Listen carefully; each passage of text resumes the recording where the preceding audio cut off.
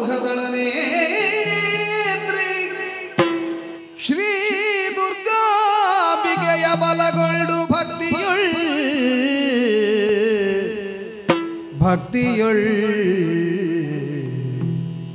ಅಂಬಿಕಾ ಸುತ ವಿಘ್ನರಾಜನ ಪಿರಿದು ಸಂಸ್ತುತಿಸಿ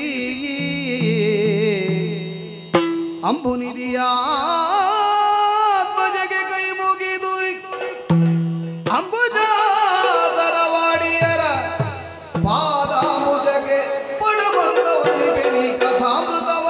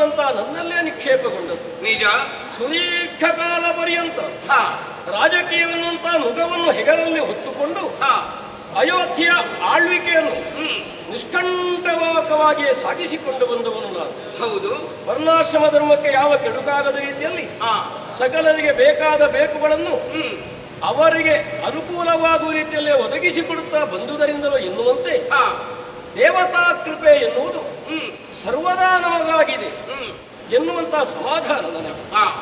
ರಾಜನಾಗಿ ನಾನು ಎತ್ತರಕ್ಕೆ ಏರಿದ್ದಿದ್ದರೆ ಕೇವಲ ನನ್ನೊಬ್ಬರದ್ದೇ ಆದಂತಹ ಸಾಮರ್ಥ್ಯವೋ ವ್ಯಕ್ತಿತ್ವ ವಿಶೇಷಣ ಅಂತ ನಾನು ಭಾವಿಸಿಕೊಳ್ಳಲಾರೆ.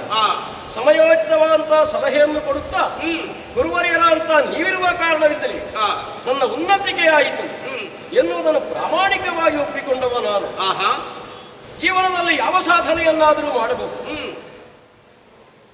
ಅದಕ್ಕೆ ಬೇಕಾದ ಸದ್ಬುದ್ಧಿ ಸನ್ಮಾರ್ಗವಾಗ್ತದೆ. ಹೌದೇ ಹೌದು. ಆದರೆ ಸಮಾಧಾನಪೂರ್ಣವಾಗುವುದು ಯಾವಾಗ? ಯಾವಾಗ ಗೃಹಸ್ಥಾಶ್ರಮ ಧರ್ಮಿಯಾದಂತಹ ವ್ಯಕ್ತಿಯು ಸತ್ಪ್ರಜೆಯೊಬ್ಬನನ್ನು ತಾನು ಹೊಂದಿದ ಕಾಲಕ್ಕೆ ಉತ್ತರಾಧಿಕಾರಿಯೊಬ್ಬನನ್ನು ಪಡೆದು ಅದರಲ್ಲೇ ಆನಂದವನ್ನು ಹೊಂದುವುದಕ್ಕಾಗ್ತದೆ. ನಿಜ. ಸ್ವರ್ಗ ಸುಖಕ್ಕಿಂತಲೂ ಹೆಚ್ಚಿನದ್ದು ಸುತೋದಯದ ಸುಖ ಎನ್ನುವ ಹಾಗೆ ಬಲ್ಲವರಾಡಿ. ಹೌದು. ಆನಂದವನ್ನು ಕೊಡುವನು ಎನ್ನುವುದರಿಂದಲೇ ನಂದನ ಎನ್ನಿಸಿಕೊಳ್ಳುತ್ತಾನೆ. ಆದರೆ ಮನಸ್ಸಿನೊಂದು ನೋವು ನನಗಿತ್ತು. ಏನು ಮಹಾರಾಜ? ಏನು 60,000 ವರ್ಷಗಳ ಕಾಲದ ಆಡಳಿತ, ಸುದೀರ್ಘವಾದಂತಹ ಜೀವನ ಸಾಗಿಸಿದರೂ ಯೋಗ್ಯರಾದಂತಹ ಮಕ್ಕಳನ್ನು ನಾನು ಹೊಂದಲಿಲ್ಲವಲ್ಲ ಎನ್ನುವಂತಹ ನನ್ನ ದುಃಖವನ್ನು ತವ ಪದಗಳೆಡೆಯಲ್ಲೇ ನಾನು ವಿನ್ನವಿಸಿಕೊಂಡಾಗ ಸರಿಯಾದಂತಹ ಮಾರ್ಗವೊಂದನ್ನು ನೀವು ಕಲ್ಪಿಸಿರು. ನಿಜ. ಪುತ್ರಕಾಮೇಷ್ಟಿಯನ್ನು ಮಾಡು. ಅದರಿಂದಲೇ ನಿನ್ನ ಜೀವಿತಕ್ಕೆ ಸಾರ್ಥಕತೆ ಒದಗಿ ಬರ್ತದೆ, ಅಭ್ಯುದಯ ನಿನಗಾಗ್ತದೆ ಎನ್ನುವ ಹಾಗೆ. ಹೌದು. ಅಂಗದೇಶದ ರೋಮಪಾದರಳಿಯನಾದಂತ ಋಷ್ಯಶೃಂಗನನ್ನೇ ಭರಿಸುವ ಮೂಲಕವಾಗಿ ನೀವೇ ಮುಂದಾಗಿ ತಾನಿರುತ್ತ ಅವನ ಮೂಲಕವಾಗಿ ಪುತ್ರಕಾಮ್ಯ ಎನ್ನುವಂತ ಅಧ್ವರವನ್ನು ಮಾಡಿ ಪೂರೈಸಿದರೆ ದೇವತಾ ಪುರುಷನವರನ್ನೇ ವಿಶೇಷವಾದಂತಹ ಪಾಯಸವನ್ನೇ ಕುಂಭದಲ್ಲಿ ತಂದು ನಮಗೆ ನೆನೆಕೊಡುವ ಮೂಲಕವಾಗಿ ಪತ್ನಿಯರಿಗೆ ಅದನ್ನು ಒದಗಿಸುವಂತಾಡಿದ್ರೆ ನನ್ನ ಮನಕ್ಕೆ ಆ ಕಾಲಕ್ಕೆ ಯಾವ ಭಾವ ತೋರಿತು ತತ್ರಿಯರಿಯಲ್ಲಿ ಅದನ್ನು ವಿಂಗಡಿಸಿಕೊಟ್ಟವರು. ಪರಿಣಾಮವಾಗಿ 4 ಮಂದಿ ಪುತ್ರರನ್ನು ಹೊಂದಿದವ ನಾನು. ಚತುರ್ವಿಧ ಪುರುಷಾರ್ಥಗಳೇ ನನ್ನ ಬದುಕಿನಲ್ಲೇ ಬಂದವು ಎನ್ನುವಂತಹ ಸಮಾಧಾನ ಸಂತೋಷ ನನಗಾಗ. ಹಿರಿಯ ಮಗನಿಗೆ ಲೋಕಾಭಿರಾಮತ್ವವನ್ನು ಹೊಂದಿದ್ದಾನೆ ಎನ್ನುವ ಕಾರಣದಿಂದ ಅಥವಾ ರಾವಣೀಯ ಕವಿಗ್ರಹನಿದ್ದಾನೆ ಎನ್ನುವುದರಿಂದ ರಾಮ ಎನ್ನುವಂತೆ ಹೆಸರನ್ನು ನೀವಿರುತ್ತಾ ಇರಿಸಿದವ. 2ನೇವನಾಗಿ ಭರತ, 3-4 ಲಕ್ಷ್ಮಣ ಶತ್ರುಘ್ನ. ಹುಡುಗರನ್ನು ನೋಡಿದಾಗ ನನ್ನ ಹರೆಯ ಮರೆತು ಹೋಯಿತು ನನಗೆ. ಎಳೆಯ ಹುಡುಗರಂತ ಉತ್ಸಾಹ ಬದುಕಿನಲ್ಲಿ ಅದೇನು ಅಯೋಧ್ಯೆಗೆ ಬಂದಂತ ಉತ್ಸವ ಅದು ಎನ್ನುವಂತ ಸಮಾಧಾನ ಸಂತೋಷ ಯಾವ ಕಾಲಕ್ಕೂ ನಮಗೆ ಬೇಕಾದ್ದು. ಏನು ಸ್ವಾಮಿ, ನಿಮ್ಮಿಂದಲೂ ವಿದ್ಯೆ ಕಲಿಯುತ್ತಾರೆ. ಹೌದು. ರಾಮನಾದ್ರೂ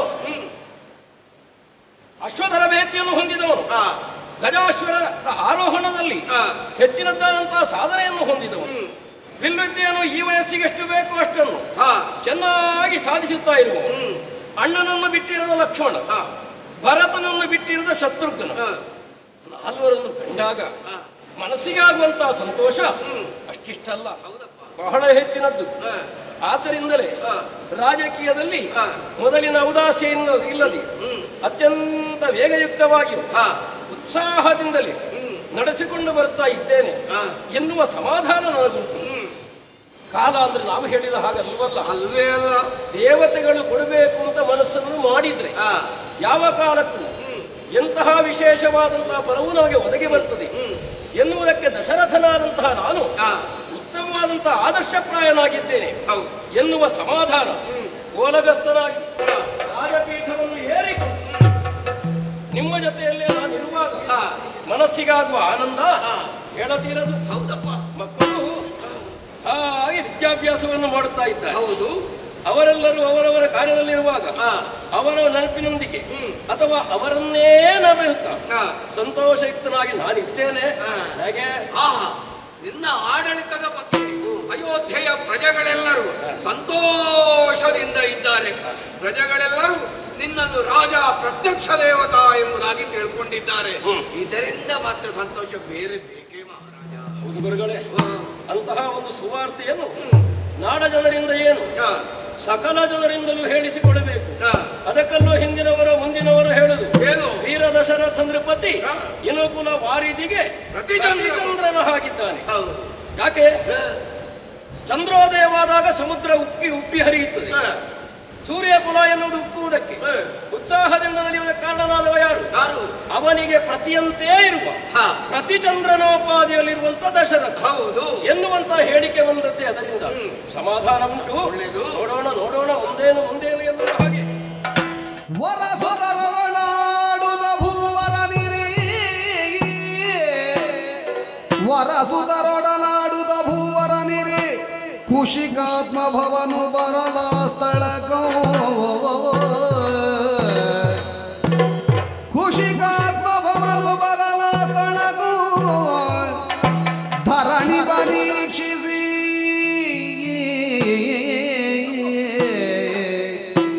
ಧರಣಿ ಪರೀಕ್ಷಿಸಿ ರಾಮಾದ್ಯರ ಸಹಿತಿ ನಿರ್ಕೊಂಡು ನಮಿಸಿ ಬಳಿಗಿಂದ ವರಸುಧರೊಡನಾಡುದ ಭೂವರನಿರೇ.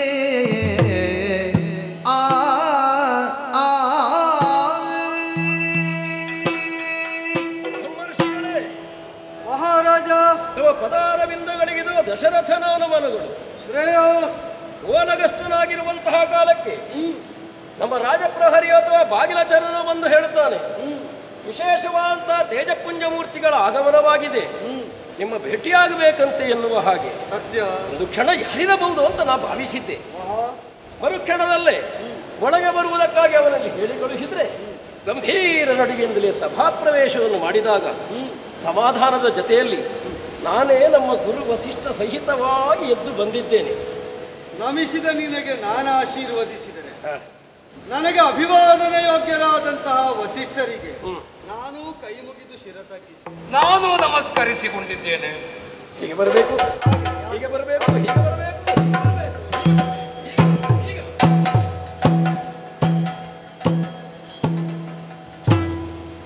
ಮಹಾರಾಜ. ಉಚಿತಾಸನ ಎನ್ನುವುದು ಮೌಲ್ಯಯುಕ್ತವಾದಂತಹ ಶಬ್ದ ಪ್ರಯೋಗ ಎಂಬ ಭಾವದಿಂದ ಕುಳಿತುಕೊಳ್ಳುವ ಪೀಠದ ಮೇಲೆ ನಾನು ನೀವು ಹಾಸಿದ್ದೆ. ಸಾಂಕೇತಿಕವಾದದ್ದು. ವಿರಕ್ತರಿಗೆ ಭೋಗ ಪ್ರಪಂಚದ ವಸ್ತು ವಿಷಯಗಳ ಆಸಕ್ತಿ ಇಲ್ಲ ಎಂಬುದಕ್ಕೆ ಸಂಕೇತವಾಗಿ ಅದನ್ನು ಮಾಡುವುದು. ಆದರೆ ನನ್ನಂಥವರು ಮಾನಿಸುವುದು ಮನದ ಪೀಠದಲ್ಲಿ ಮನೀಷಿಗಳಿಗೆ ಮನುಷ್ಯರಿಗೆ ಅಧಿಪತಿ ಎನಿಸಿದ ನೀನು ಕೊಡುವ ಸ್ಥಾನ ಯಾವುದು, ಅಲ್ಲಿ ಸ್ಥಾನ ಉಂಟು ಅಂತ ಆದ ಮೇಲೆ ಇದೆಲ್ಲ ದೊಡ್ಡ ವಿಷಯ. ಮತ್ತೆ ಯಾವ ಗೃಹಸ್ಥನಾದರೂ ನಿಮ್ಮಂಥವರನ್ನು ಸ್ವಾಗತ ಮೇಲೆ ಅರ್ಘ್ಯ ಪಾದ್ಯ ಆಚಮನೀಯಾದಿಗಳ ಮೂಲಕವಾಗಿ ಸತ್ಕರಿಸಬೇಕಾದ್ದು ನಮಗೆ ಕರ್ತವ್ಯ. ತೃಪ್ತಿಯನ್ನುಂಟು ಮಾಡಿದೆ ಎಲ್ಲವನ್ನೂ ಸಮುಚಿತವಾಗಿ ಶಾಸ್ತ್ರೀಯವಾಗಿ ಕೊಡಮಾಡು. ಗುರುಮುಖೇನವಾಗಿ ಗುರುಗಳು ಮುಂದಿರಿಸುತ್ತಾ ಅಷ್ಟನ್ನು ಪೂರೈಸಿದ್ದೇನೆ. ಕ್ರಿಯಾಲೋಪವೋ ಶ್ರದ್ಧಾಲೋಪವೋ ವಸಿಷ್ಠ ಶಿಷ್ಯನಲ್ಲಿ ನಾನು ಶಂಕಿಸುವುದಕ್ಕೂ ಇಲ್ಲ ಎನ್ನುವುದರಿಂದ ಸಮಾಧಾನ. ಓಹೋ, ಎರಡು ಮಾತಾಡುವುದುಂಟು. ಏನು ನೃಪ? ಋಷಿ ತಿಲಕಾಗ್ರಣಿ ವಂದನೋ ಋಷಿ ತಿಲಕಾಗ್ರಣಿ ವಂದನೋ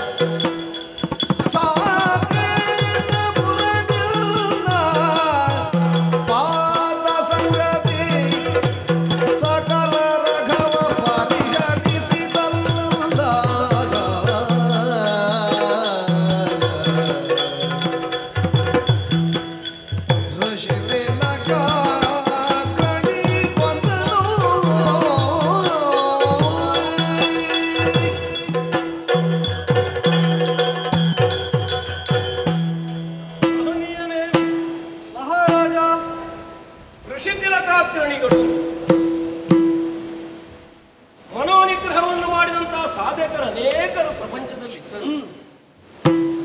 ಅವರೆಲ್ಲರಿಗೆ ತಿಲಕಪ್ರಾಯರಾಗಿ ನೀವಿದ್ದೀವಿ ಎನ್ನುವುದು ನನ್ನ ಚಿತ್ತಕ್ಕೆ ವೇದ್ಯವಾದಂತಹ ವಿಚಾರ. ಬಾರಿ ಬಾರಿಗೆ ನಿಮಗೆ ವಂದಿಸಿದರು ಹೆಚ್ಚಲ್ಲ. ವಂದನೀಯರು ನೀವು. ನಿಮ್ಮ ಮಗವನ ಸಾಕೇತಕ್ಕಾಗಿದೆ ಎನ್ನುವುದರಿಂದ ಬಹಳಷ್ಟು ತುಷ್ಟಿ ಹೊಂದಿದ್ದೇನೆ. ಸಮಾಧಾನವನ್ನು ಹೊಂದಿದವ, ಸಂತೋಷವನ್ನು ಹೊಂದಿದವ. ಓಹೋ, ಅತಿವೃಷ್ಟಿ ಆಗಿರುವುದಿಲ್ಲ, ಮಳೆಯೇ ಬಾರದೆ ಅನಾವೃಷ್ಟಿಯಾದಂತಹ ಕಾಲಕ್ಕೆ ಯೋಗ್ಯವಾದ ಮಳೆ ಬಂದ್ರೆ ಹೇಗೋ ಆ ರೀತಿ ಬಡತನವೇ ಒದಗಿದವನಿಗೆ ಬೇಕಾದಂತಹ ಧನ ಒಮ್ಮಿಂದ ಮೇಲೆ ಸಿಕ್ಕಿದ್ರೆ ಹೇಗಾದೀತು. ಅಪುತ್ರವಂತನಾದಂತಹ ಒಬ್ಬ ವ್ಯಕ್ತಿಗೆ ಯೋಗ್ಯಳಾದಂತಹ ಸತಿಯ ಮೂಲಕವಾಗಿ ಸತ್ಪುತ್ರವನ್ನು ಪಡೆದಾಗ ಯಾವ ಸಂತೋಷವಾದೀತು, ಅಮೂಲ್ಯವಾದಂತಹ ನಿಧಿ ಕೈ ತಪ್ಪಿ ಹೋದದ್ದು ನಿರೀಕ್ಷೆಗೆ ಮೀರಿ ಪಕ್ಕನ ನಮ್ಮ ಕೈಗೆ ಸಿಕ್ಕಿದ್ರೆ ಹೇಗಾದೀತು. ಜೀವನದ ಉದ್ದಕ್ಕೂ ಮಾಡಿದಂತಹ ಯಾವುದೋ ಪುಣ್ಯ ಕರ್ಮಾಚರಣೆಯ ಫಲ ಒಂದು ಮುಹೂರ್ತದಲ್ಲಿ ಒದಗಿ ಬಂದ ಹಾಗೆ ಆಹಾ, ನಿಮ್ಮ ಬರೋಣದಿಂದ ಈ ಕಾಲಕ್ಕೆ ಸ್ಥಾಪಿತವಾಗಿದೆ. ಸಜ್ಜನನಾದವನಿಗೆ ವಾಕ್ಸಿದ್ಧಿಯು ಉಂಟು ಅಂತಾದರೆ ಉಪಚಾರದ ಮಾತುಗಳಿಗೆ ಇಷ್ಟು ವೈಭವ ಇರ್ತದೆ. ಸಂತೋಷ ಆಯ್ತು, ಸಂತೋಷ ಆಯ್ತು. ನೀವು ಸಾಧನೆಯಿಂದ ಬಹಳಷ್ಟು ಎತ್ತರಕ್ಕೇರಿದವರು. ನೀನು ಕಡಿಮೆಯವನೇನು ಅಲ್ಲ, ಬಲ್ಲೆ ನಾನು. ನಿಮ್ಮಷ್ಟು ಸಾಧನೆ ಮಾಡಲಿಕ್ಕೆ ಸಾಧ್ಯವಾಗದು ನಮಗೆಲ್ಲ. ಮಾಡಿದ ಸಾಧಕರಿಗೆ ಇಷ್ಟಾದರೂ ವಿನಯ ಇರಬೇಕು. ಶಿಖ ಮಹಾರಾಜನ ಮಗನಾಗಿ ಕೌಶಾಂಬಿಯನ್ನಾಡಿ ರಾಜತ್ವದಿಂದ ಕಂಗೊಳಿಸಿದವರು. ಸಾಧನೆಯ ಹಾದಿಯಲ್ಲಿ ರಾಜ ಋಷಿ ಅನ್ನಿಸಿಕೊಂಡು ತದನಂತರ ಋಷಿಯಾಗಿ ಇನ್ನೂ ಕಠಿಣ ಸಾಧನೆಯಿಂದ ಬ್ರಹ್ಮರ್ಷಿ ಪದವಿಯನ್ನು ಏರಿಕೊಂಡವರು. ಲೋಕ ಸಂಚಾರವನ್ನು ಮಾಡುತ್ತಾ ಲೋಕಹಿತಾರ್ಥ ಸಾಧಕರಾಗಿರುವಂತಹ ನೀವು ಪುಣ್ಯತಮ ಮೂರ್ತಿಗಳು. ನಿಮ್ಮ ಆಗಮನದಿಂದ ನಮ್ಮ ಅಯೋಧ್ಯೆಯ ನೆಲೆ ಪಾವನವಾಯಿತು. ನಾವೆಲ್ಲ ಪವಿತ್ರತಮವಾದೆವು. ಯಾವ ಕಾಲಕ್ಕೆ ನಿಮ್ಮ ಪದಸ್ಪರ್ಶ ಈ ಭೂಮಿಗಾಯಿತು, ಇದೊಂದು ಪವಿತ್ರ ತೀರ್ಥಕ್ಷೇತ್ರವಾಗಿ ಪರಿಣಮಿಸಿತು. ನಾನು ಪಾವನನಾದೆ ಅಂತ ನನಗೆ ಬಹಳಷ್ಟು ಸಂತೋಷವಾಗ್ತದೆ. ಸಾಕೇತಾಧಿಪತಿ, ಮಹಾರಾಜನಾದವನು ಮನೀಷಿಯಾದ ಋಷಿಯೋ ಮುನಿಯೋ ಬಂದರೆ ತನ್ನದ್ದಾದ ಸ್ವಗತವಾದ ದುಃಖಗಳನ್ನು ದುಮ್ಮಾನಗಳನ್ನು ಬದಿಗಿರಿಸಿ ಹರ್ಷಪ್ರದವಾದ ವಿಧಾನದಲ್ಲಿ ಸತ್ಕರಿಸಬೇಕು, ಉಪಚರಿಸಬೇಕು. ಸರಿ, ಆ ವಿಧಾನದಿಂದಲೇ ನೀನು ನನ್ನನ್ನು ಉಪಚರಿಸಿದ್ದಿ, ಸಂತುಷ್ಟನೇ ಇದ್ದೇನೆ. ಆದರೆ ಬಂದಂತಹ ನಮ್ಮಂಥವರು ತಪದ ಒಂದಂಶವನ್ನು ಜಗತ್ ಕಲ್ಯಾಣಕ್ಕಾಗಿ ವಿನಿಯೋಗವಾಗಲಿ ಎಂಬ ಸಂಕಲ್ಪದಿಂದ ಬಿಟ್ಟೇ ಸಂಪಾದಿಸುವುದಕ್ಕೆ ತೊಡಗುವುದಾದದ್ದರಿಂದ ನಿಮ್ಮೆಲ್ಲರ ಏಳಿಗೆ ನಮಗೆ ಅಭೀಪ್ಸಿತವಾದದ್ದು. ಈಗ ನಮಗೇನಾದರೂ ಅದಕ್ಕಿಂತ ಭಿನ್ನವಾಗಿ ರಕ್ಷಣಾರ್ಥವಾದ ಕಾರ್ಯ ಉಂಟು, ನಿನ್ನಿಂದ ಅಪೇಕ್ಷೆ ಉಂಟು ಅಂತ ಹೇಳಬೇಕಾದ್ರೆ ಮೊದಲು ನೀನು ದುಃಖಿಯಾಗಿರಬಾರದು. ಮೊದಲೇ ಭಾರದಿಂದ ನಲುಗಿದವರಿಗೆ ಅಧಿಕ ಭಾರ ಹೊರಿಸಿದಂತಾಗಬಾರದು ಎಂಬುದಕ್ಕೆ ಕೇಳ್ತೇನೆ. ಸಾಂಸಾರಿಕವಾಗಿ ಸಾಮ್ರಾಜ್ಯ ಸಂಬಂಧಿಯಾಗಿ ನೀನು ತೃಪ್ತನೇ ಹೌದಲ್ಲ? ಸದಾ ತೃಪ್ತನಿದೀಗ. ಈಗ ನಾವೇನಾದರೂ ಬೇಕು ಬೇಡಗಳನ್ನು ಹೇಳಿದರೆ ಅದಕ್ಕೆ ಕಿವಿ ಕೊಡುವ ಸ್ಥಿತಿಯಲ್ಲಿ ಇದೆಯೋ ಹೇಗೆ? ಈ ಉಪಚಾರವನ್ನು ಮಾಡುವಂತಹ ನೆಲೆಯಲ್ಲಿ ನಾನು ನಿಜವಾಗಿ ಏನು ಕೇಳಬೇಕು ಅದನ್ನು ಕೇಳುವುದಕ್ಕೆ ಬಿಟ್ಟು ಹೋದಾಗ ಆಯ್ತು. ನೀನು ಕ್ರಿಯಾಲೋಪ ಮಾಡಿದ್ದಿಂತಲ್ಲ, ನಾನು ಎಚ್ಚರಿಸಿದ್ದಷ್ಟೇ. ಎಚ್ಚರಿಸಬೇಕಾಗಿ ಬಂತು. ಯಾಕೆಂದ್ರೆ ನನ್ನ ಬದುಕಿನ ಸುಖದ ಸಮಯ ಇದು. ಆ ಆನಂದದಲ್ಲೇ ನಾನು ಮೈಮರೆತಿರುವ ಕಾಲಕ್ಕೆ ಬಂದವರ ಅಪೇಕ್ಷೆಗಳು ಇರಬಹುದು ಅಂತ ಕೇಳುವಲ್ಲಿ ನಾನು ಕೊಂಚ ಹಿನ್ನಡೆಯನ್ನು ಅನುಭವಿಸಿದೆ. ಹಾಗಾದ್ರೆ ಸಾಂಸಾರಿಕವಾಗಿ ಕುಂದುಕೊರತೆಗಳೇನು ಬಾಧಿಸ್ತಾ ಇಲ್ಲ? ಸಮಾಧಾನವಾಗಿದ್ದೇನೆ. ನಾವು ಕೇಳಿ ತಿಳಿದೆವು ದೈವಾನುಗ್ರಹ ಆಗಿದೆ ಅರಸನಿಗೆ ಅಂತ. 4 ಮಂದಿ ಮಕ್ಕಳನ್ನು ಪಡೆದಿದ್ದೇನೆ. ದೇವನಿರ್ಮಿತ ಪಾಯಸದ ರೂಪದಲ್ಲಿ. ಹೌದು. ಆಗಲಿ ಆಗಲಿ ಆಗಲಿ. ಅರೇ ಸಣ್ಣ ಹುಡುಗರಲ್ಲ, ಕೆಲ ವರ್ಷಗಳು ಸಂದು ಹೋಯಿತು ಪಡೆದು. ಹೌದಂತೆ. ಅವರ ಆಟ ಪಾಠಗಳನ್ನು ನೋಡುತ್ತಾ ನಾನು ಸಂತೋಷದಿಂದ ಇರುವವನು. ಆದರೆ ಇದೀಗ ಹಾಗಲ್ಲ. ನಿಮ್ಮ ಆಗಮನದ ಬಗ್ಗೆ ಒಂದೆರಡು ಮಾತು ನನಗೆ. ಏನು? ಅರುಹಿಸು ನಿನ್ನ ಮನದ ಅಭಿಲಾಷೆಯನ್ನು, ಅರುಹಿಸು ನಿನ್ನ ಮನದ ಅಭಿಲಾಷೆಯನ್ನು ತರಿಸಿಕೊಡುವೆನಯ್ಯ ಹರುಷದಿಂದ, ತರಿಸಿಕೊಡುವೆನಯ್ಯ ಹರುಷದಿಂದ.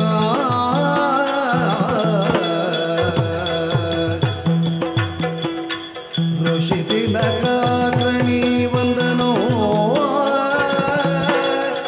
ವಂದನೋ.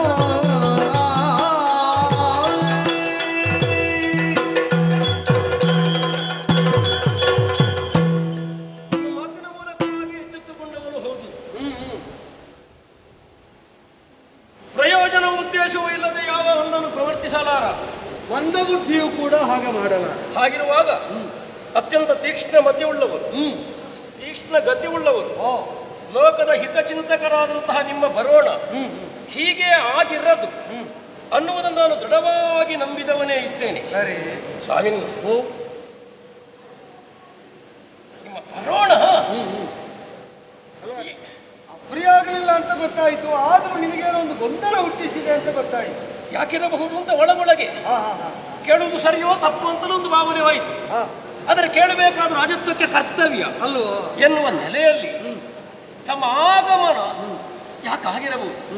ಏನು ಕಾರ್ಯಗೌರವ ನಿಮ್ಮದ್ದು ಅಥವಾ ಲೋಕದ್ದು ಎಲ್ಲ ಪ್ರಶ್ನೆ ಬಂತು. ಈಗ ಕೇಳುವವರು ಅನೇಕರಿದ್ದಾರೆ, ಹೇಳಿದ ಮೇಲೆ ಸ್ಪಂದಿಸುವವರಿದ್ದಾರೋ ಅಂತ ಪ್ರಶ್ನೆ. ಈಗ ನಾವು ನಮ್ಮ ಸಮಸ್ಯೆ ಹೇಳಿಕೊಂಡ್ರೆ ಸಮಸ್ಯೆ ಒಬ್ಬರಲ್ಲಿ ಹೇಳಿಕೊಂಡು ಹಗುರಾಗುವುದಕ್ಕೆ ಹೇಳಬಹುದು ಬಿಟ್ಟೆ ಪರಿಹಾರ ಸಿಗ್ತದೆ ಎಂಬ ನಿರೀಕ್ಷೆ ಎಲ್ಲರಲ್ಲಿ ಇಡುವಂತಿಲ್ಲ. ಆದರೆ ನಾ ಬಂದದ್ದು ಸೂರ್ಯವಂಶದ ಸಭಾಸ್ಥಾನಕ್ಕೆ ಅಂತ ಎಚ್ಚರ ಉಂಟು ನನಗೆ. ಈ ದಶರಥನಲ್ಲಿ ಹೇಳಿದ್ರೆ ಕಾರ್ಯ ಆಗುತ್ತದೋ ಇಲ್ಲವೋ ನೋಡು, ನಿನಗೆ ಇಷ್ಟ ಹೇಳಿದ್ರೆ ಅಷ್ಟು ಅರ್ಥ ಆಗ್ತದೆ, ನಡೆಸ್ತಾನೋ ಇಲ್ಲವೋ ಎನ್ನುವಂತಹ ಯಾವುದೋ ಒಂದು ಅನುಮಾನವು ನಿಮ್ಮಲ್ಲಿ ಮೂಡಿದೆ ಅಂತ ಆದ್ರೆ ಅದನ್ನು ಬದಿಗೆ ಸರಿಸಿ ದೃಢಚಿತ್ತರಾಗಿ ನೀವು ಹೇಳಿಕೊಂಡ್ರೆ ಸಾಕು. ಏನು ಬೇಕು? ನಮ್ಮಲ್ಲಿದ್ದದ್ದನ್ನು ಮಾತ್ರವಲ್ಲ, ಲೋಕಾಂತರದಲ್ಲಿ ಏನಿದ್ದರು ಅದನ್ನು ತರಿಸಿ ಕೊಡುವ ಮೂಲಕವಾಗಿ ತವೇಚ್ಛೆಯನ್ನು ಪೂರೈಸುವಂತಹ ದೃಢ ಮನಸ್ಕತೆ ಈ ಕಾಲಕ್ಕೆ ದಶರಥನಿಗೆ ಖಂಡಿತವಾಗಿ ಉಂಟು. ಆನೆ, ಸೇನೆ, ಇನ್ನೇನೆಲ್ಲ ಉಂಟು, ಅದೆಲ್ಲವನ್ನು ನಿಮ್ಮ ಸೇವೆಗಾಗಿ ನಾನು ಒದಗಿಸಿಕೊಡ್ತೇನೆ, ಖಂಡಿತವಾಗಿ ನಡೆಸ್ತೇನೆ. ಕವಿ ಹೃದಯದ ಋಷಿಗಳು ಸೂರ್ಯವಂಶದವರ ಚಾರಿತ್ರ್ಯವನ್ನು ವರ್ಣಿಸುವಾಗ ಒಂದು ಗುಣ ಹೇಳಿದ್ರು ಅವರಿಗೆ ಭೂಪತಿ, ಮಿತಭಾಷಿಗಳವರು ಅಂತ. ಯಾಕೆ ಕಡಿಮೆ ಮಾತಾಡ್ತಾರೆ? ಮಾತಾಡ್ಲಿಕ್ಕೆ ಗೊತ್ತಿಲ್ಲದೆ ಅಲ್ಲ. ಸತ್ಯಾಯ ಮಿತಭಾಷಿಣ, ಆಡಿದ ಮಾತೆಲ್ಲ ಸತ್ಯ ಆಗಬೇಕು ಎಂಬುದಕ್ಕೆ ಅಳೆದು ತೂಗಿ ನೋಡಿ ಮಾತಾಡುವವರು ಸೂರ್ಯವಂಶದವರು ಅಂತ. ಹೇಳಿದ ಮೇಲೆ ಆಗಬೇಕು ಅಂತ. ಈಗ ಅದು ಗೊತ್ತಿದ್ದೇ ಹೇಳಿದ್ದು ಅಂತ ನಾನು ನಂಬುತ್ತೇನೆ. ತಪ್ಪುವುದಕ್ಕೆ ಅಂತಲೇ ಯೋಚನೆ ಉಂಟು? ಇಲ್ಲ ಇಲ್ಲ, ತಪ್ಪಬಾರದು ಅಂತ ಕಾಳಜಿ ಉಂಟು. ಆಡಿದ ಮಾತಿಗೂ ಎಂದು ತಪ್ಪದ ಮನೆಯಲ್ಲೇ ಹುಟ್ಟಿಕೊಂಡವ ದಶರಥ ಎನ್ನುವಂತ ನಂಬಿಕೆ ಮನಸ್ಸಿನಲ್ಲಿ ಉಂಟು. ಹೇಗೆ ಅನ್ನುವಂತ ಮಾತಿನ ಬೇಕು. ನಾಲಿಗೆಯ ಮಾತು ಸಾಲದೆ ಹೋದ್ರೆ ನಂಬುಕೆ ಏನು ಮಾಧ್ಯಮವು, ಆ ಮೂಲಕವಾಗಿ ನಿಮಗೆ ಭರವಸೆಯನ್ನು ನಾನು ಕೊಡ್ತೇನೆ. ಇದು ದಶರಥ ಕೊಟ್ಟ ಮಾತಾಗ್ತದೆ. ಏನು ಹೇಳಿದ್ರು ಶಿರದಲ್ಲಿ ಧರಿಸಿ ನಾನು ನಡೆಸಿಕೊಡ್ತೇನೆ. ಇದಾದರೂ ಉಚಿತವಾದ ಮಾತು. ನೃಪತಿ ಅಜನಂದನ ಕೇಳಭಿಲಾಷೆ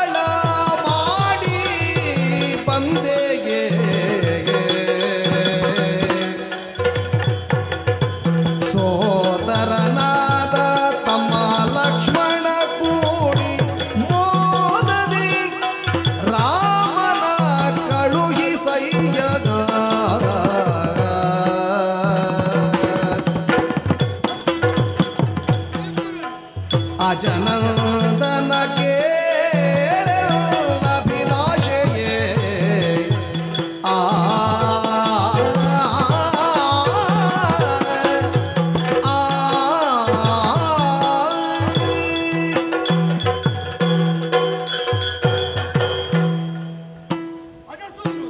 ಮುನಿಶ್ರೇಷ್ಠ, ವಿಧಿಗೆ ಹೆಸರು ಅಜಾನ್, ಹುಟ್ಟಿಲ್ಲದವನು ಎಂಬ ನೆಲೆಯಿಂದ ವಿಧಿಯ ಹೆಸರನ್ನೇ ನಿನ್ನ ಅಪ್ಪಯ್ಯ ಇರಿಸಿಕೊಂಡದ್ದು ಯಾಕೆ ಅಂದ್ರೆ ಲೋಕಕ್ಕೆ ವಿಧಾಯಕನಾಗುವವನ ಹೊಣೆಯಷ್ಟು ಹಿರಿದಾದದ್ದು. ನಾಲ್ದಶಗಳಲ್ಲೂ ಯೋಚಿಸಿ ನಾಲ್ಮೊಗವಾಗಿ ವರ್ತಿಸುವಂತಹ ಬದ್ಧತೆ ಒಬ್ಬ ನೃಪತಿಯಲ್ಲಿರಬೇಕು ಅಂತ ಅರಿತಂತಹ ಆತ ತಾನು ಕರ್ತವ್ಯ ನಿರ್ವಹಿಸಿದ್ದಲ್ಲದೆ ತನ್ನ ಶ್ರೀಮಂತ ಪುತ್ರನಾದಂತಹ ನಿನಗೆ ಹೊಣೆಯರಿತು ರಾಜ್ಯವನ್ನು ವಹಿಸಿ ಕೀರ್ತಿವಂತನಾದವು. ಅವನ ಆಶೋತ್ತರಗಳಿಗೆ ಅನುಗುಣವಾಗಿ ಲೋಕೋತ್ತರ ಕೀರ್ತಿಯನ್ನು ಸಂಪಾದಿಸ್ತಾ ಸಹಸ್ರಾರು ವರ್ಷಗಳ ಆಡಳಿತವನ್ನು ನಡೆಸಿ ಯಶೋವಂತನಾದಂತಹ ನೀನು ಪುತ್ರವಂತನಾಗಿಯೂ ಈಗ ಸಂತೃಪ್ತ ನೀತಿ ಅಂತ ತಿಳಿದು ಸಮಾಧಾನ ಆಯಿತು. ಹ, ಕೆಲವರಿಗೆ ದುಃಖದಲ್ಲಿಯೇ ನಿರ್ಭರರಾಗಿರುವ ವೇಳೆಯಲ್ಲಿ ಸುಖಕ್ಕೆ ಆಸ್ಪದವಾದ ಅದು ತನಕ ಇದ್ದ ಕೊರತೆ ನೀಗಿ ಹೋದರೆ ಆ ಸುಖದಲ್ಲಿ ಕಳೆದು ಹೋಗ್ತಾರೆ. ತಮಗೆ ಅಲಭ್ಯವಾದದ್ದು ಸಿಕ್ಕಿತು ಎಂಬ ಸಂಭ್ರಮದಲ್ಲಿ ಲೋಕದಲ್ಲಿ ಯಾರಿಗೇನು ಬೇಕು ಎಂಬ ವಿವೇಚನೆಯನ್ನೇ ಕಳೆದುಕೊಳ್ತಾರೆ. ನಾನು ಇನ್ನ ವಿಷಯ ಅಂತ ಹೇಳಿದ್ದಲ್ಲ, ಲೋಕದ ಸಾಮಾನ್ಯ ಪ್ರವೃತ್ತಿ. ನಾವು ಹಂಬಲಿಸಿದ್ದು ಕೈಗೆ ಬಂದಾಗ ಲೋಕ ಮರೆಯುವುದು ಅಂತ ಲೋಕದ ರೂಢಿಯಲ್ಲಿ ಮಾತದೆ. ಲೋಕದ ಹಂಬಲ ಏನು ಎನ್ನುವ ಬಗ್ಗೆ ಗಮನ ಇರುವುದಿಲ್ಲ. ಆದ್ದರಿಂದ ಲೋಕಕ್ಕೆ ಕುರುಡಾಗಿ ಸಂಸಾರದ ಸುಖಕ್ಕೆ ಮರುಳಾಗಿ ನೀನು ಕರ್ತವ್ಯಚ್ಯುತನಾಗಲಿಲ್ಲ ಎಂಬುದು ನಾನು ಏನು ಬೇಕು ಅಂತ ಹೇಳುವುದಕ್ಕೆ ಮೊದಲೇ ವಚನ ನಿಬದ್ಧನಾದದ್ದರಿಂದ ಅರ್ಥ ಆಗ್ತದೆ. ಸರಿ, ಒಳ್ಳೆಯದು ಒಳ್ಳೆಯದು. ನಾನು ಒಂದು ವಿಶಿಷ್ಟವಾದ ವ್ರತದಲ್ಲಿದ್ದೆ. ಸುದೀರ್ಘವಾದಂತಹ ಒಂದು ಕಾಮ್ಯ ಸಿದ್ಧಿ. ನಮ್ಮ ಕಾಮನೆ ಅಂತಂದ್ರೆ ಸಾರ್ಥಕ ಆಗಿದ್ದದ್ದಲ್ಲ, ಪರಾರ್ಥವನ್ನೇ ಸ್ವಾರ್ಥ ಅಂತ ಅಂಗೀಕರಿಸಿದ್ದರಿಂದ ಕಂಡಾಗ ನಮ್ಮನ್ನು ಮಾನಿಸುವುದೇ ಮಹಾತ್ಮರು. ಸರಿ, ಮಹಾತ್ಮದ ಲಕ್ಷಣ ಏನು ಅಂದ್ರೆ ಅವರು ತಮಗಾಗಿ ಹಂಬಲಿಸುವುದಲ್ಲ, ತಾವು ಪಡೆದು ಲೋಕಕ್ಕೆ ಕೊಡುವುದಕ್ಕಾಗಿ ಸಂಪಾದಿಸುವುದು. ನಿಸ್ವಾರ್ಥ ಅಲ್ವೋ? ಸಂಪಾದನೆ ಅನ್ಯರಿಗೆ ಕೊಡುವುದಕ್ಕೆ ಅಂತ ಅರಿತು ಸಂಪಾದಿಸುವುದರಿಂದ ಲೋಕಹಿತಾಕಾಂಕ್ಷಿಯಾಗಿ ನಿರ್ದಿಷ್ಟ ಕಾಮನೆಯನ್ನು ಪೂರೈಸುವುದಕ್ಕೆ ಒಂದು ವಿಶಿಷ್ಟವಾದ ವ್ರತದಲ್ಲಿಯೇ ನಿಬದ್ಧನಾಗಿ ವ್ರತ ಪೂರ್ಣವಾದಾಗ ಒಂದು ಷಡ್ದಿನಗಳ ವಿಶಿಷ್ಟವಾದ ಮಖಕ್ಕಾಗಿ ಅದಕ್ಕೆ ಬೇಕಾದ ಸೋಪಸ್ಕರಗಳನ್ನೆಲ್ಲ ಸಂಗ್ರಹಿಸಿ ಸಿದ್ಧಾಶ್ರಮದಲ್ಲೇ ಇದ್ದಂತಹ ಸಿದ್ಧ ಪ್ರಸಿದ್ಧರಾದಂತಹ ಋಷಿಮುನಿಗಳ ಸಾಂಗತ್ಯದಲ್ಲಿ ಅದನ್ನು ತೊಡಗಬೇಕು ಅಂತ ತೊಡಗಿದಾಗ ಬಂತಲ್ಲ ಭೂಪತಿ ವಿಘ್ನ. ಹೌದು, ಸುಂದಸೂನುಗಳೆನಿದಂತಹ ಎರಡು ರಾಕ್ಷಸರು ಹೌದೌದು ರಾಕ್ಷಸಾಧಿಪತಿಯ ಆಣತಿಯಂತೆ ಋಷಿಮುನಿಗಳ ತೇಜೋಹಾನಿ ಮಾಡಿ ದೇವತೆಗಳ ಬಲಹ್ರಾಸ ಮಾಡುವ ದುಷ್ಟ ಆಶಯದಿಂದ ನಾವು ಸಂಗ್ರಹಿಸಿದ ಪವಿತ್ರ ದ್ರವ್ಯಗಳನ್ನು ಮಲಿನವಾಗಿಸಿದ ರುಧಿರ ಮಾಂಸಾದಿಗಳ ಮೂಲಕವಾಗಿ ಯಜ್ಞಶಾಲೆಯನ್ನು ಕಲುಷಿತವಾಗಿಸಿದ ನಮ್ಮ ಋಷಿತ್ವಕ್ಕೆ ಪಂಥಾಹ್ವಾನ ಒಡ್ಡಿತ್ತು.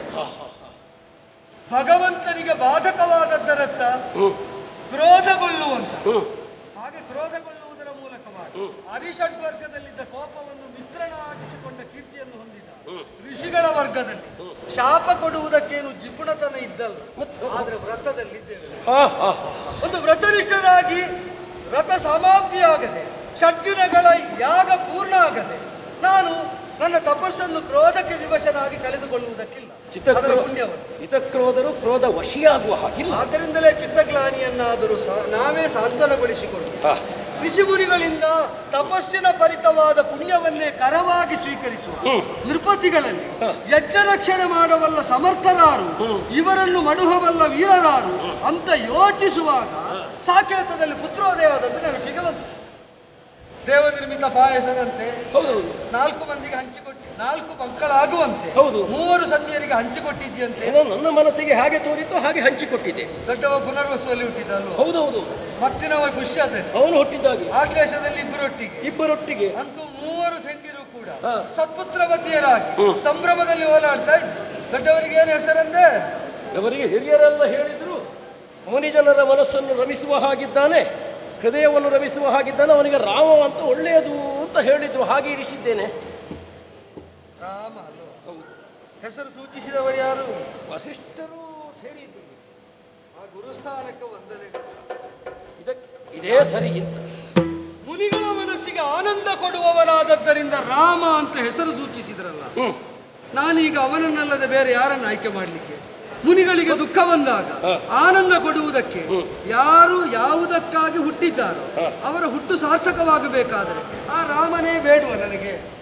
ಯಜ್ಞ ರಕ್ಷಣಾರ್ಥವಾಗಿ ಅಂದ್ರೆ ಅವನ ಲಕ್ಷಣ ಸಹಿತವಾಗಿ, ಅಂದ್ರೆ ಈಗ ಅವನ ಲಕ್ಷಣದಂತಿರುವವರು ಅವನ ಹೊತ್ತಿನಲ್ಲಿದ್ದ ಲಕ್ಷ್ಮಣ ಅಲ್ವ?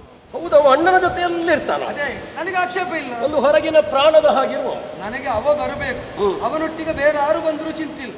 ಹಾಗೆಂತ ಅವ ಬಾರದೆ ನಮ್ಮ ಕಾರ್ಯ ಆಗುವುದಿಲ್ಲ. ಆ ಕಾರಣದಿಂದ ರಾಮ ಲಕ್ಷ್ಮಣರನ್ನು ಜೊತೆಯಾಗಿ ಯಜ್ಞ ರಕ್ಷಣಾರ್ಥವಾಗಿ ಕಳಿಸಿಕೊಟ್ರೆ ವಿಶ್ವಾಮಿತ್ರ ಸಂಕಲ್ಪ ಸಿದ್ಧಿಯಾಗಿ ವಿಶ್ವಕ್ಕೆ ಮಂಗಳವಾಗುತ್ತದೆ. ಈ ಆಶಯವನ್ನು ಹೊತ್ತು ಬಂದದ್ದರಿಂದ ಯಾರು ಯಾವುದಕ್ಕಾಗಿ ಹುಟ್ಟಿದ್ದಾರೋ ಅದನ್ನು ಮಾಡುವುದಕ್ಕೆ ಬಿಡಬೇಕು ಅಂತಾದರೆ ನೀನು ಕೊಡಬೇಕು. ನೀ ಕೊಡಬೇಕು ಅಂದರೆ ನೀನು ನಿನ್ನ ವಶದಿಂದ ಬಿಟ್ಟು ಕೊಡಬೇಕು. ಅಲ್ಲ, ನಿನ್ನ ವಶದಲ್ಲಿ ಅವನ ಸಾಮೀಪ್ಯದಲ್ಲೇ ಇರುವ ನೀನು ಅವನನ್ನು ಕಳಿಸಿ ಕೊಡಬೇಕು, ಕೊಟ್ಟು ಬಿಡಬೇಕು.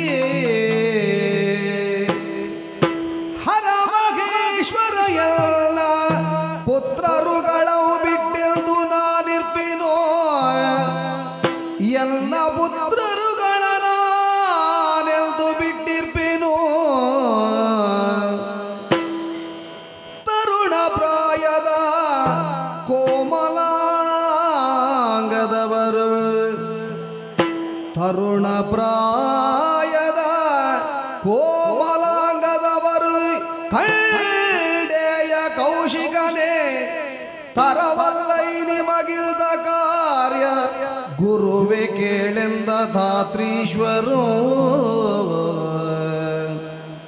ವರಮೌನೀಶ್ವರನೆಲ್ದ ಮಾತನ್ನು ಬದಿದ ಕೇಳುತ್ತಲೇ ಚಿಂತಿಸಿ ಹರ ಹರ ಹರ ಹರ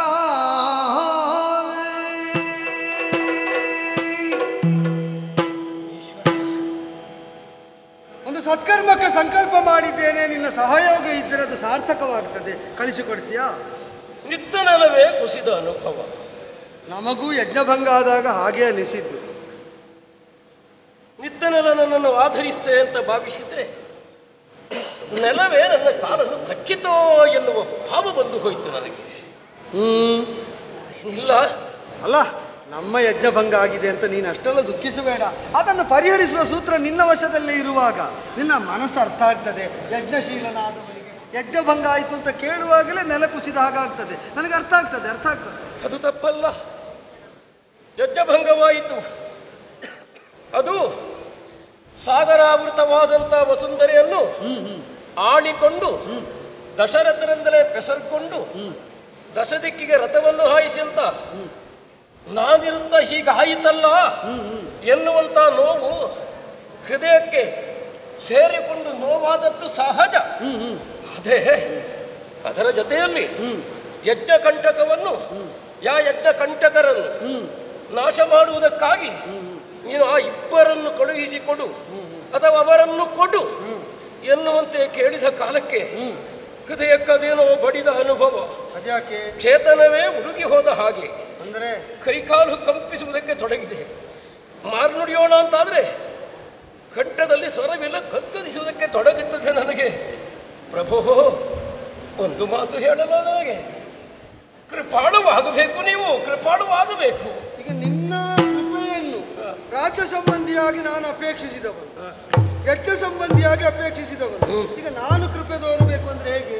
ಆ ಹುಡುಗರ ಕುರಿತಾಗಿ ನನಗಿರುವ ಭಾವ ಸ್ವಾಮ್ಯವು ಆಗಿದ್ದಾನೆ. ಹುಡುಗರು ಸಣ್ಣವರವರು ಅಂದರೆ ಸ್ವಾಮಿ ನಿಸ್ಸಗಮನದ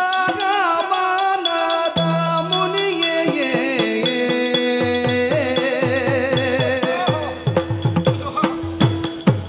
ನಮಿಸುವೆ ನಿನಗೆ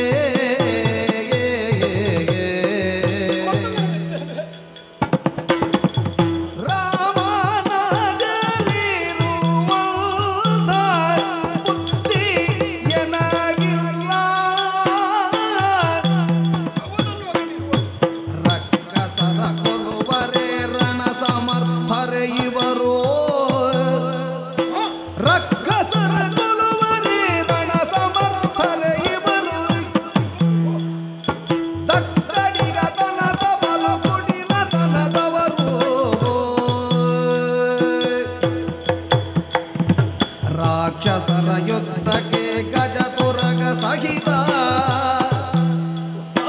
ರಾಕ್ಷಸರ ಯುದ್ಧಕ್ಕೆ ಗಜ ತುರಗ ಸಹಿತ ನಾನೀ ಕ್ಷಣವೇ ಬಗೆನು ವಿಶ್ವಾಮಿತ್ರ ಮುನಿಗೆ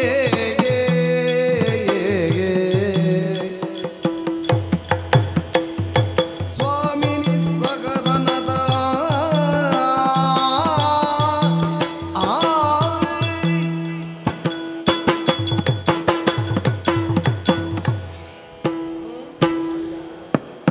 ಮತ್ತೊಮ್ಮೆ ನಮಿಸ್ತೇನೆ. ಅಲ್ಲ, ಉಪಚಾರಕ್ಕಾಗಿ ಆಶೀರ್ವಾದಕ್ಕಾಗಿ ಹಾಗೇ ನಮಿಸಿದೆ. ಮತ್ತೆ ಸಾಧಾರಣ ಪರಿಪಾಠ ಕಲಿಸಿಕೊಡುವಾಗ ನಮಸ್ಕಾರ ಮಾಡು. ಹೌದು, ಆದರೆ ಇದು ಹಾಗಲ್ಲ. ಯಜ್ಞ ಸಂರಕ್ಷಣೆಗಾಗಿ, ಯಜ್ಞಕಂಟಕರ ನಾಶಕ್ಕಾಗಿ ರಾಮನನ್ನು ನೀವು ಬಯಸುತ್ತೀರಿ. ಅಷ್ಟೊಳ್ಳೆ ಹೆಸರು ಹೇಳುವಾಗ ಹಾಗೆ ಯಾಕೆ ತಡವರಿಸ್ತೀರಿ? ಮನೋಹರವಾದ ಹೆಸರು ರಾಮ ಅಂತ. ಬೇಕಾದರೆ ನಾವೇ ಹೇಳ್ತೇವೆ ಶ್ರೀರಾಮ ಅಂತ. ನೀವು ಹೇಳಿದ್ರೆ ಹಾಗಾದೀತು. ಆಗಬೇಕು. ಸರ್ವ ಸಂಪತ್ತನ್ನು ಒಳಗೊಂಡ ವ್ಯಕ್ತಿತ್ವವಾದದ್ದರಿಂದ ಶ್ರೀಕಾರ ಅದಕ್ಕೆ ಭೂಷಣವಾಗಿಯೇ ಸೇರ್ತದೆ. ಆದರೆ ಹತ್ತಿರ 60,000 ವರ್ಷಗಳ ಕಳೆದ ಸಂತತಿ ಇಲ್ಲದೆ ದುಃಖಿತನಾಗಿ ನಾನಿರುವ ಕಾಲದಲ್ಲಿ ದೇವತಾನುಗ್ರಹದ ರೂಪದಲ್ಲಿ ಅದಕ್ಕಿಂತ ಬಂದ ಮಕ್ಕಳು 4 ನನ್ನ ಮಕ್ಕಳೇ. ಆದರೆ ಹಿರಿಯನಾದಂಥ ಶ್ರೀರಾಮ ಅಥವಾ ರಾಮ ಗುಣಾಭಿರಾಮನಿದ್ದಾನೆ. ಆದರೆ ಅವ ಉದಿಸಿ ನಿನ್ನ ವಿಷಾದವನ್ನು ನೀಗಿಸಿ 14 ವರ್ಷ ಆಯಿತು ಅಂತ ನಾವು ಕೇಳಿ 14 ಆಯ್ತು, 14 ದಾಟುತ್ತಾ ಬಂತು. ಅದೇ 14 ಕಳೆಯಿತು ಅಂತ. ಹೌದು. ಅವನು ಹುಟ್ಟಿದ ಮೇಲೆ ಇದು ತನಕ ಒಂದು ಅರೆ ಕ್ಷಣ ನಾನು ಅವನು ಅಗಲಿದ್ದದಿಲ್ಲ ಪ್ರಭು. ಅವನು ಅಗಲಿದ್ರೆ ನನ್ನ ಒಡಲೊಳಗೆ ಅಡಗಿರುವ ಹರಣವೇ ನನ್ನಿಂದ ದೂರ ಹೋದಂತ ಅನುಭವ ನನಗಾಗ್ತದೆ. ಅರೆ ಕ್ಷಣ ಅಗಲಿರಲಾರೆ ನಾ ರಾಮನ. ಅವನನ್ನು ನೀವು ಕರ್ಕೊಂಡು ಹೋದಿರಿ ಅಂತಾದರೆ ಅವ ಮತ್ತೆ ಯಾವತ್ತು ಬರ್ತಾನೋ ಬರುವ ತನಕ ನಾನೇನು ಮಾಡಬೇಕು? ಈಗ ದಶರಥ ಪುತ್ರವಂತನಾಗಿಯೇ ಮೋದವನ್ನು ಹೊಂದುವುದಕ್ಕೆ ವಿಶ್ವಾಮಿತ್ರನ ಯಾಗ ಭಂಗ ಆಗಬೇಕಲ್ವಾ? ಯಾಗ ಭಂಗ ಆಗಕೂಡದು. ಮತ್ತೆ ಅದಕ್ಕಾಗಿ ಆಡಿದ್ದು ಯಾಗ ರಕ್ಷಣೆಗಾಗಿ ಅಥವಾ ನೀವು ತೋರಿಸಿದಂತಹ ದುಷ್ಟನಾಶಕ್ಕಾಗಿ ಅವನನ್ನೇ ನೀವು ಬಯಸಕೂಡದು. ನಾನು ಬರ್ತೇನೆ. ನಮ್ಮಲ್ಲಿರುವಂತಹ ಸಕಲ ಸೇನೆ ಅಕ್ಷೌಹಿಣಿ ಸೇನೆ ಸಹಿತವಾಗಿ ಗಜರಥಾಶ್ವದೊಂದಿಗೆ ಬಿಚ್ಚುಗತ್ತಿಯ ಭಟರನ್ನು ಸೇರಿಸಿಕೊಂಡು ನಾನೇ ಬಂದು ಅವರನ್ನೆಲ್ಲ ನಾಶ ಮಾಡಿ ನಿಮಗೆ ರಕ್ಷಣೆಯನ್ನು ಯಜ್ಞ ಸಂರಕ್ಷಣೆಯನ್ನು ಕೊಡುತ್ತೇನೆ. ಯಾಕೆ ಅವ ಬೇಡ ಅಂತ ಹೇಳಿದೆ ಗೊತ್ತೋ? ಅವನಿಗಿನ್ನು ರಾಕ್ಷಸರನ್ನು ಎದುರಾಗಿಸಿಕೊಂಡು ಯುದ್ಧ ಮಾಡುವಂಥ ಎತ್ತರ ಆಗಲಿಲ್ಲ, ಧನುರ್ವಿದ್ಯೆ ಪೂರ್ಣ ಅಭ್ಯಾಸ ಆಗಲಿಲ್ಲ, ಮಹಾಸ್ತ್ರಗಳ ಉಪದೇಶವೇ ಆಗಲಿಲ್ಲ, ಅಸ್ತ್ರೋಪದೇಶವಾಗದೆ ಅವರೊಡನೆ ನಿಂತು ಯುದ್ಧ ಮಾಡಿಯಾನು. ಮೇಲಾಗಿ ನಾನು ತಿಳಿದಂತೆ ರಾಕ್ಷಸರೆಲ್ಲ ಕಪಟಿಗಳು. ಇವನಾದರೂ ನಿಷ್ಕಪಟನಾದಂಥ ಇವನು ಅವರ ಒಳಗು ಹೊರಗನ್ನು ಆಳ ನೀಳವನ್ನು ಅರಿಯುವಲ್ಲಿ ಸೋತು ಹೋದಾನು. ಅಥವಾ ಯಾರಾದರೂ ಹೇಳಿಕೊಟ್ಟು ಅದನ್ನು ಸಮಯೋಚಿತವಾಗಿ ಮಾಡುವಂಥ ಪ್ರೌಢತೆಯನ್ನು ಬೆಳೆಸಿಕೊಂಡ ಹುಡುಗ ಅಲ್ಲ, ಸಣ್ಣ ಹುಡುಗ. ಆದ್ದರಿಂದ ಬೇಡುತ್ತೇನೆ, ದಯವಿಟ್ಟು ರಾಮನನ್ನು ಮಾತ್ರ ನನ್ನಿಂದ ಅಗಲಿಸಬೇಡಿ. ಅವ ಇಲ್ಲಿ ಇರಲಿ. ಇದು ನಾನು ಬರ್ತೇನೆ ಸ್ವಾಮಿ, ನಾನೇ ಬರ್ತೇನೆ. ಮುನಿಯಾದ ವಿಶ್ವಾಮಿತ್ರನಿಗೆ ಸೂರ್ಯವಂಶದ ಚಕ್ರವರ್ತಿಯ ಮಿತ್ರವಂಶ ಜಾತನಾದ ಭೂಮಿಪಾಲ, ಮಿತ್ರವಂಶ ಜಾತನಾದ ಭೂಮಿಪಾಲ, ನೀನು ಸತ್ಯವಂತನೆಂದು ನಂಬಿ ಬಂದೆನಲ್ಲ.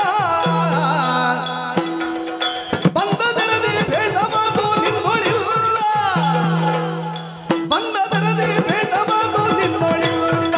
ಈಗ ಒಂದೇ ನಿಮಿಷದಲ್ಲಿ ಕಷ್ಟ ತೋರಿತಲ್ಲ. ಬಂದ ದಾರಿಗೆ ಸುಂಕವಿಲ್ಲ ಭೂಮಿ ಕೇಳು, ಬಂದ ದಾರಿಗೆ ಸುಂಕವಿಲ್ಲ ಭೂಮಿ ಕೇಳು. ಕಂದರನ್ನು ಕೂಡಿಸ್ತಿರದಿ ರಾಜ್ಯವಾಳು, ಮಿತ್ರವಂಶ ಜಾತನಾದ ಭೂಮಿ ಪಾಲಾಗ.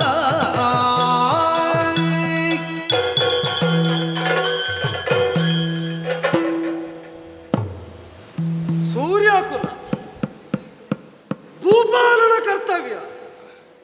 ಪ್ರಮಾದದಿಂದ ಆಡಿದ್ರು ಪ್ರಮಾಣ ಅಂತ ಅಂಗೀಕರಿಸಿ ಆಚರಿಸಬೇಕಾದ ಬದ್ಧತೆ, 60,000 ವರ್ಷಗಳ ಅನುಭವ, ವಸಿಷ್ಠ ಶಿಷ್ಯತ್ವ.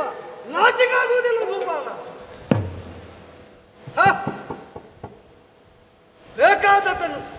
ಬೇಕಾದದ್ದನ್ನು ಕೊಡ್ತೇನೆ ಅಂದ ಮೇಲೆ ಕೇಳಿದ್ದನ್ನು ಕೊಡಬೇಕು, ಇದ್ದದ್ದನ್ನು ತೆಗೆದುಕೊಡುವುದಲ್ಲ. ನನಗೇನು ಬೇಕೋ ಅದೇ ಕೊಡಬೇಕು. ತುಪ್ಪ ಬೇಕು ಅಂತ ಕೇಳಿದರೆ ಹಾಲು ಕೊಡ್ತೇನೆ ಸ್ವಾಮಿ, ಇದಕ್ಕೆ ಹೆಪ್ಪು ಹಾಕಿದರೆ ಮೊಸರಾಗ್ತದೆ, ಅದನ್ನು ಕಡೆದರೆ ಬೆಣ್ಣೆ ಬರ್ತದೆ, ಕಾಯಿಸಿದರೆ ತುಪ್ಪ ಆಗ್ತದೆ ಅಂತ ಹೇಳುವುದಲ್ಲ. ತುಪ್ಪ ಬೇಕಾದವನಿಗೆ ಆ ಕಾಲದಲ್ಲಿ ತುಪ್ಪವನ್ನೇ ಕೊಡಬೇಕು. ಇಷ್ಟು ವಿಶಾಲ ಅನುಭವ.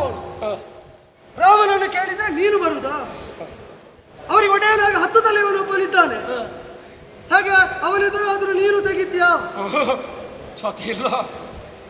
ಅವ ಹುಟ್ಟಿ ನಿನ್ನ ಹುಟ್ಟಿಗಿಂತ ಮೊದಲು ಅವನು ಹುಟ್ಟಾಗಿದೆ, ಗೊತ್ತುಂಟ ನಿನಗೆ? ನಿನ್ನ ಇಡೀ ಜೀವಮಾನದಲ್ಲಿ ಅವನನ್ನು ಮುಟ್ಲಿಕ್ಕಾಗಲಿಲ್ಲ ನಿನಗೆ, ಗೊತ್ತುಂಟ ನಿನಗೆ? ಅವನ ಎದುರು ನಾನೇ ನಿಲ್ಲಲಾರೆ ಎಂದ ಮೇಲೆ ಅವ ಹುಡುಗ ಹಾಗೆ ನಿಂತನು ಪ್ರಭು. ನಿನಗ ಹುಡುಗನ ಅವನು ಶ್ರೀರಾಮ ಅಂದದ್ದು ಯಾಕೆ ಗೊತ್ತಾ? ಯಾಕೆ? ತ್ರೈ ಅಂತ ಹೆಸರು ವೇದಕ್ಕೆ. ಹಾಗೆ ಭೌತಿಕವಾದದ್ದು ಅಲ್ಲಿಂದ ತೊಡಗಿ ಆಧ್ಯಾತ್ಮಿಕವಾದದ್ದರ ತನಕ ಆದಿದೈವಿಕವನ್ನು ಒಡೆಗೊಂಡು ನಮ್ಮ ಸರ್ವ ವಿಧದ ಸಂತಾಪವನ್ನು ಪರಿಹರಿಸುವಲ್ಲಿ ಪರ್ಯಾಪ್ತವಾದ ವೇದಕ್ಕೆ ತ್ರೈ ಅಂತ ಹೆಸರು. ಆ ವೇದದಿಂದ ಪ್ರತಿಪಾದ್ಯವಾದ ತತ್ವಕ್ಕೆ ಶ್ರೀಕಾರ ಭೂಷಣ. ಉಳಿದವರಿಗೆ ಅವನ ಅನುಗ್ರಹ ಸಿಕ್ಕಿದ್ರೆ ಶ್ರೀಕಾರ ಬರ್ತದೆ. ಶ್ರೀಮಾನ್ ದಶರಥ ಭೂಪತಿ ಅಂತ ಎನಿಸಿಕೊಳ್ತೀವಿ. ಅಕ್ಷರಾರ್ಥದಲ್ಲಿ ಅದಕ್ಕೆ ಯೋಗ್ಯತೆ ಇರುವುದು ರಾಮನಿಗೆ. ಅವನನ್ನು ನಾನು ಯಾಕೆ ಕೇಳಿದೆ ಅಂತ ನಿನಗೆ ಗೊತ್ತಿಲ್ಲ. ಸಣ್ಣವಲ್ಲೋ, ನಿನಗಿದು ಎಷ್ಟು ದೊಡ್ಡದು ಕಾಣ್ತದೆ? 1.5 ಗೇಡಿತ್ತಿತ್ತು ಅಲ್ಲೋ ಅಷ್ಟೇ. ಓ, ಅವರಲ್ಲಿ ಕೇಳು. ನನ್ನಲ್ಲಿದ್ದ ಬತ್ತಳಿಕೆಯ ಮಹಾಸ್ತ್ರಗಳು ಎಷ್ಟುಂಟು ಈಶ್ವರ ಅನುಗ್ರಹದಿಂದ ಸಿಕ್ಕಿದ್ದು ಅದೆಲ್ಲವನ್ನು ನುಂಗಿ ನಡೆಯುವುದಕ್ಕೆ ಅವರ ಕೈಯಲ್ಲಿದ್ದ ಇಂಥದ್ದೇ ಒಂದು ಸಾಕಾಗಿದೆ. ಈಗ ಹೇಳು, ಗಾತ್ರ ನೋಡಿಯೇ ನಿರ್ಣಯಿಸುವುದಾದ್ರೆ ರಾಮ ಸಣ್ಣವ ಆಗ್ಲಿಕ್ಕಿಲ್ಲ ಅಂತ ಹೇಳಿದ್ಯಲ್ಲ. ನಾನು ವಸಿಷ್ಠರ ದಂಡದ ಗಾತ್ರ ನೋಡಿ ಅದು ಸಣ್ಣದು ಏನಾಗ್ತದೆ ಅಂತ ನಿರ್ಣಯಿಸಿ ನನ್ನ ಮಕ್ಕಳನ್ನು 100 ಮಂದಿಯನ್ನು ಕಳೆದುಕೊಂಡಿದ್ದೆ, ಗೊತ್ತುಂಟಾ? ಕಥೆ ಕೇಳಿದ್ದೇನೆ. ನಿನಗೆ ಕಥೆ ಕೇಳಿಯೋ ಅದರ ತಾತ್ಪರ್ಯ ಅರ್ಥ ಆಗಲಿಲ್ಲ ಅಲ್ವ? ಅದೇ ಕಥೆ ಮಾತ್ರ ಕೇಳುವುದು ರಂಜನೆಗೆ, ಅದರ ಒಳಗಿದ್ದ ಆಶಯ ಬದುಕಿಗನ್ವಯಿಸಬೇಕು ಭೂಪತಿ. ನಮಗೆ ಕಷ್ಟ ಬಂದಾಗ ಕೇಳಿದ ಕಥೆಯಲ್ಲ, ಅದು ರಂಜನೆಗೆ ಮಾತ್ರ, ಆಶಯ ಗ್ರಹಣೆಗೆ ಅಲ್ಲ ಅಂತ ಸ್ವೀಕರಿಸಿದ್ರೆ ಕಥೆ ಕೇಳಿಯೂ ಪ್ರಯೋಜನ ಇಲ್ಲ. ದಿಗ್ಬಲಂ ಕ್ಷತ್ರಿಯ ಬಲ ಬಂದಿದ್ದೆ ಆ ಕಾಲದಲ್ಲಿ. ಒಂದು ಬ್ರಹ್ಮದಂಡದ ಮುಂಭಾಗದಲ್ಲಿ ಸಮಗ್ರ ಕ್ಷಾತ್ರ ಬಲ, ಧಿಕ್ಕಾರ ಇರಲಿ ಅದಕ್ಕೆ ಅಂತ. ಕ್ಷಾತ್ರದಿಂದ ಅವರನ್ನು ಎದುರಿಸಬೇಕು ಅಂತ ಹೊರಟದ್ದು ಹೇಗೆ ಮೂರ್ಖತೆಯೋ, ಅದರೆದುರು ನಡೀಲಿಲ್ಲ ಅಂತ ಕಂಡಾಗ ಕ್ಷಾತ್ರಕ್ಕೆ ಧಿಕ್ಕಾರ ಕೂಗಿದ್ದು ಮೂರ್ಖತೆಯೇ. ಆದ್ದರಿಂದಲೇ ಕ್ಷಾತ್ರಕ್ಕೆ ಧಿಕ್ಕಾರ ಕೂಗಿದ ಕೌಶಿಕ ವಿಶ್ವಾಮಿತ್ರನಾದ ಮೇಲೆ, ಬ್ರಹ್ಮರ್ಷಿಯಾದ ಮೇಲೆ, ಈಗ ಧಿಕ್ಕಾರ ಅಂತ ಹೇಳಿದ ಕ್ಷಾತ್ರದ ಒಡಲಿನಿಂದ ಹುಟ್ಟಿದ ರಾಮನನ್ನು ಕೇಳಿ ಬಂದದ್ದು. ಬ್ರಾಹ್ಮದ ರಕ್ಷಣೆಯ ಒಳಗಿದ್ದ ಕ್ಷಾತ್ರ ಲೋಕವನ್ನು ರಕ್ಷಿಸ್ತದೆ ಅಂತ ನಿನಗೆ ಅದು ಹೇಳಿ ಪ್ರಯೋಜನ ಏನು? ಸೂರ್ಯವಂಶೀಯನಾಗಿ ಆಡಿದ ಮಾತು ಉಳಿಸಿಕೊಳ್ಳುವುದಕ್ಕೆ ಆಗುವುದಿಲ್ಲ ಅಂತ ಆದ ಮೇಲೆ ಮತ್ತೆ ಅವ ಬದುಕಿಯು ನಮ್ಮ ಪಾಲಿಗೆ ಅವನ ಜೀವಂತಿಕೆ ಪ್ರಕಟ ಆಗುವುದಿಲ್ಲ ಅಂತ ಅರ್ಥ. ಬಂದದ್ದು ಯಾರು ಕರೆದಲ್ಲ, ಹೋಗುವುದಕ್ಕೂ ಯಾರು ಹೇಳಬೇಕಾಗಿಲ್ಲ, ಮಾರ್ಗವೂ ಗೊತ್ತುಂಟು. ಇಲ್ಲಿ ಬರುವಾಗ ಬರುವವರನ್ನು ತಡೆಯುವುದಕ್ಕೆ ಜನ ಇದ್ದಾರೆ ಬಿಟ್ಟರೆ ಹೋಗುವವರನ್ನು ತಡೆಯಲಿಕ್ಕಿಲ್ಲ. ಹೋಗುವವರನ್ನು ತಡೆಯಲಿಕ್ಕೆ ಮುನಿ ಬದಿಗ ಬೀಳಿದ ಘನ ರೌದ್ರದ ಮಾತ ಕೇಳ್ದೊಳಲು ಜನಬಲ ಗಣೀರಲ ವನಜ ಸರಜಾದ ನಿಂದು ನುಡಿಯುತ್ತಿದ್ದಾಗ ಅಜಕುಮಾರ ಧೀರ ವೀರ ಬಹು ವಿಕ್ರಮ ಅಜಕುಮಾರ ಧೀರ ವೀರ ಬಾಹು ವಿಕ್ರಮ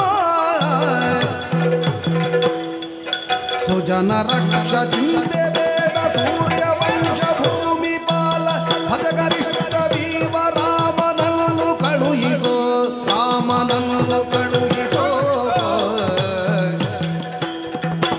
ಅಜಕುಮಾರ ಧೀರ ವೀರ ಬಾಹು ವಿಕ್ರಮ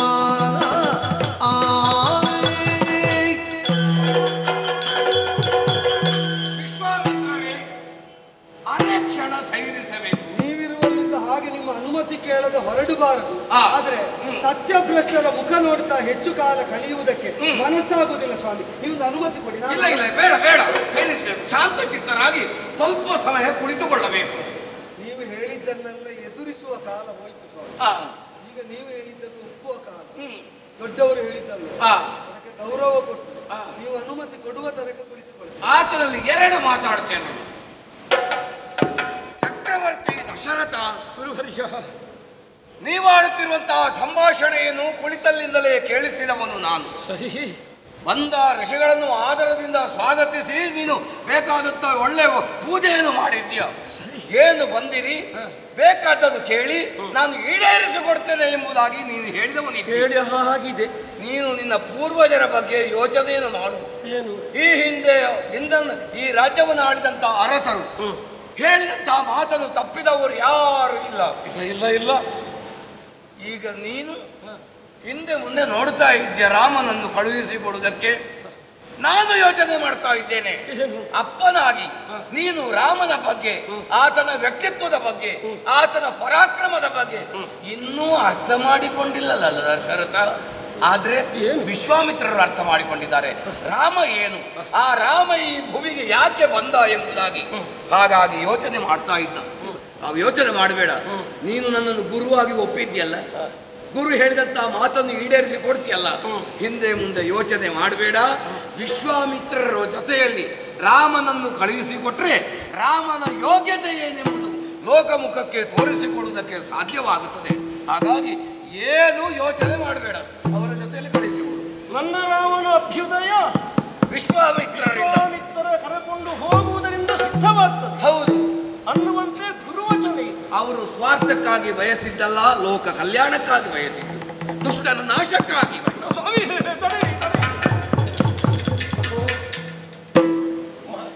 ಕೋಪಗೊಳ್ಳಬಾರದು, ಮನ್ನಿಸಬೇಕು. ನಮಗೆ ವ್ಯಕ್ತಿ ವಿದ್ವೇಷ ಇಲ್ಲ. ತತ್ವವನ್ನು ಭಂಗಿಸುವುದಕ್ಕೆ ಹೊರಟ್ರೆ, ಸತ್ಯಕ್ಕೆ ಬಾಧೆ ತಂದ್ರೆ ಅಂತವರ ಮೇಲೆ ಪ್ರೀತಿಯೂ ಇಲ್ಲ ಅಲ್ವಾ ಗುರುಗಳು? ಹೌದು. ಆಡಿದ ವಚನಕ್ಕೆ ತಪ್ಪಿದ್ರೆ ಅಧೋಗತಿ ಆಗ್ತದೆ. ಅಳಿದು ಹೋದಂತಹ ಹಿರಿಯರು ನಿಂದಿಸ್ತಾರೆ, ಮುಂದಿನ ತಲೆಮಾರಿಯರುಗಳು 7 ತಲೆಮಾರು ನಿಂದಿಸ್ತಾರೆ ಎನ್ನುವುದೆಲ್ಲ ಇವರು ಹೇಳಿದ ಮೇಲೆ ನನಗೆ ಬೋಧ್ಯವಾದಂತಹ ವಿಷಯ. ಕಾರಣವಾದ್ದು ರಾಮನ ಮೇಲೆ ಇರುವಂತಹ ಪ್ರಿಯ ಭಾವ, ಮಮಕಾರ, ನನ್ನವ ನನ್ನವ ನನ್ನವ ಎಂಬ ಭಾವ. ಹಾಗಲ್ಲ, ಅವ ಲೋಕಕ್ಕಾಗಿರುವವನು ಅಂತ ಅವರು ಹೇಳಿದಾಗ ಹೌದು ಅಂತ ಮನಸ್ಸು ಒಪ್ಪಿಕೊಂಡಿದೆ. ಆಗ ಪ್ರಬಲವಾದ ಒಂದು ಕಾರಣ ಅಂತ ಏನು ಗೊತ್ತೋ, ಇನ್ನೂ 16 ತುಂಬದವ ಎನ್ನುವುದೇ ಆಗಿತ್ತು. ಈಗ ಹಾಗಲ್ಲ, ನಿನಗಿಂತ ಹೆಚ್ಚು ಅವನ ಹುಟ್ಟಿನ ಹಿನ್ನೆಲೆಯಲ್ಲಿ ವಿಶ್ವಾಮಿತ್ರರದ್ದು ಸಂಕಲ್ಪ ಉಂಟು, ಅವರ ಹೃದಯಸ್ಥವಾದಂಥ ಭಾವ ಉಂಟು, ನಮ್ಮೆಲ್ಲರ ದೇಣಿಗೆ ಉಂಟು ಅಂತ ಅವರು ಹಾಡಿದಾಗ ಶರಣಾದೆ ಪ್ರಭು. ನಾವು ಸಂಪಾದಿಸಿದ್ದು ನಮಗೆ ಮಾತ್ರ, ಯಾರ ತಲೆ ಒಡೆದು ಯಾರಿಗೆ ದುಃಖ ತಂದಾದು ನಾವು ಸಂಪಾದಿಸಬೇಕು ಅಂತ ಹೊರಡುವುದು ರಾಕ್ಷಸ. ನಾವು ಸಂಪಾದಿಸುವುದೇ ಅನ್ಯರಿಗೆ ಕೊಡ್ಲಿಕ್ಕಿದ್ದದ್ದು ಅಂತ ತಿಳಿಯುವವರು ದೇವತಾರೂಪಿಗಳಾದ ಮನುಷ್ಯರು. ರಾಕ್ಷಸರನ್ನು ವಿರೋಧಿಸುವುದಕ್ಕೆ ರಾಮನನ್ನು ಕೇಳ್ತಾ ಬಂದರೆ ಅದು ನನ್ನ ಸಂಪಾದನೆ ನನಗೆ ಮಾತ್ರ ಅಂತ ಹೇಳಿದರೆ ನಾನು ಆ ರಾಕ್ಷಸರನ್ನು ಬೈದು ಪ್ರಯೋಜನ. ನಾನು ರಾಕ್ಷಸತ್ವಕ್ಕೆ ಸೇರಿದವನು ಹಾಕ್ತೇನೆ, ನಾನಿನ್ನು ಹೇಳಬೇಕಾಗಿದೆ. ಆದರೆ ಇಲ್ಲ, ಬಿಟ್ಟ ಭಾವವನ್ನು ನಾನೇನನ್ನು ಸಂಪಾದಿಸಿದ್ರೆ ನನಗಾಗಿ ಅಲ್ಲ, ಸಂತತಿಯನ್ನು ಅಪೇಕ್ಷಿದ್ದು ಭವಿಷ್ಯತ್ತಿನ ಉತ್ತರಾಧಿಕಾರತ್ವಕ್ಕಾಗಿ, ಲೋಕಹಿತಕ್ಕಾಗಿ ಅದನ್ನೇ ಬಯಸಿ ನೀವು ಬಂದವರು ಅಂತಾದ್ರೆ. ದಶರಥ, ನೀನು ಮಾತಾಡಿ ಸಮಯ ಕಳೀತೀಯ, ರಾಮನನ್ನು ಕಳಿಸಿಕೊಡ್ತೀಯ. ಈಗ ಕಳಿಸಿ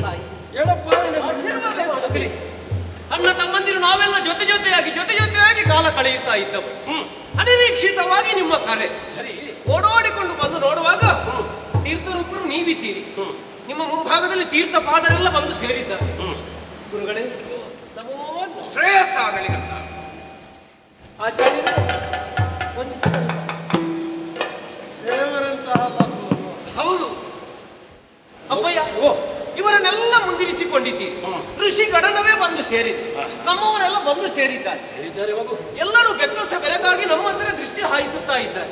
ಯಾಕೆ ಏನು ಅಂತ ಅರ್ಥ ಆಗಲಿಲ್ಲ. ನಮ್ಮನ್ನು ಬರಮಾಡಿಕೊಂಡಿದ್ದೀರಿ ಏನು ಅಂತ ಇವನಿಗೆ ಏನಾದ್ರೂ ಮಾತಾಡ್ಲಿಕ್ಕೆ ಉಂಟ? ಅಪ್ಪಯ್ಯ ಮುಂದೆ ಲಕ್ಷ್ಮಣ ನೃಪನ ಪದದರವಿಲ್ದ ಕೆರಗುತ್ತ ಪೀಠ ಆ ಆ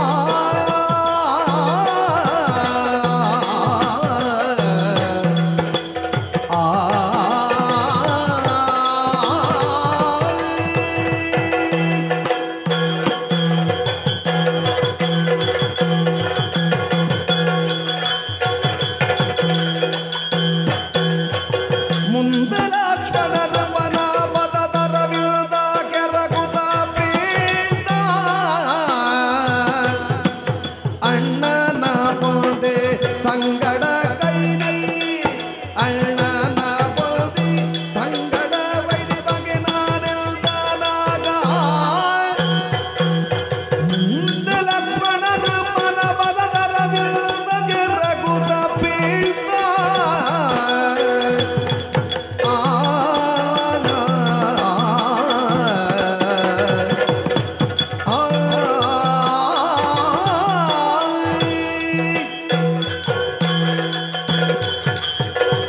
ಅಪ್ಪಯ್ಯ ಮೊದಲವಾಗಿ ವಂದಿಸಿಕೊಂಡಿದ್ದೇನೆ. ಗುರುಗಳಿಗೆ ವಂದಿಸಿಕೊಂಡಿದ್ದೇನೆ. ಶುಭಮಸ್ತು ಕಂದ. ಮಹಾಭಾಗರಿಗೆ ಮಗದೊಮ್ಮೆ ವಂದಿಸಿಕೊಂಡಿದ್ದೇನೆ. ಅಪ್ಪಯ್ಯ ಓ ಸಾಕ್ಯಾಟದ ಸಿಂಹ ವಿಸ್ತಾರವನ್ನು ಏರಿದಂತಹ ಕಾಲದಲ್ಲಿ ಪ್ರಜಾಡಳಿತದಲ್ಲಿಯೇ ತೊಡಗಿಕೊಂಡಿರುವಂತಹ ನೀವು ನಿಮ್ಮ ಆಪ್ತೇಷ್ಠರೆನ್ನೊಡಗೂಡಿದಂತಹ ಈ ಸಭಾವಲಯಕ್ಕೆ ಒಮ್ಮಿಂದೊಮ್ಮೆಗೆ ನನ್ನ ಅಣ್ಣ ರಾಮ ಬರಲಿ ಎಂಬ ಹಾಗೆ ಕರೆದಿರಿ. ಯಾವತ್ತೂ ಅಣ್ಣನೊಂದಿಗೆ ಜೊತೆಯಾಗಿರುವವನು ನಾನು. ಹಾಗಾಗಿ ಅಣ್ಣನನ್ನು ಕರೆದ ಕ್ಷಣವೇ ನೀವೇ ಕರೆದದ್ದು ಎಂಬ ಹಾಗೆ ನನಗೂ ಅರ್ಥವಾಗಿ ನಿಮ್ಮ ಸೇವೆಯನ್ನು ಮಾಡುವರೆ ನನಗೂ ಒಂದು ಅವಕಾಶ ಸಿಗಬಹುದು ಎಂಬಂತಹ ಅಭಿಲಾಷೆಯಿಂದ ಇತ್ತ ಕಡೆಗೆ ಬಂದಿದ್ದೇನೆ. ಹಾಗಾಗಿ ಅಪ್ಪಯ್ಯ ಏನಾದ್ರೂ ಅನುಮತಿ ಉಂಟು ನನಗೆ? ತನಯ ಮಾರೋ ರಾಮಚಂದ್ರ ವನಜ ನೇತ್ರ ಸುಗುಣ ಸಾಧ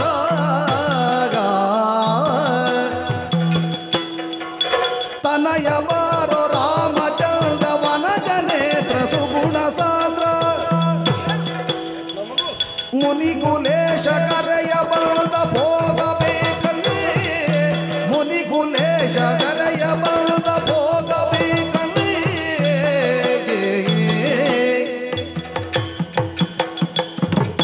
ವನದೊಳ್ಳದಿಗ ರಜನಿ ಜರರು ಅನುವನರಿದು ಪ್ರಹರಿಸವರ ವನದೊಳ್ಳದಿಗ ರಜನಿ ಜರರು ಅನುವನರಿದು ಪ್ರಹರಿಸವರ ನಿನಗುಲಾಪಿ ಸೋಮ ರಾಮ ಚಿನ್ಮಯಾತ್ಮಕ ತನಯ ಬಾರೋ ರಾಮಚಂದ್ರ ವನಜ ನೇತ್ರ ಸುಗುಣ ಸಾಂದ್ರ ತನಯ ಬಾರೋ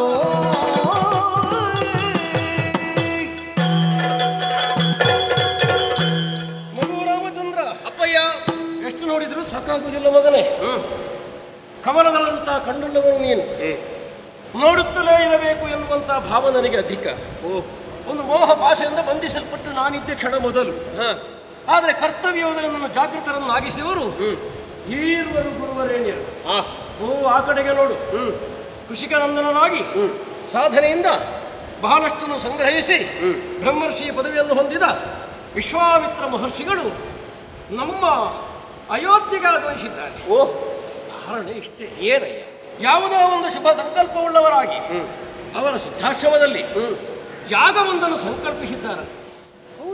ಯಾಗಕ್ಕೆ ಕಂಟಕರಾಗಿ ಕೆಲವೊಂದು ಇದ್ದಾರೆ. ಅವರೆಲ್ಲ ನಷ್ಟವಾಗಬೇಕು ಅಂತಾದ್ರೆ ಅವರನ್ನು ನಾಶ ಮಾಡಬಲ್ಲ ಸಮರ್ಥರಾಮ ಕಳುಹಿಸಿಕೊಡುವಂತ ಕೇಳಿದ್ದಾರೆ. ಒಪ್ಪಿದ್ದೇನೆ. ಈಗ ನಿಮಗೆ ಹೊಣೆ ಒಂದೇ. ಏನಪ್ಪ? ಇವರ ಜೊತೆಗೆ ವನಕ್ಕೆ ಸಾಗಬೇಕು. ಅವರ ಬೆಂಗಡೆಯಲ್ಲೇ ಸಾಗಿ ಅವರ ಅಡಿಯ ಮೇಲೆ ಅಡಿಯಿರುತ್ತಾ ಹೋಗಿ ಅವರು ಏನೇನು ಹೇಳುತ್ತಾರೆ ಅಷ್ಟನ್ನು ಮಾಡಿ ವನದಲ್ಲಿರುವ ಆ ವನಚರರಾದ ರಾಕ್ಷಸರನ್ನು ವಧಿಸಿ ಒಳ್ಳೆದು ಮಾಡಬೇಕು. ಇಷ್ಟಕ್ಕಾಗಿ ಕರೆಸಿದೆ. ಅಷ್ಟೇ ಕೆಲಸ ಹಾಗೆ ಅವರನ್ನು ಅನುಸರಿಸಿಕೊಂಡು ಹೋಗಬೇಕು. ಅವರು ಹೇಗೆ ಹೇಳ್ತಾರೋ ಹಾಗಿರ್ಬೇಕು. ನಮ್ಮನ್ನು ತಿದ್ದಿ ತೀಡುವವರು ಎಲ್ಲಿ ಸಿಗುತ್ತಾರೆ ಅಂತ ನಾವು ಆತರದಿಂದ ಕಾಯುತ್ತಾ ಇದ್ದೇವೆ. ನಿಮ್ಮ ಅಭ್ಯುದಯವೇ ಅವರ ಕೈಯಲ್ಲಿ ಉಂಟು. ಇಷ್ಟರ ಜೊತೆಗೆ ಕುಲಗುರುಗಳಾದಂತಹ ವಶಿಷ್ಠರು ಯಾವ ಮಾರ್ಗವನ್ನು ತೋರಿಸಿದ್ದಾರೋ ಅದರ ಹಾಗೆ ಮುಂದುವರಿತಾ ಇದ್ದವರು ನಾವು. ಒಳ್ಳೆಯದು. ಇದು ಅವರು ಸಿಕ್ಕಿದ್ದಾರೆ. ಇದಕ್ಕಿಂತ ದೊಡ್ಡ ಸುಯೋಗ ನಮಗೆ. ಹೀಗೆ ಬನ್ನಿ, ಹೀಗೆ ಬನ್ನಿ, ಹೀಗೆ ಬನ್ನಿ. ಮಹಾರಾಜ ರಾಮ ಕೊನೆಯವ ಲಕ್ಷ್ಮಣ, ಇವನ ಜೊತೆಯಲ್ಲಿ ಇರುವವ ನೀವು ಆಗ ಹೇಳಿ. ಇದೋ ಇದೋ ಇದೋ ಇದೋ ಹೀಗೆ ಬಾ ಮಗು, ಹೀಗೆ ಬಾ. ಕೈ ಎತ್ತಿ ಹೀಗಿತ್ತಿದ್ದೇನೆ. ಪರಿಗ್ರಹ ಮಾಡಿದ್ದೇನೆ ಉಭಯರನ್ನು. ಸ್ವೀಕರಿಸಿ. ಶಿಷ್ಯಭಾವದಿಂದಲೇ ಪರಿಗ್ರಹ ಮಾಡಿದ್ದೆ. ನನ್ನ ಮಕ್ಕಳು ನಿಮ್ಮವರು. ಪಿತೃವಾಗಿ ನಿನ್ನ ಆತಂಕ ಅರ್ಥ ಆಗ್ತದೆ ಭೂಪತಿ. ನಿನಗೆ ಒಂದು ಮರ್ಮ ಹೇಳ್ತೇನೆ, ಅದು ಈಗಲೇ ನಿನಗೆ ಅದರ ಮಥಿತಾರ್ಥ ಎಲ್ಲ ತಿಳಿಯುತ್ತದೆ ಅಂತಲ್ಲ, ಆಲೋಚನೆ ಮಾಡಿದ ಹಾಗೆ ಅರ್ಥ ಗೊತ್ತಾದೀತು. ಅವರನ್ನು ಹೊಂದುವ ತನಕ ನೀನು ಬದುಕಿದ್ದು, ಅವರನ್ನು ಹೊಂದುವುದಕ್ಕಾಗಿ. ಅದಕ್ಕಾಗಿಯೇ ಬದುಕಿದೆ. ಈಗ ನೀನು ಬದುಕುವುದು ಅಥವಾ ಬದುಕಿರುವುದು ಅವರಿಂದಾಗಿ ಅಲ್ಲ, ಅವರಿಂದಾಗಿ ಮತ್ತು ಅವರಿಗೆ. ನಾನು ಬಂದದ್ದು ಅವರನ್ನು ಕರ್ಕೊಂಡು ಹೋಗುವುದಕ್ಕೆ. ಆದರೆ ಇನ್ನು ನಾನು ಹೋಗುವುದು ಅವರು ಮುನ್ನಡೆಸಿದಂತೆ. ಒಂದು ವಾಕ್ಯ ಸ್ವಲ್ಪ ಅರ್ಥ ಆಯ್ತು ನನಗೆ. ಎಲ್ಲ ಕೇಳಿದ ಕ್ಷಣ ಅರ್ಥ ಆಗುವುದಿದ್ರೆ ಲೋಕದಲ್ಲಿ ಪಾಮರರಿಗೂ ವೇದ ಅರ್ಥ ಆಗ್ತಿತ್ತು ಅಲ್ವೋ? ಆದ್ದರಿಂದ ಅದರಲ್ಲಿ ಏನುಂಟು ಅಂತ ಗುರು ಸಾನ್ನಿಧ್ಯದಿಂದ, ಅಂದ್ರೆ ನೀನು ಅಜ್ಞ ಅಂತ ಆಡಿದ್ದಲ್ಲ ಭೂಪತಿ, ಎಲ್ಲವೂ ಎಲ್ಲ ಕಾಲದಲ್ಲೂ ವೇದ್ಯ ಆಗುವುದಿಲ್ಲ. ಈ ಪ್ರಪಂಚದ ಮಿತಿಯದು. ಆದ್ದರಿಂದ ನೀ ನಿಶ್ಚಿಂತನಾಗು. ನಿನ್ನ ಮಕ್ಕಳಿಗೊಂದು ಗುಣ ಉಂಟು, ಅವರು ಒಮ್ಮೆ ಬರಬೇಕಷ್ಟೆ. ಅವರು ಹೋದಲ್ಲಿ ಬರಿದಾಗುವುದಿಲ್ಲ. ಅವರು ಇಲ್ಲದೆಡೆಗೆ ಹೋದರೆ ಅಲ್ಲೂ ತುಂಬುತ್ತದೆ. ಅವರು ಎಲ್ಲಿಂದ ಹೊರಟಿದ್ದಾರೆ ಅಲ್ಲಿ ಶೂನ್ಯ ಆವರಿಸುವುದಿಲ್ಲ, ಇಲ್ಲಿಯೂ ತುಂಬಿಕೊಳ್ತದೆ. ಇದು ಹೇಗೆ ಅಂತ ಭವಿಷ್ಯದಲ್ಲಿ ಗೊತ್ತಾಗ್ತದೆ. ತುಂಬಿಕೊಂಡೇ ಬಂದವರು ನೀವು. ಆದ್ದರಿಂದಲೇ ಅವರು ಇಲ್ಲಿ ಸಾಕೇತವನ್ನು ಬಿಟ್ಟಗಲಿದರು. ಅಯೋಧ್ಯೆ ತುಂಬುವ ಬಗೆ ಹೇಗೆ ಅಂತ ಭವಿಷ್ಯದಲ್ಲಿ ಗೊತ್ತಾಗ್ತದೆ. ಸ್ಪಷ್ಟ ಅಗ್ರೇ ಭವಿಷ್ಯತ್. ನಾನು ಹೊರಡುವುದಕ್ಕೆ ಗುರುಗಳೇ ಅನುಮತಿ? ಖಂಡಿತವಾಗಿ. ಮಕ್ಕಳೇ ಹೊರಡೋಣವ? ಗುರು ಹಿರಿಯರಿಗೆ ವಂದಿಸಿ ಜೊತೆಯಲ್ಲೇ ಬನ್ನಿ.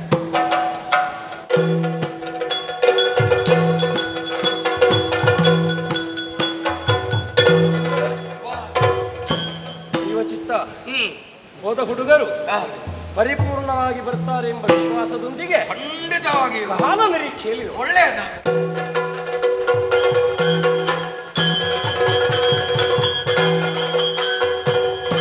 ಶ್ರೀರಾಮ ಲಕ್ಷ್ಮಣ ದೇವೇಶರಿರ ಕೇಳಿ ಸಾರಿದರಿ ಪರಿ ಮುಂದೆ, ಸಾರಿದರಿ ಪರಿ ಮುಂದೆ ದಾರಿ ಪಾಷಾಣ ಬೆಕ್ಕಳವಯ್ಯ, ದಾರಿ ಪಾಷಾಣ ಬೆಕ್ಕಳವಯ್ಯ ಬಲು ಭಯ ಬೀರುತ್ತಲಿಹುದು ಕಣ್ಮನಗೆ. ಶ್ರೀರಾಮ ಲಕ್ಷ್ಮಣ ದೇವೇಶರಿರ ಕೇಳಿ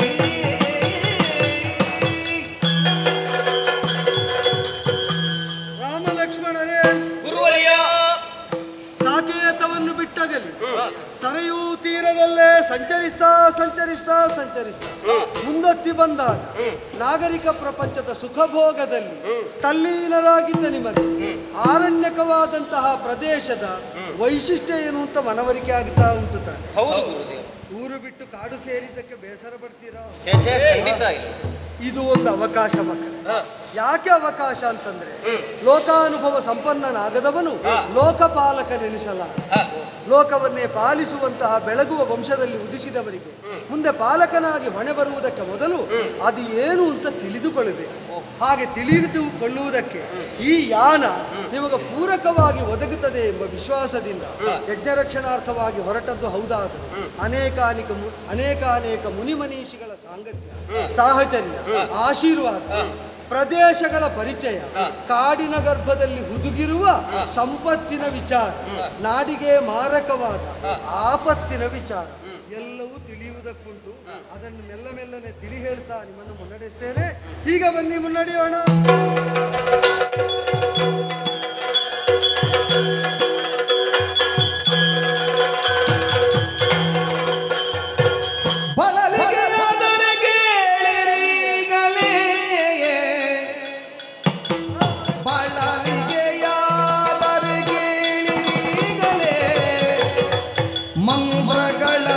ಉಪದೇಶವ ಕೊಡುವೆ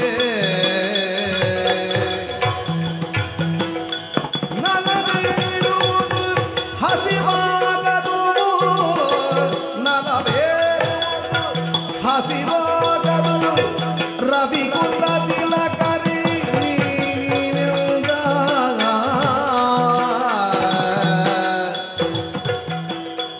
ಬಳಲಿಕೆಯಾದರೆ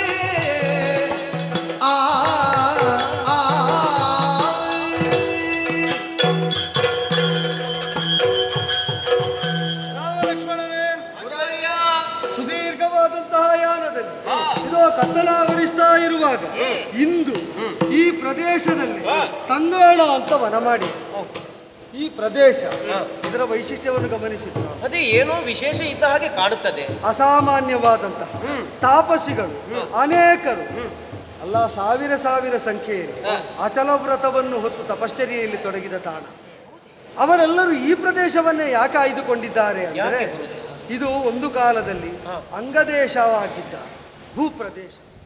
ಹೌದೌದು, ಅಂಗದೇಶ ಅಂತ ಅದಕ್ಕೆ ಹೆಸರು ಬರುವುದಕ್ಕೂ ಒಂದು ವಿಶಿಷ್ಟವಾದ ಕಾರಣವು ಏನು? ದಾಕ್ಷಾಯಿಣಿ ದಹನವಾದ ಮೇಲೆ ದಕ್ಷಮಖದಿಂದಲೇ ತನಗೆ ಭಂಗವಾಗಿದೆ ಅಂತ ಸ್ಥಾಣುವಾಗಿ ಅಚಲನಾದಂತಹ ಪರಶಿವನನ್ನು ದೇವತೆಗಳಿಗೊದಗಿದ ತಾರಕನ ಬಾಧೆಯಿಂದ ಸಂತ್ರಸ್ತರಾದ ದೇವತೆಗಳು ಆ ಪರಶಿವನನ್ನು ತಪದಿಂದ ಎಚ್ಚರಿಸುವುದಕ್ಕಾಗಿ ಮನ್ಮಥನನ್ನು ಆಶ್ರಯಿಸಿದರು. ಆ ಮನ್ಮಥ ಸ್ಥಾಣುವಾಗಿ ತಪಶ್ಚರ್ಯೆಯಲ್ಲಿ ತೊಡಗಿದಂತಹ ಆ ಪರಶಿವನ ಕ್ರೋಧವನ್ನು, ಅದರ ಪರಿಣಾಮವನ್ನು ಗ್ರಹಿಸದೆ ಪಂಚಸಾಯಕಗಳ ಮೂಲಕವಾಗಿ ಅವನ ತಪೋಭಂಗವನ್ನು ಸಾಧಿಸಿದ. ಆ ತಪೋಭಂಗ ಆದಾಗ ಕ್ರುದ್ಧನಾದಂತಹ ಪರಶಿವನ ನಿಟಿಲ ನೇತ್ರಕ್ಕೆ, ನಿಟಿಲಾಗ್ನಿಗೆ ಅವ ಬೆಂದು ಅನಂಗನ. ಆ ಅಂಗವನ್ನು ಕಳೆದುಕೊಂಡ ಪ್ರದೇಶವೇ ಭವಿಷ್ಯದಲ್ಲಿ ಅಂಗ ಅಂತ ರಾಜ್ಯವಾಯಿತು. ಹಾಗೆ ಅಂತ ಶಿವ ತಪಸ್ಸು ಮಾಡಿ ಸಿದ್ಧಿಸಿಕೊಂಡಂತಹ ಈ ಪ್ರದೇಶದಲ್ಲಿ ತಪಸ್ಸಿನಲ್ಲಿ ತೊಡಗು ಬಯಸಿದಂತಹ ಋಷಿಮುನಿಗಳ ಅನೇಕರು ಪರಶಿವನೇ ಪಾವನಗೊಳಿಸಿದ ಕ್ಷೇತ್ರ ಎಂಬ ಭಾವದಿಂದ ತಪಶ್ಚರ್ಯೆಯಲ್ಲಿ ನಿರತರಾಗಿದ್ದಾರೆ. ಇಲ್ಲಿಗೆ ಬಂದಾಗ ಸಿದ್ಧಿ ಕ್ಷೇತ್ರವಾದಂತಹ ಈ ಕ್ಷೇತ್ರದಲ್ಲಿ ನಿಮಗೂ ಏನಾದರೂ ಸಿದ್ಧಿಯನ್ನು ಹೊಂದಿಸುವುದು ಯುಕ್ತ ಅಂತ ಯೋಚಿಸುವಾಗ ಸ್ವಲ್ಪ ಆಯಾಸಗೊಂಡ ಹಾಗುಂಟು, ನೊಸಲಲ್ಲಿ ಬೆವರೊಸರಿದೆ. ನೀನು ಬಳಲಿಕೆಯಿಂದ ಸ್ವಲ್ಪ ಕರ್ತವ್ಯದಲ್ಲಿ ಇನ್ನೆಷ್ಟು ಕಾಲ ಉಂಟು ಅಂತ ಪ್ರತೀಕ್ಷೆ ಮಾಡುವುದಕ್ಕೆ ತೊಡಗಿದ ಹಾಗೂ ಸಹಜವೇ. ಅದು ಅಪಚಾರವೂ ಅಲ್ಲ, ಅಪರಾಧವೂ ಅಲ್ಲ. ಆದರೆ ಬಲ ಅತಿಬಲ ಎಂಬಂತಹ ಅತಿ ವಿಶಿಷ್ಟವಾದ ಬ್ರಹ್ಮಪ್ರೋಕ್ತವಾದಂತಹ ವಿದ್ಯೆ ಅದು ನನಗೆ ವಶಗತವಾಗುವುದು. ರಾಮಚಂದ್ರ, ನೀನು ಅದನ್ನು ಹೊಂದಬೇಕು. ಯಾಕೆ ಹೊಂದಬೇಕು ಅಂತಂದ್ರೆ, ಅಚಲವಾದ ಸಂಕಲ್ಪ ಬಲವನ್ನು ಉಳಿಸಿಕೊಂಡು ಕಾಯದಲ್ಲೂ ಮನಸ್ಸಿನಲ್ಲೂ ಬುದ್ಧಿಯಲ್ಲೂ ಯಾವ ವಿಷಣ್ಣತೆಯನ್ನು ಸಾಧಿಸದೆ ಕ್ಷುತ್ಪಿಪಾಸೆಗಳ ಯಾವ ಅಪೇಕ್ಷೆಯನ್ನು ಹೊಂದದಂತೆ, ಅಂದ್ರೆ ಹಸಿವಿಲ್ಲ, ಬಾಯಾರಿಕೆ ಇಲ್ಲ, ನಿದ್ರೆ ಮಾಡಿದರೂ ಆ ಮಂತ್ರಸಿದ್ಧಿಯನ್ನು ಹೊಂದಿದವರನ್ನು ಆ ಮಂತ್ರಬಲವೇ ರಕ್ಷಿಸ್ತಾ ಇರ್ತದೆ. ಅಲ್ಲ, ನಿದ್ರೆಯನ್ನೇ ಮೀರಬೇಕು ಅಂತ ಹಂಬಲಿಸಿದರೆ ಆ ಮಂತ್ರಾನುಷ್ಠಾನ ತತ್ಪರರಾದವರು ಆ ನಿದ್ರೆಯನ್ನಾದರೂ ಮೀರುವುದಕ್ಕಾಗುತ್ತದೆ. ಈ ವಿಧದಿಂದ ತಮ್ಮ ತೇಜಸ್ಸು, ಕೀರ್ತಿ, ಸರ್ವ ವಿಧವಾದ ಸಂಪದ ಅದೆಲ್ಲವೂ ವೃದ್ಧಿಯಾಗುವುದಕ್ಕೆ ಹೇತುವಾಗಬಹುದಾದ ಬಲಾತಿಬಲ ಇದು ಮಂತ್ರರೂಪದಲ್ಲಿರುವಂತಹ ವಿದ್ಯೆಗಳು. ಅದನ್ನು ಸಿದ್ಧಿಸಿಕೊಂಡದ್ದು ಹೌದಾದರೆ ರಾಮ, ನಿನ್ನ ಭವಿಷ್ಯಕ್ಕೂ ಒಳ್ಳೆಯದು, ವಂಶದ ಕೀರ್ತಿಗೂ ಒಳ್ಳೆಯದು, ಲೋಕದ ಕಲ್ಯಾಣಕ್ಕೂ ಒಳ್ಳೆಯದು. ಈ ಭಾವವನ್ನು ಹೊಂದಿದ್ದರಿಂದ ಅದು ಬರುವಾಗಲೇ ಸರವಿನಲ್ಲೇ ನಾವು ಮಡಿಯನ್ನು ಹೊಂದಿ ನಮ್ಮ ಮಾಲಿನ್ಯವನ್ನು ಕಳೆದುಕೊಂಡೆ ದಡ ಸೇರುವ ಅಂತ ಸೂಚಿಸಿದ್ದು ಅದೇ ಕಾರಣ. ಬಳಲಿಕೆಯನ್ನು ನೀಗಬೇಕು ಅಂತ ನಿನಗುಂಟಲ್ಲ, ಆಗಲ್ಲ. ಈಗ ಬಾ, ಈಗ ಬಾ, ಈಗ ಬಾ. ಅಲ್ಲೇ ಕುಳ್ಳಿರು, ನಾನು ಉಪದೇಶಿಸ್ತಾ ಇದ್ದಂತೆ ಅದನ್ನು ಪರಿಗ್ರಹ ಮಾಡಿ ಅದನ್ನೇ ಸ್ವೀಕಾರ ಮಾಡಿ.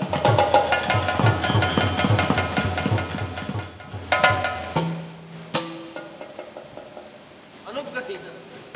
ಆ ವಿದ್ಯಾಸಿದ್ಧಿ ಬಂತು ತಾನೆ. ಹೌದು. ಒಬ್ಬಾತ ವಿದ್ಯೆಯನ್ನು ಹೊಂದಿದವನು ಅದರ ಪ್ರಯೋಜನವನ್ನು ಸಾಧ್ಯ ಆದರೆ ಆ ವಿದ್ಯೆಯ ವಿಸ್ತರಣವನ್ನು ಸಾಧಿಸಿಕೊಡಬೇಕು ಅಂತಿರುವುದು. ನನಗೆ ನೀನು ವಿಹಿತನಾದ ಉಚಿತನಾದ ವ್ಯಕ್ತಿಯಾದದ್ದರಿಂದ ನಿನಗೆ ಉಪದೇಶಿಸಿದೆ. ನಿನಗೆ ವಿಹಿತ ಉಚಿತ ಅಂತ ಕಂಡವರು ನೀನು ಉಪದೇಶಿಸುವುದು ಆಗಬೇಕು ಅಂತಲ್ಲ, ಕಾಲಾಂತರದಲ್ಲೂ ಆದೀತು. ಅಂತೂ ಆ ವಿದ್ಯೆಯ ಪರಮ ಪ್ರಯೋಜನ ಈ ಲೋಕ ಕಲ್ಯಾಣ ಸಾಧಿಸುವಲ್ಲಿ ನಿನ್ನಿಂದ ಆಗಬೇಕು, ಆಗ್ತದೆ. ಹಿಂದೆಲ್ಲ ಆದಲ್ಲಿಗೆ ಫಲಾಹಾರವನ್ನು ಮುಗಿಸಿ ಅಲ್ಪ ವಿಶ್ರಾಂತಿಯನ್ನು ಪಡೆದು ನಾಳೆ ಮುನ್ನಡೆಯೋಣ.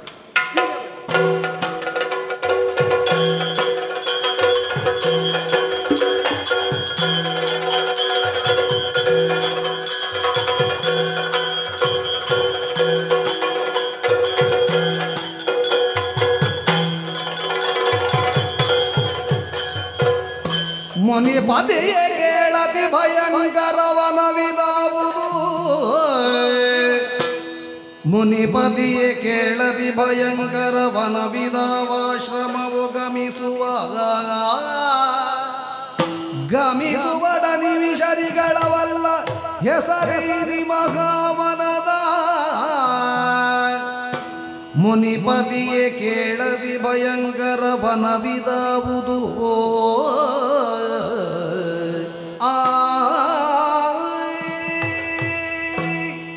ಗುರುವರ್ಯ ರಾಮಚಂದ್ರ, ನಿಮ್ಮ ವಾತ್ಸಲ್ಯಧಾರೆಯ ಅಮೃತಾಭಿಷೇಚನದಿಂದ ಪುಳಕಿತಾನಂದ ಗಾತ್ರರಾದಂಥ ನಾವಿರೋರು ನಿಮ್ಮನ್ನೇ ಅನುಸರಿಸಿಕೊಂಡು ಮುಂದೆ ಮುಂದೆ ಬಂದವರು. ಶ್ರದ್ಧೆಯಿಂದಲೇ ಹಿಂಬಾಲಿಸಿದನ್ನು ನಾನೂ ಗಮನಿಸಿದವ.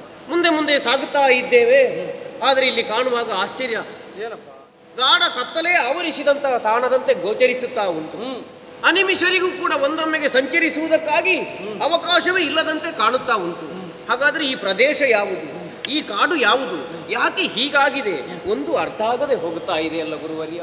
ಕಾಡಾದರೂ ಕೂಡ ತಪೋಭೂಮಿಯಾಗಿದ್ದುಕೊಂಡು ರಂಜಿಸುವಾಗ ಆಸ್ವಾದಿಸಿದ ನಿಮಗೆ ನಿಬಿಡವಾದಂತಹ ಕಾಂತಾರ ಪ್ರದೇಶದಲ್ಲಿ ಜನವಸತಿ ಇಲ್ಲದೆ ನಿರ್ಜನಾರಣ್ಯವಾಗಿರುತ್ತಾ ಭಯಕಾರಕವಾದ ಸನ್ನಿವೇಶ ಇದ್ದಾಗ ಸಹಜ ಕುತೂಹಲ. ಇದು ಯಾಕೆ ಹೀಗುಂಟು ಅಂತಲ್ವೋ? ಹೌದು, ಇದಕ್ಕೊಂದು ಕಾರಣ ಉಂಟು. ಏನು? ಸುರೇಂದ್ರನು ಪೂರ್ವದಲ್ಲಿ ಸುರೇಂದ್ರನು ಪೂರ್ವದಲ್ಲಿ ರುದ್ರನ ವಿದಾರಿಸಿ ಬಲ್ದುದಾತಗೆ ಜನಿತ ಕಲ್ಮಶ ದೋಷ ಬಲ್ದುದಾತಗೆ ಜನಿತ ಕಲ್ಮಶ ದೋಷ ಗಾದಿನ ಗೆಲ್ದನ ಮುನಿ ಪಾಗ ಕಲುಷವದನ ಅಪಹರಿಸಲ ಖಂಡಲನ ಬಳಿ ಗಜಬಲ್ದು ಕಲುಷವದನಗ ಅಪಹರಿಸಲ ಗಂಡನ ಬಳಿ ಗಜಬಲ್ದು ಗಂಗಾ ಜಲದ ಅಭಿಷೇಕವನು ಮಾಡಿದನ ಸುರೇಂದ್ರಂಗೆ. ಬಳಿಕ ಜಲ ಇಳಿಗಿ ವನ ಕಲುಷ ಕಾನನವಾಯ್ತು ಭಾರಿಯ ಖಳರಿಗಾಶ್ರಯವಾಯ್ತು ನಮ್ಮಾಶ್ರಮಕ್ಕೆ ಹಾಗೆಯಾಯ್ತು. ಏನೆ ಸುರೇಂದ್ರನು ಪೂರ್ವದಲ್ಲಿ ರುದ್ರನ ವಿಧಾರಿಸೆ ಬಲ್ದುದಾತಗೆ ಜನಿತ ಕಲ್ಮಶ ದೋಷ ಆ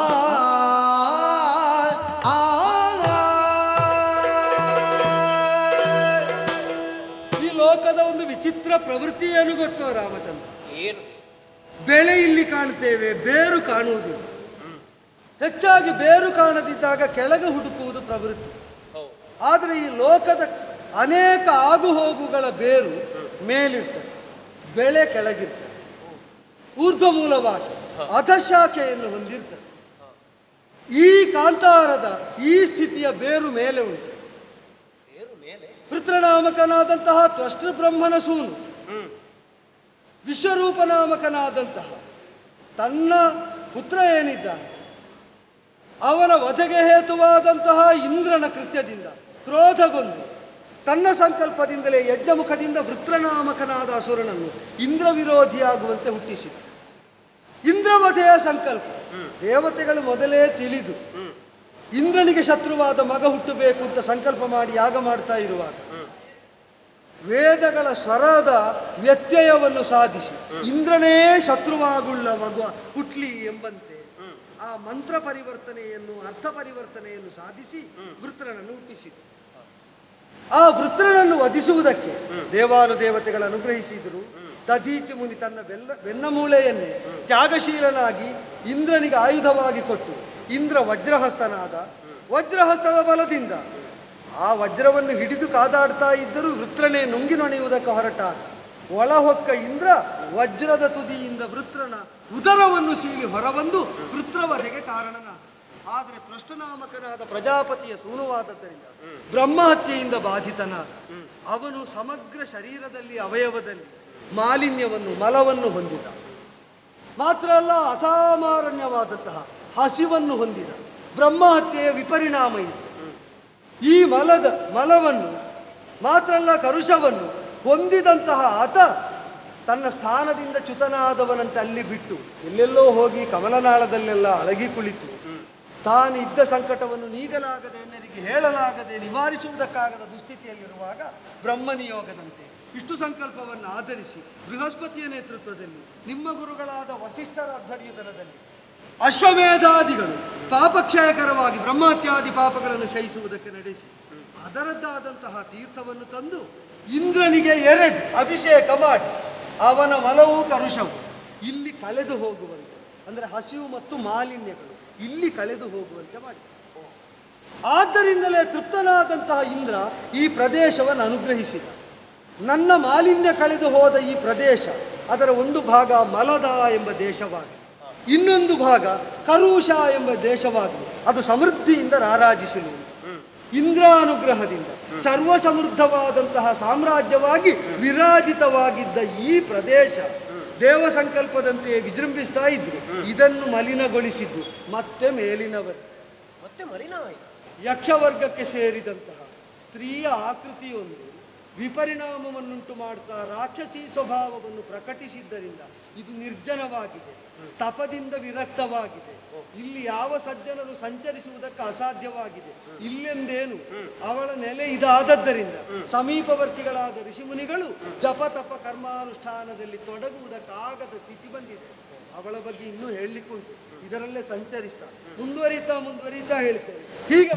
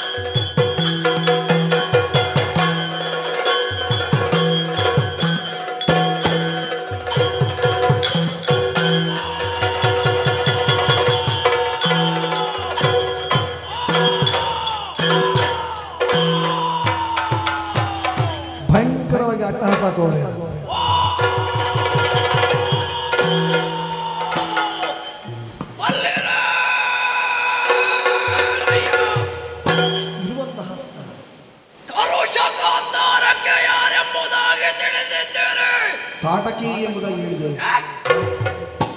ತಾಟಕಿ ಏನು ನಿಮ್ಮ ಮೂಗಿನ ಹೊಳ್ಳೆಯಿಂದ ಬಿದ್ದದ? ಮತ್ತೆ ಸ್ವಲ್ಪ ಮರ್ಯಾದೆ ಕೊಡಿ ಮಾರೆ. ಹೇಗೆ ಹೇಗೆ ತಾಟಕಿ ತಾಟಕಿ ದೇವಿ. ದೇವಿಯ ದೇವಿ ಗುಡಿಯಲ್ಲಿ ಅಲ್ವಾ? ದೇವಿ ಗುಡಿಯಲ್ಲಿ? ಹೌದಲ್ಲ. ದೇವಿ ಹೊರಗೆ ಬರ್ಲಿಕ್ಕಿಲ್ವಾ? ಇಲ್ಲ ಇಲ್ಲ ಬೇಡ, ತಾಟಕಿ ಅಮ್ಮ ತಗಲಿ. ಅಮ್ಮ ಅಮ್ಮ ಮಕ್ಕಳಿಗೆ ಅಮ್ಮ ಮಕ್ಕಳಿಗೆ, ಬೇರೆ ಯಾರಿಗೂ ಅಮ್ಮ ಆಗ್ಲಿಕ್ಕಿಲ್ವಾ? ಅದು ಕಷ್ಟ ಆಗ್ತದ ನಿಮಗೆ? ಬೇಡ, ತಾಟಕಿ ಅಕ್ಕ ತಗಲಿ. ಅಕ್ಕ ತಮ್ಮಂದ್ರಿಗೆ ತಮ್ಮಂದಿರಿಗೆ ನಿಮಗೆ ಬಂದ ಅಹಂಕಾರವೇ ಮಹಾರಾಯರೇ. ನನ್ನನ್ನು ನೋಡಿ ತಾತ್ಸಾರದಿಂದ ಮಾತಾಡ್ತಾ ಇದ್ದೀರಿ. ನಿಮ್ಮಂತವರನ್ನು ಇಟ್ಟರೆ ಬೆಳೆ ಬಂದಿದ್ದ.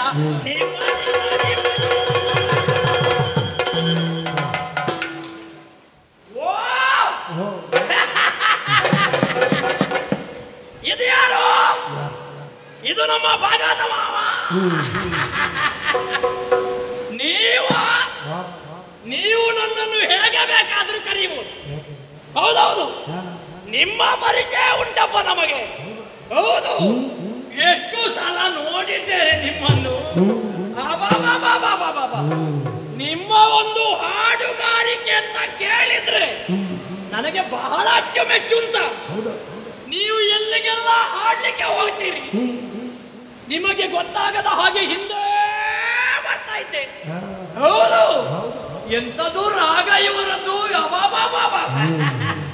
ತುಂಬಾ ಹಾಡು ಕೇಳಿದ್ದೇನೆ.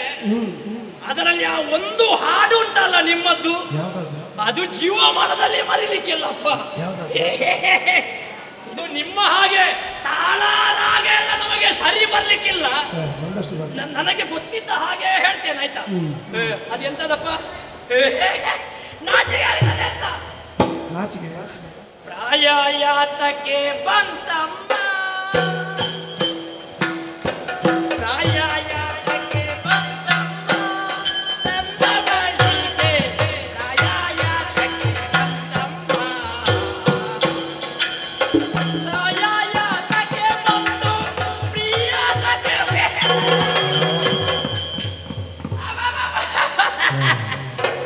ಅದು ನೀವು ನನ್ನನ್ನು ನೋಡಿ ನೀವು ಮಾತ್ರ ಅಲ್ಲ, ನಿಮ್ಮೊಟ್ಟಿಗೆ ಇವರಿದ್ದಾರೆ. ಇವರು ಇದ್ದಾರೆ. ಅಬ್ಬ, ನೀವು 4 ಮಂದಿಗಳು ಸೇರಿದ್ರೆ ಇಂಥ ಒಳ್ಳೆ ಹಿಮ್ಮೇಳ ಎಲ್ಲಿಯೂ ಸಿಗ್ಲಿಕ್ಕಿಲ್ಲ. ನೀವು ಹೇಗೆ ಬೇಕಾದ್ರೂ ಕರೀರಿ. ಓಯ್ ಭಾಗವತ್ರ, ನನ್ನ ಪರಿಚಯ ಆಯ್ತಾ ನಿಮಗೆ? ಕರುಷಕಾಂತಾರ ಇದು. ಈ ಕರುಷಕಾಂತಾರದಲ್ಲಿ ತಾಟಕಿ ಎಂಬ ಹೆಸರಿನಲ್ಲಿ ಮೆರೆಯುತ್ತಾ ಇದ್ದವಳು ನಾನು. ಮೊದಲು ಇಲ್ಲಿಗೆ ಯಾರು ಬರ್ತಿರ್ಲಿಲ್ಲ. ಎಲ್ಲಿ ನೋಡಿದ್ರು ಕತ್ತಲೆ, ಗಾಳಿಲ್ಲ, ಬೆಳಕಿಲ್ಲ, ಸ್ಮಶಾನ ಮೌನವಾದಂತಹ ಕಾಡು. ಮನುಷ್ಯರು ಬರ್ತಿರ್ಲಿಲ್ಲ ಅಂತ ಆ ಸಮಯಕ್ಕೆ ಬಂದವಳು ನಾನು. ನಾನು ಒಬ್ಬಳ ಅಲ್ಲ, ನನಗೆ 2 ಮಕ್ಕಳು, 2 ಗಂಡು ಮಕ್ಕಳು. ಒಬ್ಬ ಸುಬಾಹು, ಮತ್ತೊಬ್ಬ ಮಾರೀಚ.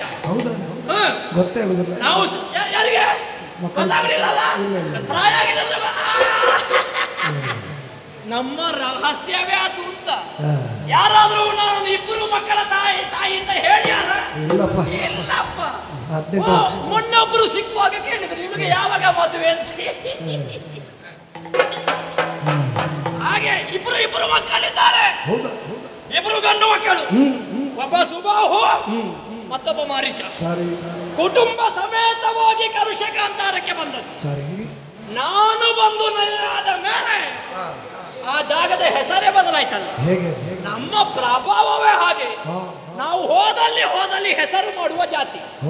ನಾನು ಬರುವ ಮೊದಲು ಕರುಷಕಾಂತಾರ, ನಾ ಬಂದ ಮೇಲೆ ತಾಟಕ ಎಂಬ ಹಾಗೆ ಪ್ರಸಿದ್ಧವಾಯಿತು. ಯಾರು ಬರುವುದಿಲ್ಲ ಇಲ್ಲಿಗೆ. ಆದ್ರೆ ನಮಗೆ ಬದುಕಬೇಕಾ ಬೇಡವಾ? ಹೌದು, ನಾನು ಹಸಿವೆಯನ್ನು ತಡೆದುಕೊಳ್ತೇನೆ. ನನಗೆ 2 ಮಕ್ಕಳಿದ್ದಾರೆ, ಮಾರಿಗಳು. ಯಮ ಅಮ್ಮ ಹಸಿವೆ. ಮಾಸಿವೆ. ಏನಾದರೂ ತಂದು ಕೊಡದಿದ್ರೆ ನನ್ನನ್ನೇ ತಿನ್ನುವ ಜಾತಿಗಳು. ಇವತ್ತು ಹಠ ಹಸಿವೆ ಎಂಬ ಹಾಗೆ ಬೊಬ್ಬೆ ಹೊಡೆದು ಇಬ್ಬರಿಗೂ ಸಮಾಧಾನ ಮಾಡಿದ್ದಾರೆ. ಹಾಗೆ ಸವಾರಿ ಹೊರಟದ ಕಾಡಿಗೆ ಸವಾರಿ ನೀವು ಹಾಗೆಲ್ಲ ಹೇಳಬಾರ್ದು. ಎಂತದು ಸವಾರಿ? ಗಾಡಿ ಹೊರಟದ ದೂರ ಅಂತ ಹೇಳ್ಬೇಕು. ಅಲ್ಲ, ನಿಮಗೆ ನನ್ನಲ್ಲಿ ಸ್ವಲ್ಪ ಪ್ರೀತಿ ಉಂಟು ಹಾಗೆ ಮಾತಾಡು.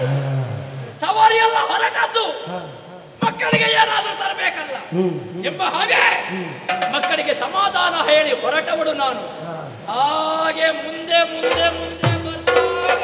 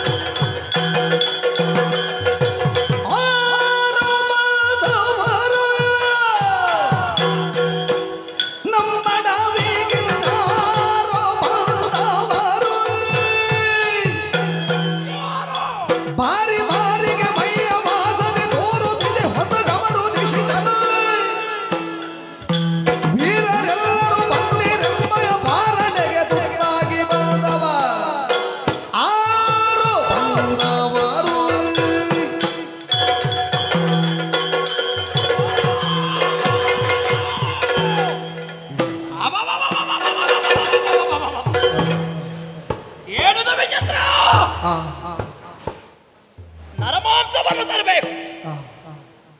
ಮಕ್ಕಳಿಗೆ ಮಾಂಸದ ಅಡುಗೆಯನ್ನು ಕೊಡಬೇಕು ಎಂಬ ಉದ್ದೇಶದಿಂದ ಆಹಾರವನ್ನು ಅರಸುತ್ತಾ ಮುಂದೆ ಹೋದ್ರೆ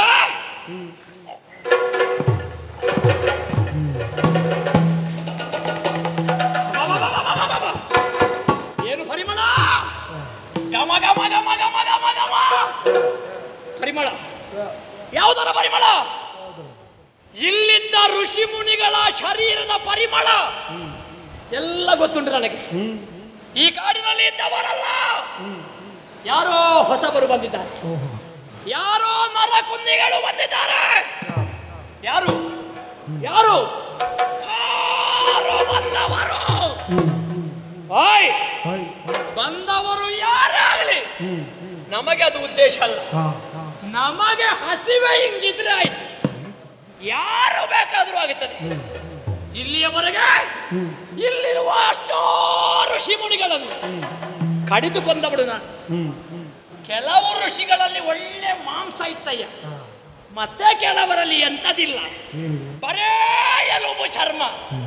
ಅದನ್ನು ಜಗಿದು ಜಗಿದು ಜಗಿದು ಸಾಕಾಗಿ ಹೋಯ್ತು.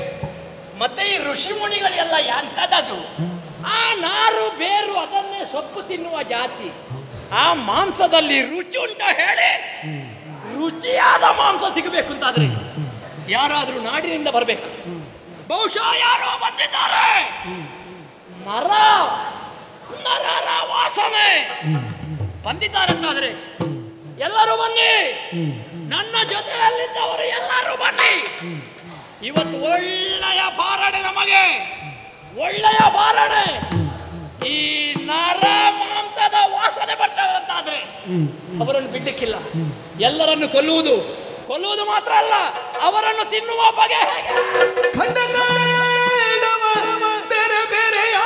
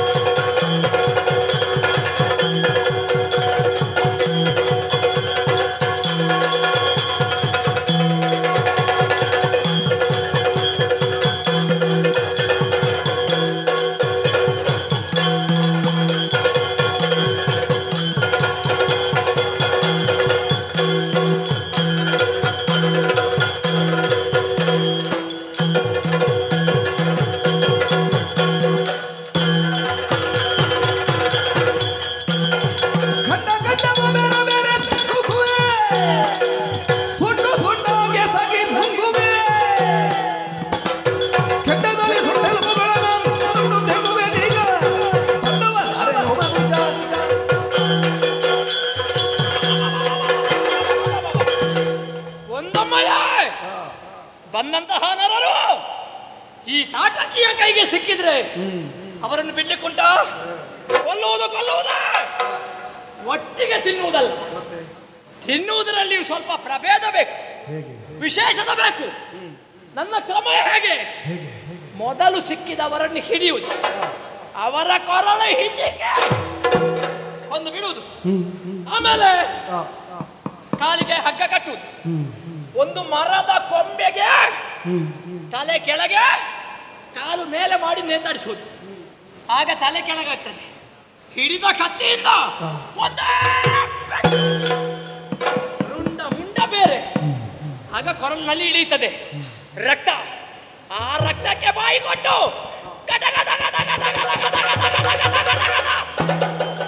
ರಕ್ತವನ್ನು ಕುಡಿಯುವುದು. ಆಮೇಲೆ ಅದನ್ನು ಅಲ್ಲಿಂದ ಬಿಚ್ಚುವುದು, ಕೆಳಗಿಡುವುದು. ಅದುವೇ ಕತ್ತಿಯಿಂದ ಆ ಮಾನವರ ಒಂದೊಂದು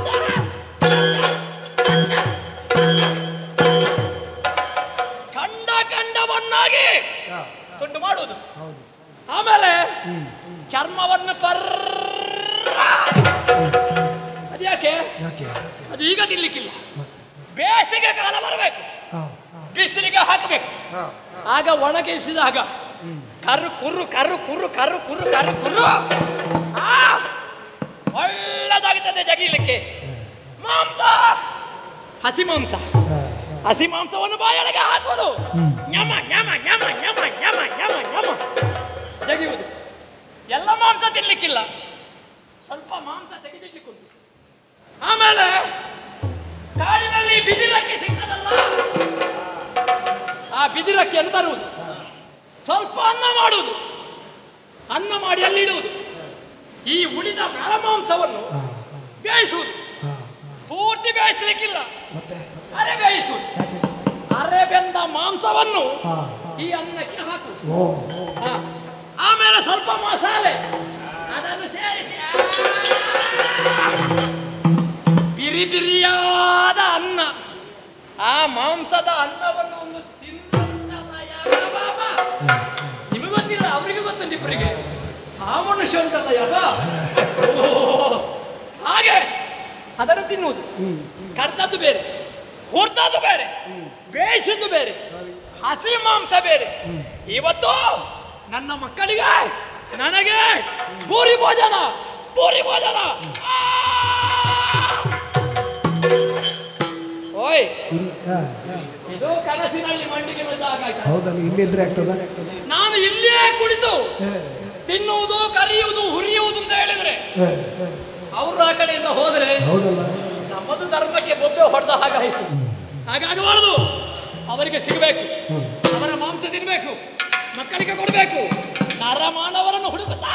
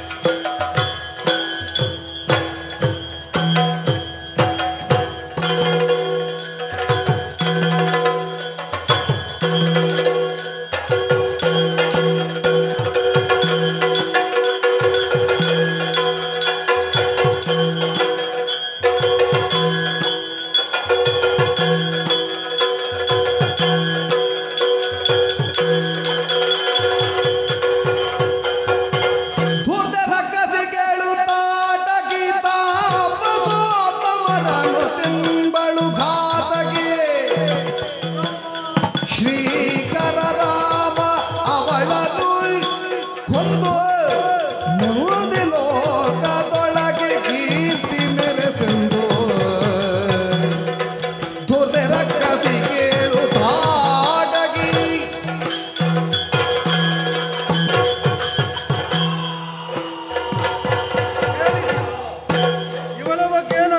ಬಂದದ್ದು. ಓಹ್, ತಾಟಕ ನಾಮಕಳಾದ ಅವಳು ಯಕ್ಷಿ ಅಂತ ಅವಳಿಗೂ ಗೊತ್ತಿಲ್ಲ. ಈಗ ಅಗಸ್ತ್ಯ ಶಾಪದಿಂದ ಅವಳು ರಾಕ್ಷಸಿಯಾಗಿ ಪರಿವರ್ತಿತಳಾದದ್ದರಿಂದ ಅದನ್ನೇ ಹೇಳಿದ್ದು ನಾನು.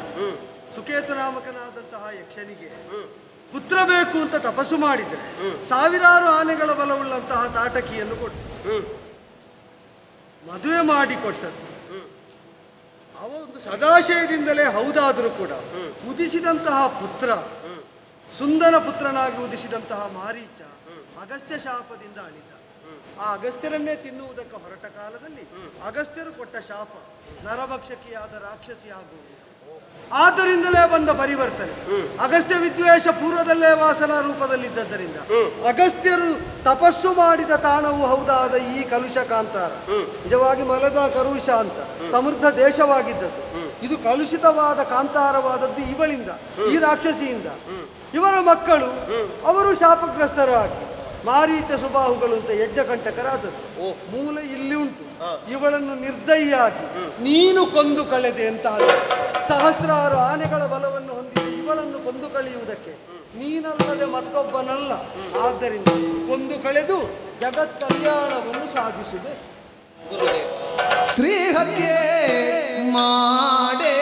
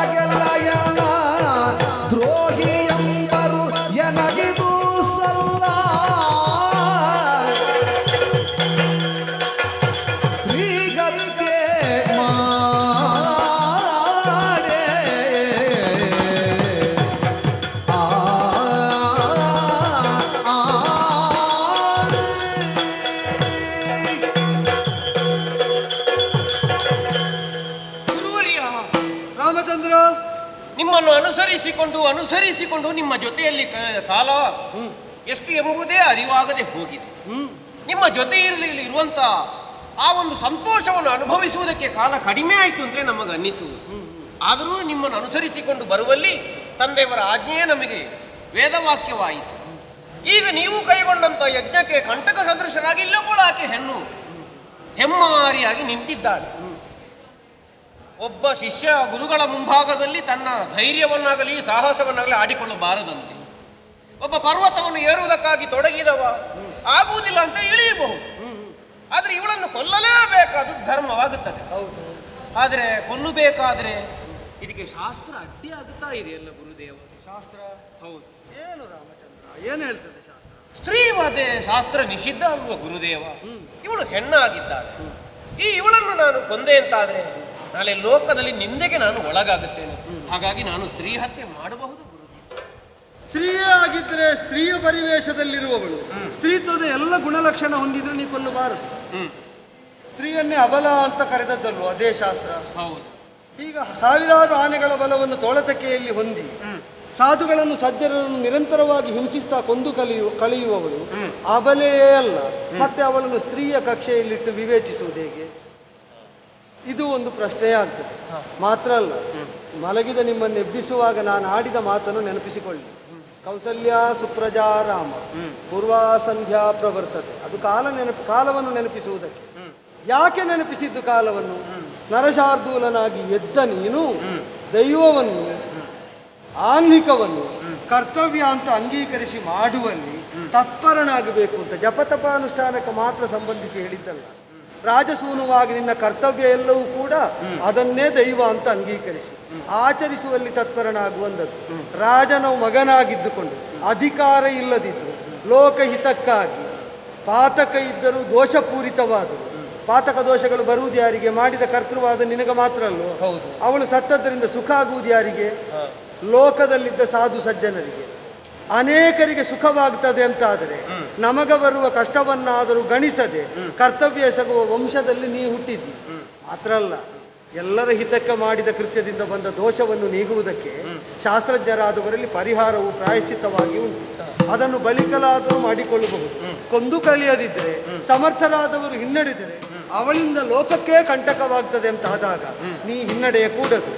ವಿಷ್ಣುದೇವರು ಖ್ಯಾತಿ ದೇವಿಯನ್ನು ಕೊಂದಿದ್ದಾರೆ. ಹೌದು, ಈ ಲೋಕಕ್ಕೆ ಬಂದು ಅವರ ಲೋಕದಲ್ಲಿ ಏನು ಮಾಡಿದ್ರು ನಮಗೆ ಆದರ್ಶ ಅಲ್ಲ. ಈ ಲೋಕದಲ್ಲಿ ಬಂದು ಖ್ಯಾತಿ ದೇವಿಯನ್ನು ಭೃಗುಪತ್ನಿಯನ್ನು ಕೊಂದಿದ್ದಾರೆ. ಅಲ್ಲ, ವಿರೋಚನನ ಮಗಳಾದ ಮಂಥರಾ ನಾಮಕಳನ್ನು ಇಂದ್ರನೇ ಕೊಂದಿದ್ದಾನೆ. ಈ ಲೋಕಕ್ಕೆ ಸಂಬಂಧಿಸಿ ನಡೆದ ಈ ಎಲ್ಲ ಕೃತ್ಯಗಳು ಅವರಿಗೆ ಸ್ತ್ರೀವಧೆ ಪಾತಕ ಅಂತ ಗೊತ್ತಿಲ್ವೋ? ಆದರೂ ಮಾಡಿದ್ದಾರೆ ಅಂದರೆ ಗತ್ಯಂತರ ಇಲ್ಲದಿದ್ದಾಗ ಸರಳವಾದ ಸೂತ್ರ ಉಂಟು. ಏನು? ದೇವರ ಹೆಂಡತಿ ಭೂದೇವಿ ಅಂತ ನಾವು ಒಪ್ಪುದು ಅಲ್ವೋ? ಶ್ರೀದೇವಿಯ ಜೊತೆ ಪ್ರತಿನಿತ್ಯ ಎದ್ದು ನಾವು ಮೆಟ್ಟುವಾಗ ಈಗ ದೇವಿ ಅಂತ ಆರಾಧಿಸುವ ತತ್ವವನ್ನೇ ನಾವು ತುಳಿಯುವುದು ಅಂತ ಗೊತ್ತಿಲ್ವೋ? ಆದ್ದರಿಂದಲೇ ಅವಳ ಸ್ವರೂಪವನ್ನು ಧ್ಯಾನಿಸಿ ಪಾದಸ್ಪರ್ಶ ಮಾಡ್ತೇವೆ, ಕ್ಷಮಿಸು ಅಂತ ಕೇಳಿ ಮಾಡು. ಅನಿವಾರ್ಯ ಕರ್ತವ್ಯಗಳಲ್ಲಿ ಅಪಚಾರ ಆಗುತ್ತದಾದರೂ ನಾವು ಮಾಡ್ತಾ ಇರುವುದು ಅನಿವಾರ್ಯತೆಯಲ್ಲಿ ಅಂತ ಪ್ರಜ್ಞೆ ಇಟ್ಟು ಮಾಡಿದರೆ ಅದರ ಪಾತಕ ನಮ್ಮನ್ನು ಬಾಧಿಸುವುದಿಲ್ಲ. ನಿನಗೆ ಅರ್ಥ ಆಯಿತು ಅಂತ ತಿಳಿಯುತ್ತೇನೆ. ನಿರ್ದಯನಾಗಬೇಕು. ಕಠೋರಳಾದ ಅವಳನ್ನು ಕೊಂದು ಕಳೆದು ಲೋಕಶಾಂತಿಯನ್ನು ಸಾಧಿಸು. ನಿಮ್ಮ ಆಜ್ಞೆಯನ್ನು ಪಾಲಿಸುತ್ತೇನೆ.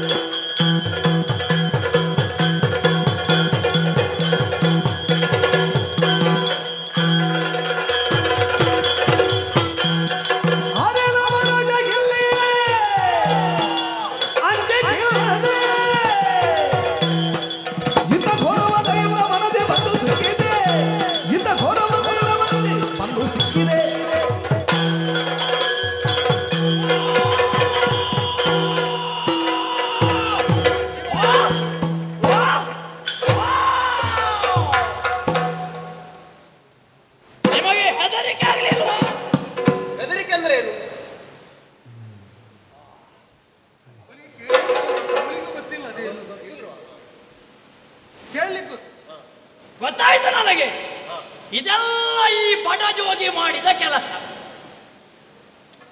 ಈ ವರ್ಗದವರನ್ನು ಅವರಿಗೆ ಹೇಳಿ ಪರಿಪಾಠ ತುಂಬಾ ತಲೆಬಿಸಿ ಮಾಡಬೇಡ. ನನ್ನ ಹಳೆಯ ಮಿತ್ರ ಇವರ ನಿನಗೆ ಅಂತಲ್ಲ, ಅವರು ವಿಶ್ವಕ್ಕೆ ಮಿತ್ರ. ಹೌದಾ? ವಿಶ್ವಾಮಿತ್ರ. ಅದು ಯಾವಾಗ ಆದದ್ದು? ಈಗ ವಿಶ್ವಾಮಿತ್ರ ಆಗಿರ್ಬೋದು, ಮೊದಲು ನನಗೆ ಮಿತ್ರ ಅದು ನೀನು ಹುಟ್ಟುವುದಕ್ಕೂ ಮೊದಲ ಬಡ ಜೋಗಿ ಕಾಡಿನಲ್ಲಿ ಬೆಂಕಿ ಹಾಕಿ ಅದಕ್ಕೆ ನಾವು ತಿನ್ನಬೇಕಾದ ತುಪ್ಪಗಳನ್ನೆಲ್ಲ ಹಾಕಿ ಮನ ಮಠ ವಾಸುದೇವ ರಂಗ ಎಂತದೋ ಹೇಳ್ತಾ ಇದ್ದ. ಏನು ಕೇಳದಿದ್ರು ಅದೆರಡು ಶಬ್ದ ಕೇಳಿದೆ. ಅದು ಭಯಂಕರ ಪ್ರಚಾರ ಉಂಟು, ವಾಸುದೇವ ರಂಗ ಅಂತ. ಯಾವಾಗಲೂ ಇವರನ್ನು ನಾನು ತಿನ್ನಬೇಕಿತ್ತು. ಹೌದಾ? ಆದ್ರೆ ಇವ ಸಿಗುವುದಿಲ್ಲಲ್ಲ. ತಪ್ಪಿಸು ಅಲ್ಲ ಅಂತ ಆಯ್ತು. ಹಾಗಾದ್ರೆ ಏ ಪಟ ಮುನಿಯೇ, ಇದು ನಿನ್ನ ಕೆಲಸ ಅಲ್ವಾ? ಯಾರೋ ಇಬ್ಬರು ಹುಡುಗರು ಸಿಕ್ಕಿದ್ದಾರೆ ಇವನಿಗೆ. ನೋಡಿದ್ರೆ ಕಾಡಿನ ಬಾಲಕರಲ್ಲ. ನಿಮ್ಮ ಪೋಷಾಕು, ನಿಮ್ಮ ಗಾಂಭೀರ್ಯ ನೋಡುವಾಗ ರಾಜಕುಮಾರರು ಎಂಬುದನ್ನು ಗ್ರಹಿಸಿದ್ದೇನೆ. ಈಗ ಏ ಮಕ್ಕಳೇ, ನಿಮಗೆ ನನ್ನ ವಿಷಯ ಗೊತ್ತಿಲ್ಲ. ನಿನಗೂ ಗೊತ್ತಿಲ್ವಾ? ಇದು ತಾಟಕವನ. ಅದು ಈ ಕಾಡಿನ ಹೆಸರು. ಇಲ್ಲಿಯ ನಾಯಕಿ ನಾನು. ಯಾರು? ನಾನು. ನನಗೊಂದು ಹೆಸರುಂಟು ಇಲ್ಲಿ, ಗೊತ್ತುಂಟಾ? ಹೇಗೆ? ತಾಟಕಿ ಮಕ್ಕಳ ಪ್ರೇಮಿ ಅಂತ. ಹಾಗೊಂದು ಹೆಸರು. ನನಗೆ ಮಕ್ಕಳನ್ನು ನೋಡಿದ್ರೆ ಆಗುದಿಲ್ಲ. ಮತ್ತೆ ಪ್ರೇಮಿ ಹೇಗೆ ಅದು? ಎಲಸು ಮಾಂಸ ಅಲ್ವಾ? ಅದರಲ್ಲಿಯೂ ನೀನು ನಿನಗಿಂತಲೂ ಅವ ಕೆನ್ನೆಯ ಕೆಂಪು ಇನ್ನೂ ಮಾಸಿಲ್ಲ. ಕಡೆವಾಯಲ್ಲಿ ತಾಯಿ ಕೊಟ್ಟ ಹಾಲು ಒಸರ್ತದೆ. ಮಕ್ಕಳೇ, ನಿಮಗೆ ಹೇಳ್ತೇನೆ, ನೀವು ಒಳ್ಳೆದಾಗಬೇಕಾ? ಆ ಬಡ ಜೋಗಿಯನ್ನು ಬಿಡಿ, ಅವರೊಟ್ಟಿಗೆ ಸೇರಿದ್ರೆ ಹಾಳಾಗ್ತೀರಿ. ನಮ್ಮಲ್ಲಿಗೆ ಬನ್ನಿ, ನಿಮಗೆ ಬೇಕಾದ್ದನ್ನು ಕೊಡ್ತೇನೆ. ಹಾಗಾಗಿ ಮರ್ಯಾದೆಯಾಗಿ, ಯಾರು ನೀವು, ಯಾಕೆ ಬಂದದ್ದು, ಈ ಋಷಿಗೂ ನಿಮಗೂ ಏನು ಸಂಬಂಧ ಹೇಳಿ ನಡೆಯಲಿ. ಇದನ್ನು ನೀನು ಹೆಣ್ಣು ಅಂದದ್ದು ಗೊತ್ತಾಯ್ತಾ? ಮತ್ತೆಂತದ್ದು ಗಂಡ ಇದು? ಈಗ ಗೊತ್ತಾಯ್ತಲ್ಲ. ಈಗ ಜಡ ಸಿಂಗರೇನು ಹೇಳುವ ಮಾತು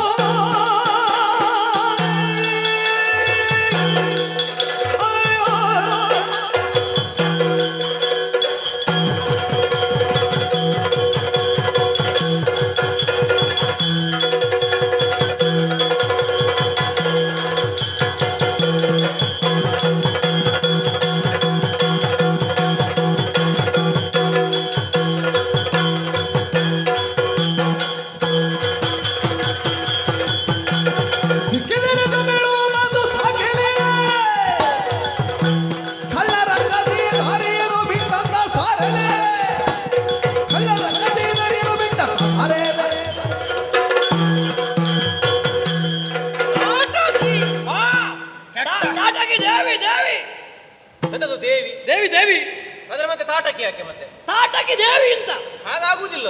ಒಂದ ತಾಟಕಿ ಆಗಬೇಕು, ಇಲ್ಲದಿದ್ರೆ ದೇವಿ ಆಗಬೇಕು. ಅದಕ್ಕೆ ಎರಡು ಸೇರಿಸಿದ್ರೆ ಏನಾಗ್ತದೆ? ನಿನಗೆ ಎರಡೆರಡು ಹೆಸರು. ನಿನಗೆ ತಾಟಕಿಂದ ಹೆಸರು, ದೇವಿ ಅನ್ನೋದು ಗೌರವ. ಗೌರವ ಈ ದೇವಿಗೆ ಸಿಗುವ ಗೌರವ ಎಲ್ಲಿಯೂ ಸಿಗುವುದಿಲ್ಲ. ಹೌದೌದು. ಹಾಗೊಂದು ನಾನೇ ಇಟ್ಟುಕೊಂಡದ್ದು ತಾಟಕಿ ದೇವಿ. ನಿನಿಗೂ ಹಾಗಾದ್ರೆ ಗೌರವ ಬೇಕು ಅಂತ ಬೇಕು. ಗೌರವ ಬೇಕು ಅಂತ ಆದ್ರೆ ಮಾಡಬೇಕಾದದೇನು? ಓ ಆ ತರದ ಋಷಿಮುನಿಗಳ ಮುಂಭಾಗದಲ್ಲಿ ಹೋಗಬೇಕು, ಶರಣಾಗತಿಯನ್ನು ಹೊಂದಬೇಕು, ಅವರು ಹೇಳಿದ ಹಾಗೆ ಕೇಳಬೇಕು. ಅವ ಬೇಡತೆ ಮಾಡುದು ಎಲ್ಲ ನಮಗೆ ವಿರೋಧಿಗಳನ್ನೇ ಸೃಷ್ಟಿ ಮಾಡುದು. ಅವಳು ಯಜ್ಞ ಕೇಳುದು ಬೇಡದಿದ್ದದ್ದು. ನೀನು ಹಳೆಯ ಮಿತ್ರ ಅಂತ ಮತ್ತೆ ಹೇಳಿದ್ದಿ. ಮತ್ತೆ ಅವ ಯಾವಾಗಲೂ ಅವ ಯಾಗ ಮಾಡುವಾಗ ನಾನು ಮತ್ತು ನನ್ನ ಸಂಗಡಿಗರು ತಂದು ಮಾಂಸ ಹಾಕುವುದು ಅಂತ, ಅವನ ಯಾಗದ ಅಗ್ನಿ ಉರಿಯುವಾಗ ಅದಕ್ಕೆ ನೀರು ಒಯ್ಯುವುದು. ಅವೆಂತದ್ದು ಮಾಡುದು? ಅದು ಬೇಡದಲ್ವ? ಮತ್ತೊಂದು ಕಡೆಗೆ ಹೋಗಿ ಪುನಃ ಯಾಗ ಮಾಡುದು. ಹೌದು. ಮತ್ತೆ ಮತ್ತೆ ಯಜ್ಞ ಮಾಡುವುದು ಯಾಕಾಗಿ? ಲೋಕದ ಏಳಿಗೆಗೆ ಬೇಕಾಗಿ. ಬೇರೆ ಕೆಲಸ ಇಲ್ಲ ಅವನಿಗೆ. ಆ ಹೊಗೆಯ ಮುಂದೆ ಕೂತುಕೊಂಡು ಮನ ಮಠ ಮಠ. ಆದ್ರೂ ಅವರ ವಾತ್ಸಲ್ಯ ಗುಣವನ್ನು ಮೆಚ್ಚಲೇಬೇಕು. ಯಾಕೆ? ಎಂತದು? ಯಜ್ಞ ಮಾಡುವಾಗಾದ್ರೂ ಕೂಡ ಉಳಿದ ಅನ್ನವನ್ನು ನಿಮ್ಮಂತವರಿಗೆ ತಂದು ಬಿಟ್ಟು ಕೊಡ್ತಾ ಇದ್ದಾರೆ, ಶೇಷ ಅನ್ನವನ್ನು. ಅದನ್ನಾದ್ರೂ ಉಂಡು ಒಳ್ಳೆಯದಾಗುವುದು. ನಾವು ಬರ ಅನ್ನ ತಿನ್ನುವವರಲ್ಲ, ನಮಗೆ ಮಾಂಸ ಮಿಶ್ರಣ ಮಾಡಿದ ಅನ್ನ ಬೇಕು. ನಿನಗೆ ಮಾಂಸದ ಊಟ ಅಲ್ಲ. ಅವಳಿ ನನಗೆ ಬೇರೆ ಕೆಲಸ ಇಲ್ಲ, ಅವಳಿಗೆ ತಿನ್ನುವುದು ಬಿಟ್ಟು ಬೇರೆ ಎಂತದು? ಸರಿ ಹೇಳಿದ, ಸರಿ ಹೇಳಿದ. ತಿನ್ನುವುದು ಬಿಟ್ಟು ಬೇರೆ ಕೆಲಸ. ಸರಿ, ಸಾಬಾಸ್ ಸಾಬಾಸ್, ಸರಿ ಹೇಳಿದ. ಹೌದಾ? ಹಾಗಾದ್ರೆ ನಿನಗೆ ತಿನ್ನುವುದೇ ಕೆಲಸ, ಕೆಲವರು ಯಜ್ಞ ಮಾಡುವುದೇ ಉದ್ಯೋಗ. ಕೆಲವರು ತಿನ್ನುವುದಕ್ಕಾಗಿ ಬದುಕುವುದು, ಇನ್ನು ಕೆಲವರು ಬದುಕುವುದಕ್ಕಾಗಿ ತಿನ್ನು. ನೀನು ಯಾವ ವರ್ಗ? ಎಂತದ್ದು ಅಂತ ನನಗೆ ಗೊತ್ತಾಗ್ತದೆ. ಅವಳಿಗೆ ತಿನ್ನುವುದರಿಂದ ಇದು ಸಿಕ್ಕಿದ್ರಲ್ಲ, ಇದನ್ನೆಲ್ಲ ಆಲೋಚನೆ ಆಲೋಚನೆ ಮಾಡಿ ತಿನ್ನುತ್ತಲೇ ಇರುವುದು. ತಲೆ ಇಲ್ಲ. ನೀವು ಹುಡುಗರು ಯಾರು? ನೀವು ನಾವು ಅವರ ಶಿಷ್ಯಂದಿರು, ಯಾರು? ಅವರನ್ನು ಅನುಸರಿಸಿಕೊಂಡು ಬಂದದ್ದು. ನಮಗೆ ಹೆದರಿಕೆ ಇಲ್ಲ. ಯಾಕೆ? ನಮಗೆ ಗುರು ಮುಂದಿರುವಾಗ ನಮಗೆ ಹೆದರಿಕೆ ಯಾಕೆ? ನಮಗೆ ಗುರು ಬಲ ಜೊತೆಯಲ್ಲಿ ಉಂಟು. ಹಾಗಾಗಿ ಹೇಳುತ್ತೇನೆ, ಹಿಂದಿನಿಂದ ಗುರು, ಎದುರಿನಿಂದ ಗುರಿ ಅಲ್ಲ, ನಮಗೆ ಮುಂದಿನಿಂದಲೇ ಗುರು ಇಲ್ಲ. ನಿಮ್ಮನ್ನು ಗುರಿಗೆ ಹಾಕ್ಲಿಕ್ಕೆ ಬಂದ. ಯಾವುದಕ್ಕಾದ್ರೂ ಗುರುಗಳಲ್ಲೂ ಹಾಕು, ತೊಂದರೆ ಇಲ್ಲ. ವಿಷಯ ಹಿಂದಿನಿಂದ ಗುರು, ಮಧ್ಯದಲ್ಲಿ ನೀನು, ಎದುರಲ್ಲಿ ಗುರಿ. ಅವಳಿಗೆ ಹೇಳು, ಅದೇ ಮುಂದೆ ಒಂದು ದೊಡ್ಡ ಗುರಿ ಉಂಟು ಅಂತ. ಹೌದೌದು, ಹೌದೌದು. ಅದನ್ನು ನಿವಾರಿಸಿ ಮುಂದೆ ಹೋಗಬೇಕು ಅಂತ ಗುರುಗಳು ಸೂಚ್ಯವಾಗಿ ತಿಳಿಸಿದ್ರು. ಹಾಗಾಗಿ ತಡೆಯೊಡ್ಡಿದ್ರೆ ಯಮನ ಆವೇಗಕ್ಕೆ ಅಡ್ಡಿಯೇನು? ಈ ಕ್ಷಣವೇ ನಿನ್ನ ಮಾಂಸ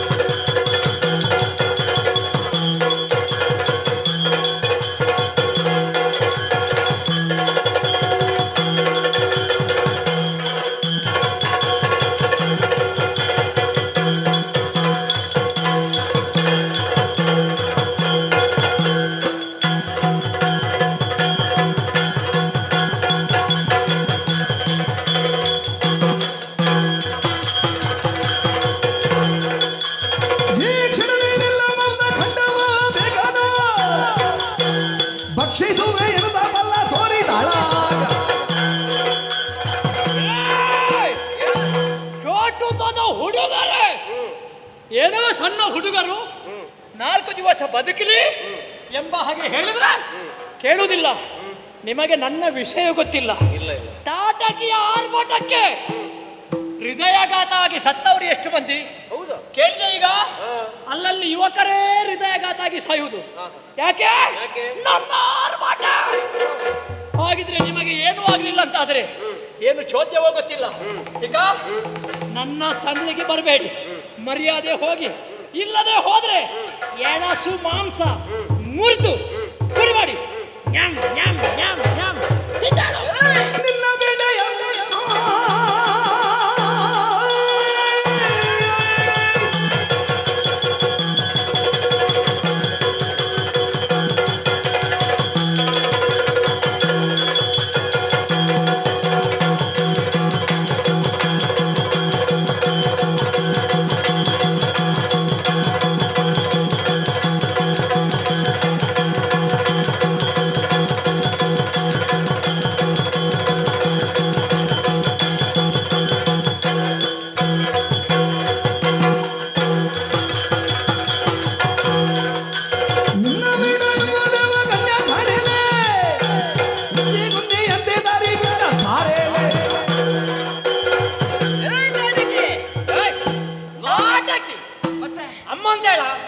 ಅಕ್ಕ ಅಂತ ಹೇಳು. ಒಬ್ಬಳಿಗೆ ದೇವಿ, ಇನ್ನೊಬ್ಬ ಬೇಕಾದ್ರೆ ಅತ್ತೆ ಅಂತ ಹೇಳು.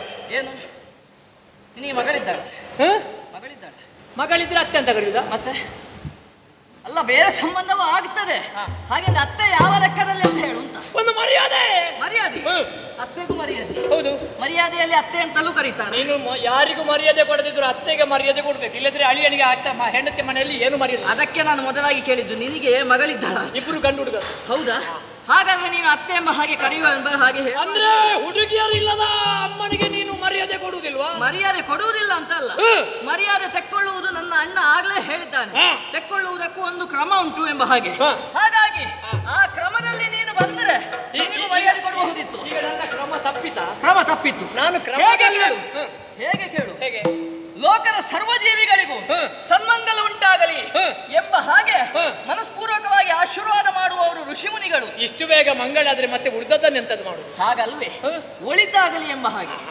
ಅಂತಹ ಋಷಿಮುನಿಗಳಿಗೂ ಅಥವಾ ಅವರು ಮಾಡುವಂತಹ ಯಜ್ಞ ಕಾರ್ಯಗಳಿಗೆ ಕಂಟಕಪ್ರಾಯಳಾದವಳು ನೀನು. ಹಾಗಾಗಿ ಹೇಳ್ತಾ ಇದ್ದೇನೆ, ಈ ಪ್ರದೇಶವನ್ನು ಬಿಟ್ಟು ತೊಲಗಿದರೆ ಒಳಿತು, ಇಲ್ಲದಿದ್ದರೆ ಒಂದೇ ಒಂದು ಶರದಿಂದ ಶಿರ ಹಾರಿತು. ನನ್ನ ಜಾಗಕ್ಕೆ ಅಕ್ರಮ ಪ್ರವೇಶ ಮಾಡಿ ಇದನ್ನು ಸಕ್ರಮಗೊಳಿಸಲಿಕ್ಕೆ ಬಂದಿದ್ದೀರಾ? ಸಕ್ರಮವೇ? ಪಾಪಿ ಮಕ್ಕಳೇ ಕಾಲು ಹಿಡಿದು ನೆಲಕ್ಕೆ ಬಡಿತಾರೆ.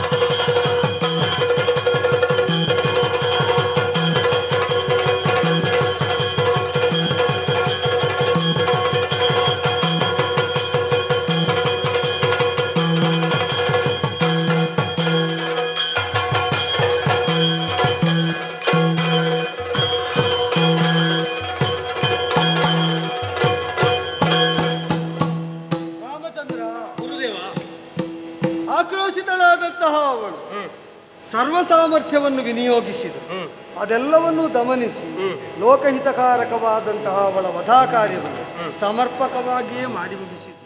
ಎಲ್ಲೋ ಮಧ್ಯದಲ್ಲಿ ಹೋರಾಟ ಮಾಡ್ತಾ ಇರುವಾಗ ಹೆಣ್ಣೆಂಬ ಭಾವ ನಿನ್ನ ಒಳಗೆ ಕಳವಳ ಉಂಟು ಮಾಡಿದ್ದರಿಂದ ನೀ ಮೃದುವಾಗುತ್ತೀಯೋ ಅಂತ ಒಂದು ಶಂಕೆ ಮೂಡಿತ್ತು. ಸಕಾಲದಲ್ಲಿ ಸೂಚನೆ ಕೊಟ್ಟೆ, ಅದನ್ನು ಪರಿಗ್ರಹಿಸಿದ ನೀನು ನಿರ್ದಯತೆಯಿಂದಲೇ ಅವಳ ಅವಸಾನವನ್ನು ಸಾಧಿಸಿದೆ. ಒಳ್ಳೆಯದಪ್ಪ, ಒಳ್ಳೆಯದು. ಹೀಗೆ ಪರಾಕ್ರಮಿಯಾಗಿ ವಂಶಕ್ಕೆ ಕೀರ್ತಿಕಾರಕವಾದ ಕರ್ಮವನ್ನು ಮಾಡಿದಂತಹ ನಿನಗೆ ನಿನ್ನ ಪರಾಕ್ರಮಕ್ಕೆ ಪೂರಕವಾಗಿ ಮತ್ತೊಂದಷ್ಟು ಸಿದ್ಧಿಗಳು ಈಗ ಅಪೇಕ್ಷಿತ. ಅದಕ್ಕಾಗಿ ಇನಕುಲಾಬ್ಧಿ ಸೋಮರಾಮ ಧನುಜ ವೈರಿ ಬಗುನಿ ಸೀಮಾ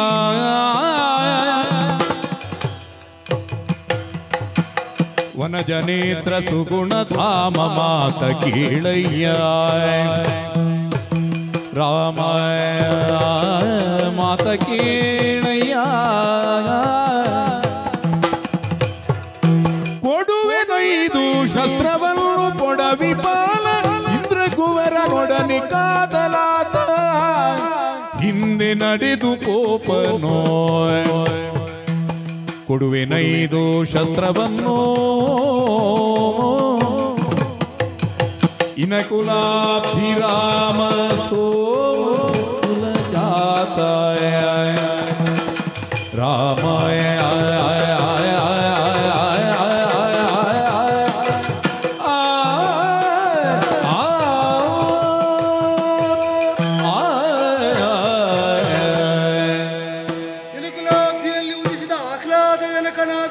ಸೋಮನಂತಿರುವ ನೀನು ಕಾಣುವುದಕ್ಕೆ ಪ್ರಿಯದರ್ಶನನಾದರೂ ಕಠೋರ ವಿಕ್ರಮವನ್ನು ತೋರಬಲ್ಲಂತಹ ಅಡು ಸಮರ್ಥ ಅಂತ ಚೆನ್ನಾಗಿ ಅರಿತೆ. ಒಳ್ಳೆಯದಪ್ಪ. ಈಶ್ವರ ಅನುಗ್ರಹದಿಂದ ಈ ಹಿಂದೆ ಸಿಕ್ಕಿದಂತಹ ಕೃಶಾಶ್ವಪುತ್ರರೆನಿಸಿದಂತಹ 100 ಮಂದಿಗಳಿದ್ದಾರೆ. ಜಯ ಮತ್ತು ಸುಪ್ರಭಾ ಎಂಬಂತಹ 2 ಸತಿಯರಲ್ಲಿ ಅವರಿಬ್ಬರು ಕೂಡ ದಕ್ಷಕನ್ಯೆಯರು. ಕೃಶಾಶ್ವರೆಂಬ ಪ್ರಜಾಪತಿಯ ಜೊತೆಯಲ್ಲಿ ದಾಂಪತ್ಯದಿಂದ ವರರೂಪದಿಂದ ಸಂಗ್ರಹಿತ ಅಸ್ತ್ರ ವಿಶೇಷಗಳು. ಅದರಲ್ಲಿ 50 ಅಸ್ತ್ರಗಳಾದರೆ 50 ಅಸ್ತ್ರರೂಪಿ ದೇವತೆಗಳು, ಅಸ್ತ್ರಾಧಿಷ್ಠಿತವಾದ ದೇವತೆಗಳು. ಅವೆಲ್ಲವನ್ನು ನಿನಗೆ ಸಮಗ್ರವಾಗಿ ಅಂಗೋಪಾಂಗ ಸಹಿತವಾಗಿ ಉಪದೇಶಿಸ್ತೇನೆ.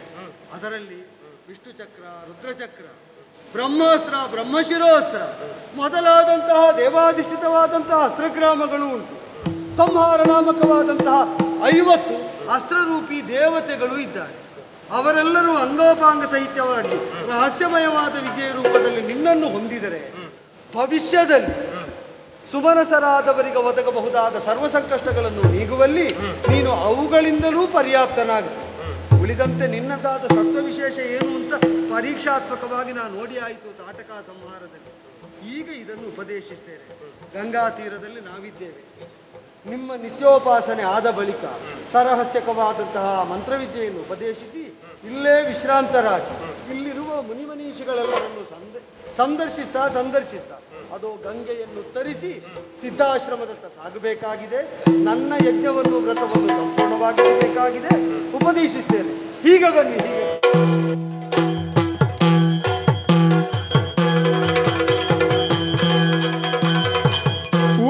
ಸಂಭ್ರಮದಿಂದ ಮೆರೆಯುತ್ತ ಧನುಜೆ ತಾಟಕ್ಕೆ ಸುತರುವ ತಾಟಕ ವನದಿ ಸಂಭ್ರಮದಿಂದ ಮೆರೆಯುತ್ತಲೇ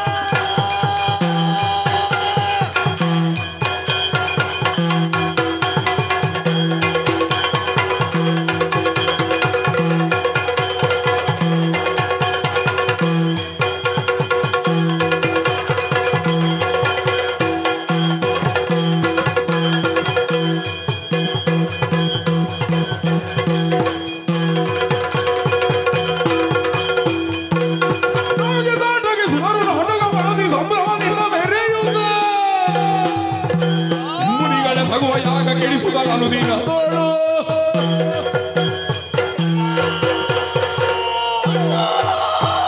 ತಾಟಕಿ ದೇವಿಯ ಮಮತೆಯ ಮಕ್ಕಳು ನಾವು ಮಾರೇಟ ಸುಬಾಹು ಎನ್ನುವ ನಮ್ಮ ಹೆಸರನ್ನು ಕೇಳಿದರೆ ನೋಡಿದಯೋ ತಾಟಕಾವನವೇನು ಇನ್ನುಳಿದ ಎಲ್ಲ ಪ್ರದೇಶಗಳು ಗಡುಗುಟ್ಟಿ ನಡುಗುತ್ತದೆ. ನಮ್ಮಮ್ಮನ ಸಾಹಸದ ಬಲುಮೆ ಅದು. ಅಂತಹ ಮಕ್ಕಳು ಈ ಹೊತ್ತಿನಲ್ಲಿ ಇದ್ದಾರೆ ಎನ್ನುವ ಕಾರಣದಿಂದಲೇ ಎಲ್ಲರೂ ನಮಗೆ ಹೆದರ್ತಾರೆ. ಅಮ್ಮ ಹಸಿವೆಯಾಗುತ್ತದೆಯೋ ಕೇಳಿದೆಯಾ?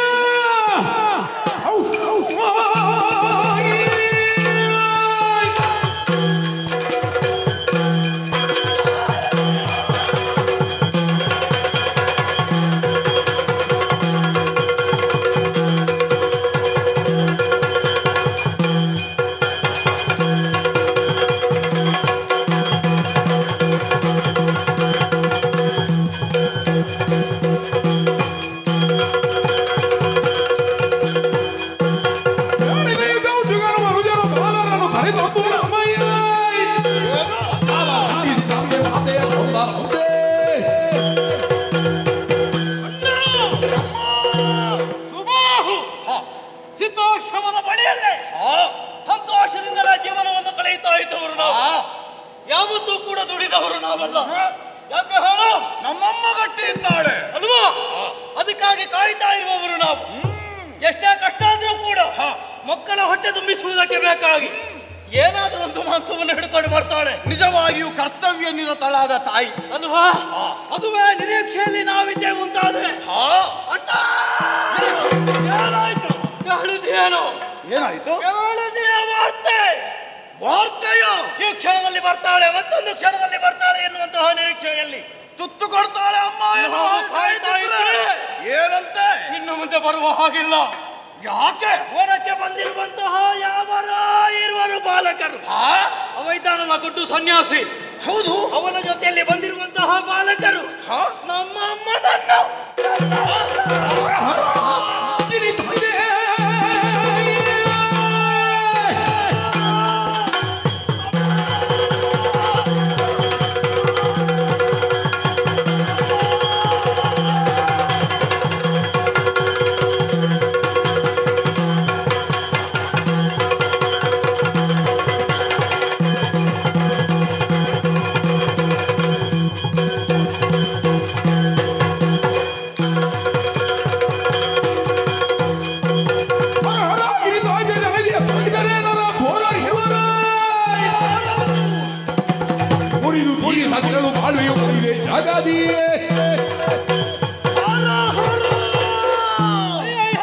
ನಮ್ಮಮ್ಮನನ್ನು ಈ ಸಂದರ್ಭದಲ್ಲಿ ಈ ರೀತಿಯ ಕುರಿತಾಗಿ ಕೇಳುತ್ತೇವೆ ಎನ್ನುವುದನ್ನು ಆಲೋಚಿಸಿದ್ದೇ ಇಲ್ಲ. ಊಹಿಸುವುದಕ್ಕೂ ಅಸಾಧ್ಯ. ಹಾಡು ಹೋಗಲೇ ನಮ್ಮಮ್ಮನನ್ನು ಬರ್ಬರವಾಗಿ ಕೊಲೆಗೈದವರು ಇರುವರು ಎಳೆಯ ಪೋರರು. ನಮಗೆ ಆಹಾರವನ್ನು ಒದಗಿಸಬೇಕಾದ ನಮ್ಮವ್ವ ಅವರ ಪಲುವಿಗೆ ಆಹಾರವಾಗಿ ಹೋದಳೆ. ಹಾಗಾದ್ರೆ ನಮಗೆ ಆಹಾರ ಹೀಗೆ ಮಾಡಿದ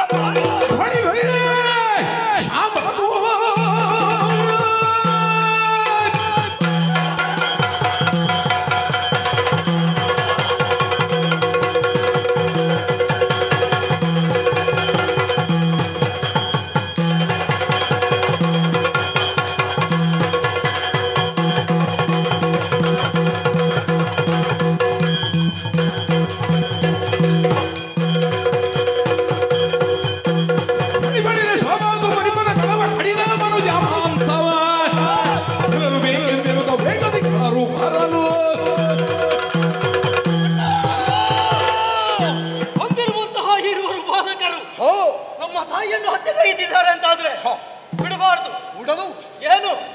ನಮ್ಮ ಅಮ್ಮ ಏನು ಸಾಮಾನ್ಯಳು? ಸಾಮಾನ್ಯ ಬಲಹ, ಅಸಾಮಾನ್ಯ ಪ್ರತಿಭಾನ್ವಿತೆ. ಒಂದಲ್ಲ ಎರಡಲ್ಲ, ಸಾವಿರ ಆನೆಗಳ ಬಲವನ್ನು ಹೊಂದಿರುವಂತಹ ನಮ್ಮ ಅಮ್ಮನೇ ಕೊಂದಿದ್ದಾರೆ ಅಂತಾದ್ರೆ ಬಂದಿರುವಂತಹ ಬಾಲಕರು ಜೊತೆಯಲ್ಲಿರುವಂತಹ ಮುನಿಪ ಯಾರು ಕೂಡ ಸಾಮಾನ್ಯರಲ್ಲ ಎನ್ನುವುದನ್ನು ಯಾವಾಗಲೂ ಹೋದ ನಮ್ಮಮ್ಮ ಬೇಗ ಬರುವವಳು ಈಗ ಬರ್ತಾಳೆ. ಈಗ ನಮ್ಗೆ ಆಹಾರ ಹುಟ್ಟಿದ್ರೆ ನಾವು ಕಾದ್ರೆ ಎಷ್ಟು ಭಾರದ ಲೋಕಕ್ಕೆ ಹೋಗಿಯೇ ಬಿಟ್ಟಳಲ್ಲ. ಬರುವುದು ಕಾಣುವುದಿಲ್ಲ. ಇಲ್ಲ ಅಮ್ಮ ಅಣ್ಣ, ಇನ್ನು ಮುಂದೆ ನಾವು ಹೀಗಲ್ಲ. ಮತ್ತೆ ಹೇಗೆ ನಾವು ತಪ್ಪಲಿಗಳು ಇನ್ನು ತಪ್ಪಲಿಗಳಾದ್ರೆ ಏನು ಅನಾಥರಾದೆವು. ಮತ್ತೊಮ್ಮೆ ಬರುವುದಕ್ಕೆ ಸಾಧ್ಯ ಉಂಟೆ ಅಣ್ಣ? ತಪ್ಪಲಿಯೂ ನಾವು ಆದೆವು. ಅಮ್ಮ ಸತೇ ಹೋಗ್ಲಿ ಹೋಗ್ಲಿ, ನಾವು ಬದುಕಬೇಕು. ಬದುಕಿದ್ದ ನಾವು ಏನು ಮಾಡಬೇಕು ಎನ್ನುವುದನ್ನು ತೋರಿಸಬೇಕು. ಸಾಧಿಸಿದರೆ ಸಫಲವನ್ನಾದ್ರೂ ನುಂಗಬಹುದು. ಈಗ ಆ ಇಬ್ಬರು ಹುಡುಗರನ್ನು ನುಂಗಬೇಕು. ಈಗ ಮಾಂಸ ನುಂಗಬೇಕು. ನಮಗೆ ಬೇಕಾದ ಆಹಾರವನ್ನು ನಾವೇ ಹುಡುಕಬೇಕು. ಹೌದು, ಎಲ್ಲೆಲ್ಲಲ್ಲ. ಇಬ್ರು ಬಂದಿದ್ದಾರಲ್ಲ, ಒಂದು ನಿನಗೆ ಮತ್ತೊಂದು ನನಗೆ. ಸರಿ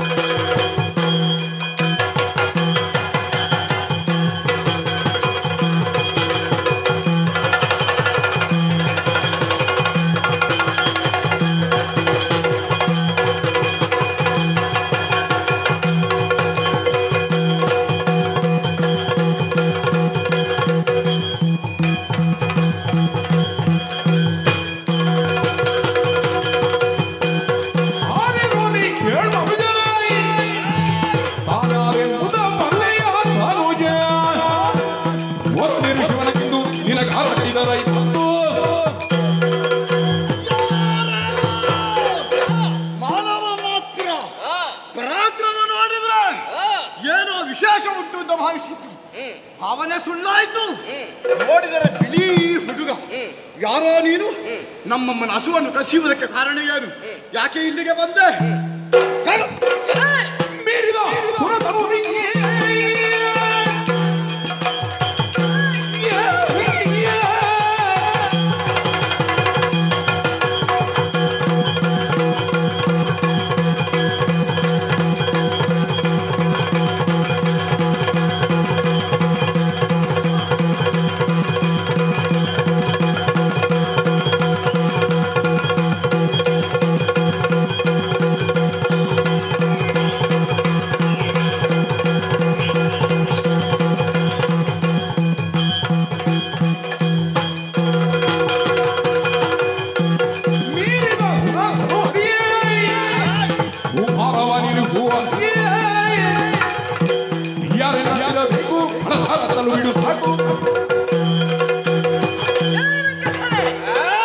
ಪರಮ ಪವಿತ್ರವಾದಂತಹ ಯಜ್ಞಕ್ಕೆ ಈಗಾಗಲೇ ರಕ್ತವನ್ನು ಮಾಂಸವನ್ನು ಎರೆದು ಅದನ್ನು ಅಶುದ್ಧಗೊಳಿಸುವುದಕ್ಕೆ ಮುಂದುವರಿದವರು ನೀವು. ನಿನ್ನ ತಾಯಿಯು ಅದೇ ಕಾರ್ಯವನ್ನು ಮಾಡಿದ್ದಕ್ಕಾಗಿಯೇ ಈಗಾಗಲೇ ಸತ್ತಿದ್ದಾಳೆ. ಹಾಗಾಗು ನಿನ್ನನ್ನು ನಿನ್ನ ತಾಯಿಯಲ್ಲಿ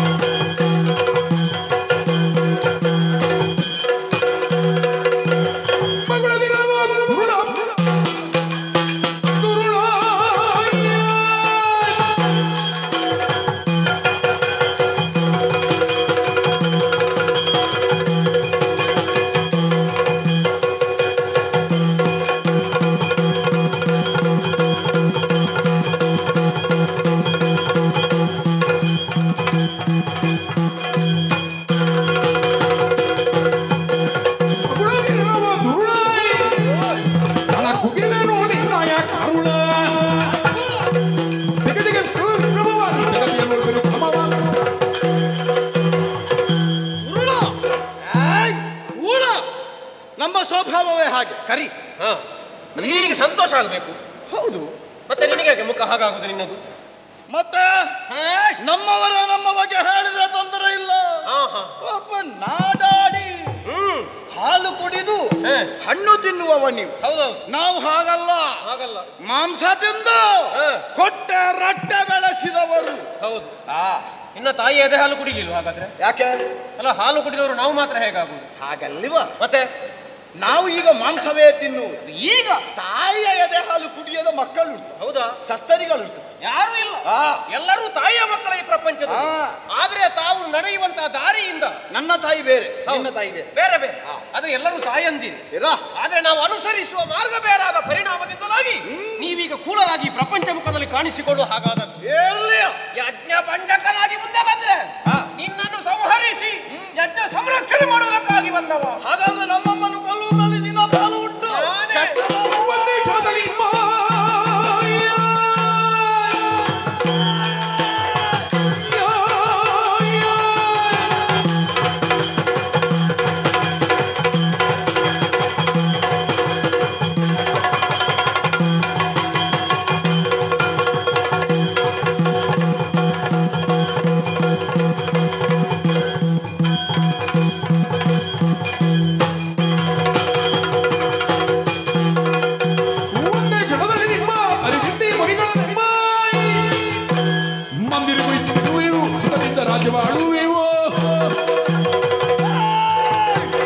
ಹುಟ್ಟಿದಂತಹ ಜೀವಿಗಳೊಮ್ಮಂದಲ್ಲ ಒಂದು ಸಾಯಲೇಬೇಕು. ಆದ್ರೆ ನಮ್ಮಮ್ಮ ಸತ್ತದ್ದು ಹಾಗೆ ಆಯುಷ್ಯ ಮುಗಿದು ತೀರಿದ್ದಲ್ಲ. ಆಯುಷ್ಯಕ್ಕೆ ಕಂಟಕರಾದವರು ನೀವು ತರ್ಗರು. ಆ ಬಡ ಮುನಿ ಎಲ್ಲಿಂದ ನೀವು ಅವರಿಗೆ ಸಿಕ್ಕಿದ್ರೋ ಗೊತ್ತಿಲ್ಲ. ಏನೇ ಇರ್ಲಿ, ಮೊದಲು ನಿಮಗೊಂದು ಉತ್ತರ, ಆಮೇಲೆ ಅವನಿಗೊಂದು ಉತ್ತರ ಕ್ರಿಯೆ ಮಾಡ್ತೇವೆ.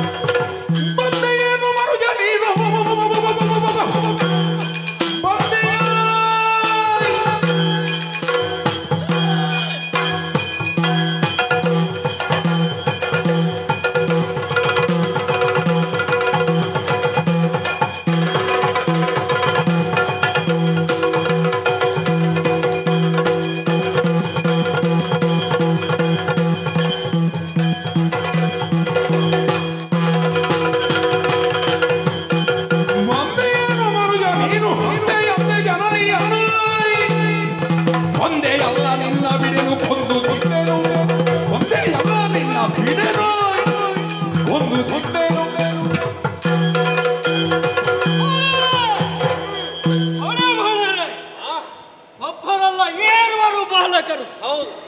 ತಾಟಕಾವನವನ್ನು ಪ್ರವೇಶ ಮಾಡಿರುವಂತಹ ನೀವು ವಿಚಾರವನ್ನು ತಿಳಿದಿದ್ದೇನೆ. ಸರಿ, ಆದ್ರೆ ಬಂದಿರುವಂತಹ ನೀವು ಮಾಡಿದಂತಹ ಕಾರ್ಯವನ್ನು ನೋಡಿದ್ರೆ ಏನು ಮಾಡ್ಬೇಕು ಅಂತ ಗೊತ್ತಾಗುತ್ತಾ ಇಲ್ಲ ನನಗೆ. ಏನು ಮಾಡುವುದು ಬೇಡ. ಇಲ್ಲದೆ ಹೋದ್ರೆ ಆ ಸನ್ಯಾಸಿಯನ್ನು ಬೆಂಬಲಿಸಿಕೊಂಡು ಬಂದವರು ನೀವು. ಹೌದು, ಬಂದಂತಹ ನೀವು ಹಾಗೆ ಹೋಗಿದ್ರೆ ಒಳಿತಾಗುತ್ತಾ ಇತ್ತು. ಆದ್ರೆ ಮಾಡಿದ್ದೇನು? ಏನು? ನಾವು ಒಮ್ಮೆಯಾದಂತಹ ತಾಟಕಿಯ ನೀವೇ ಎನ್ನುವಂತಹ ವಿಚಾರ ಗೊತ್ತಾಗಿದೆ. ನೀನು ತಾಟಕಿಯ ಮಗನ? ಯಾಕೆ ಕೊಂದದ್ದು? ಏನು ಉದ್ದೇಶ ಹೇಳು ನನ್ನ. ತಾಟಕಿಯನ್ನು ಕೊಂದದ್ದು ಯಾಕ? ಅವಳು ಏನು ಒಳ್ಳೇದು ಮಾಡಿ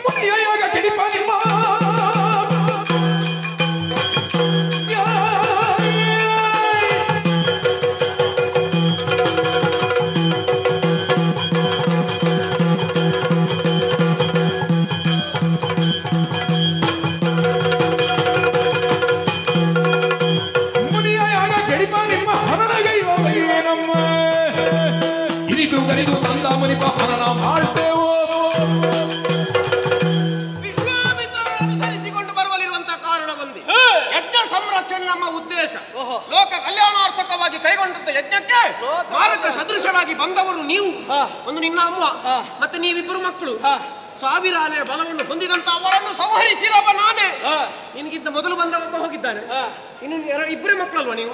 ಉಳಿದದ್ದು ನೀನು ಒಬ್ಬನೇ. ಏನ್ ಮಾಡ್ತೀನಿ? ನಿನ್ನನ್ನು ಅವನ ದಾರಿಗೆ ಕಳುಹಿಸಿಕೊಡುವುದಕ್ಕಾಗಿ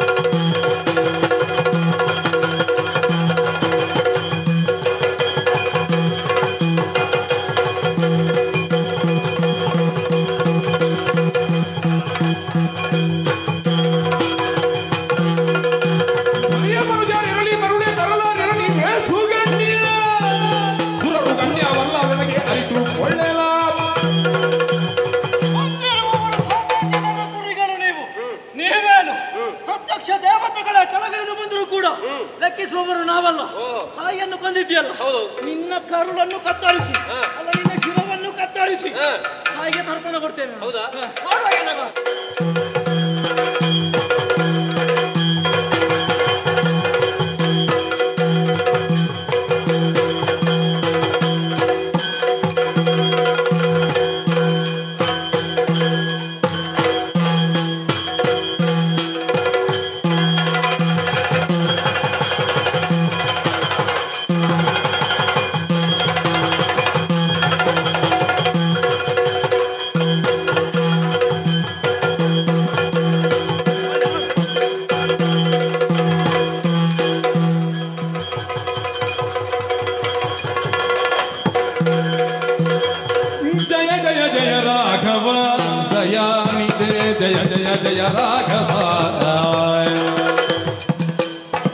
ಅಗಣಿತ ವಿಕ್ರಮ ಅನುಪಮ ಚಾರಿತ್ರ್ಯಾಯ ಜಗತಿ ವಲ್ಲಭನೆ ಭಜನರ ಕಾವಣಿಯೇ ಜಯ ಜಯ ಜಯ ರಾಘವ ದಯಾನಿಧೆ ಜಯ ಜಯ ಜಯ ರಾಘವ.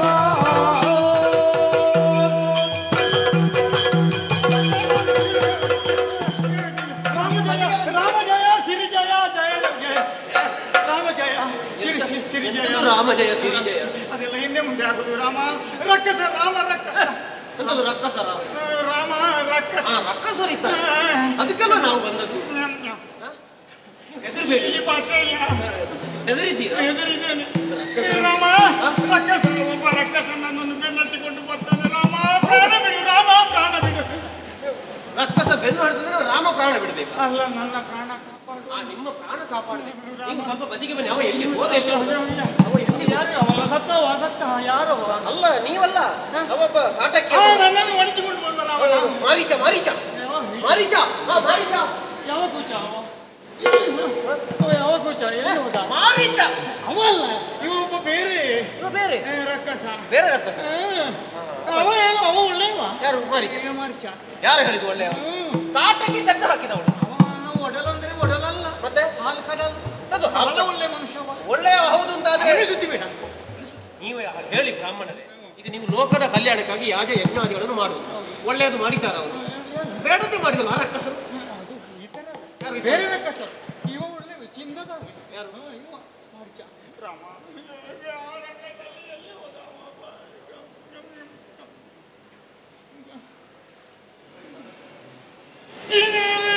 ನೀನು ಅವನನ್ನು ಗೌರವಿಸಿ ನಾನು ಮಾಡ್ತೇನೆ.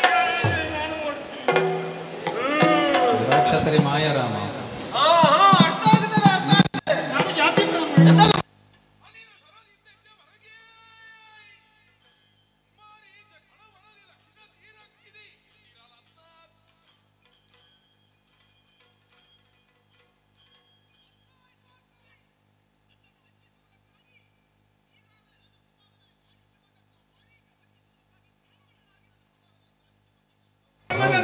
ಹೌದೌದು. ಆದ್ರೂ ಬದುಕುವುದಕ್ಕಾಗಿ ಇವನಿಗೆ ಹಾದಿ ಕಂಡುಕೊಂಡದ್ದು ಬ್ರಾಹ್ಮಣ. ಅದಕ್ಕಾದ್ರೂ ಗೌರವ ಕೊಡಬೇಕು. ಅದಕ್ಕಾಗಿ ಇವನನ್ನು ಹೀಗೆ ಬಿಡುವುದಿಲ್ಲ. ಪ್ರಪಂಚನಾಸ್ತ್ರದಿಂದ ದಕ್ಷಿಣ ಪಥಕ್ಕೆ ಓಡಿ. ಗುರುಗಳು ಯಜ್ಞದೀಕ್ಷಿತರಾಗಿದ್ದಾರೆ.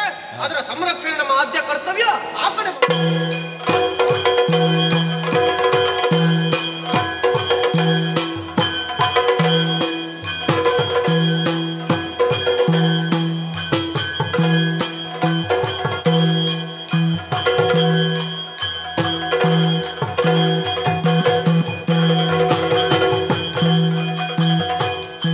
ಒಂದು ದಿನ ಮಿಥಿಲೇಶ ಭಯಮಕಾಗಿ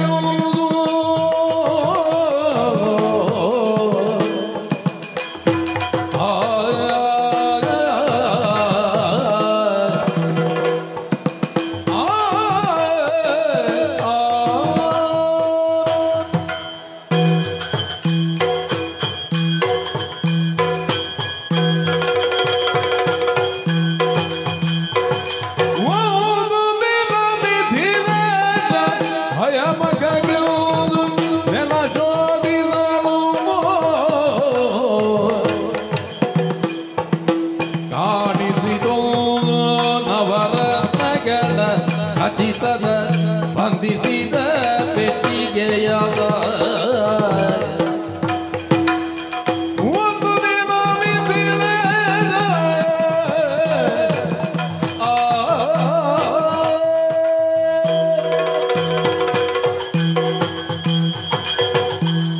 ಮಿಥಿಲೆಯ ಅರಸನಾಗಿ ಶ್ರೀರಧ್ವಜ ಎನ್ನುವಂತಹ ಹೆಸರಿನಿಂದ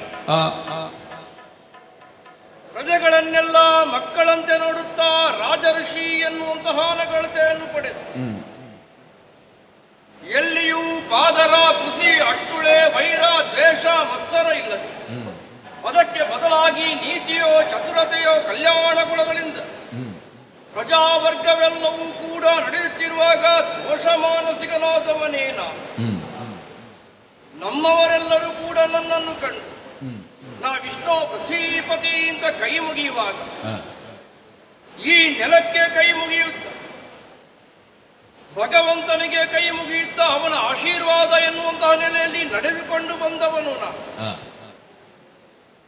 ಹಯವಕವೊಂದನ್ನು ಮಾಡಬೇಕು ಎನ್ನುವಂತಹ ಉದ್ದೇಶದಿಂದಲೇ ಉಳುಮೆ ಮಾಡುವ ಸಂದರ್ಭದಲ್ಲಿ ಸಿಕ್ಕಿದಂತಹ ರತ್ನಖಚಿತವಾದಂತಹ ಪೆಟ್ಟಿ ಏನು ಎನ್ನುವಂತಹ ಆಶ್ಚರ್ಯದಿಂದಲೇ ತೊಡಗಿಸಿಕೊಂಡಾಗ ಕೇಳಿದ್ದು ಜಯನಮನಾರಾಯಣ ಎನ್ನುವಂತಹ ನಾರದರ ಧ್ವನಿ.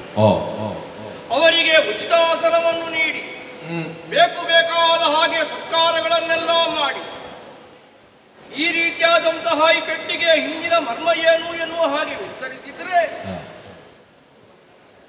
ಲೋಕಮಾತೆಯಾದಂತಹ ಮಹಾಲಕ್ಷ್ಮಿಯೇ ಅವಳಿದ್ದಾಳೆ. ಪೆಟ್ಟಿಗೆ ಒಳಗಿರುವಂತಹ ಹೆಣ್ಣು ಮನುವನ್ನು ಕಂಡು ಚಕಿತನಾಗಿ ಕಣ್ಣರಳಿಸಿದಂತಹ ನನಗೆ ನಾರದರ ಮಾತು ಮತ್ತೆ ಮತ್ತೆ ನೆನಪಿಗೆ ಬರುತ್ತಾ ಇದೆ. ಮಗಳಲ್ಲವಳು ನಿನ್ನ ಪಾಲಿಗೆ ಬೆಳಕಾಗುತ್ತಾಳೆ. ಹೌದಲ್ಲವೇ?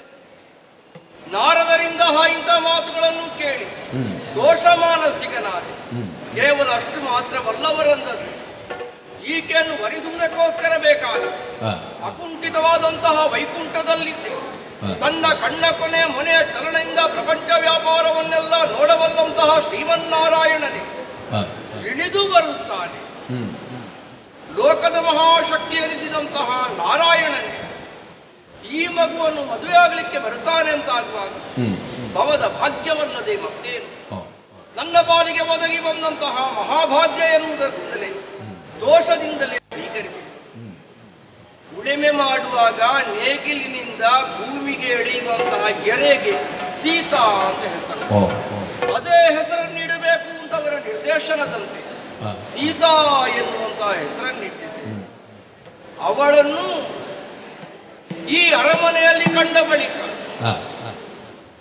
ಅನ್ನಕುಮಾರನ ಬಸುರಿಯಾದಳ ಭೂಮಿದೇವಿ ಎನ್ನುವಂತೆ ನಮ್ಮ ರಾಜ್ಯ ನಳನಳಿಸುತ್ತಾ ಇದೆ. ಬೆಳೆದು ದೊಡ್ಡವಳಾಗಿದ್ದಾಳೆ. ಮದುವೆಯ ಪ್ರಾಯವೂ ಆಗಿದೆ. ಕೊಡಬೇಕಲ್ಲ ಅವಳನ್ನು ಕನ್ಯಾದಾನವನ್ನಾಗಿ ಮಾಡಿ ಹೇಗೆ ಎನ್ನುವ ಹಾಗೆ ಯೋಚಿಸಿದಾಗವೇ ಸ್ವಯಂ ಆಕೆಯೇ ತನಗೆ ಬೇಕಾದವಳನ್ನು ವರಿಸಿಕೊಳ್ಳುವುದು. ಹೇಗೂ ನಾರದರ ಮಾತು ನನಗೆ ಸ್ಪಷ್ಟವಾಗಿ ನೆನಪಿದೆ. ಆದ್ದರಿಂದಲೇ ಅವಳೇ ವರಿಸಿಕೊಳ್ಳಬೇಕು ಎನ್ನುವಂತಹ ದೃಷ್ಟಿಯಲ್ಲಿ ನಾ ತೊಡಗಿಸಿಕೊಳ್ಳಬೇಕಾದ ಹೇಗೆ ಇಂದು ಬೇಡುತ್ತ ಜಾಮದಗ್ನಿಯೋ ಸಂತತದಿರುದಾಗಮಿಸಲಿದ್ದನೋ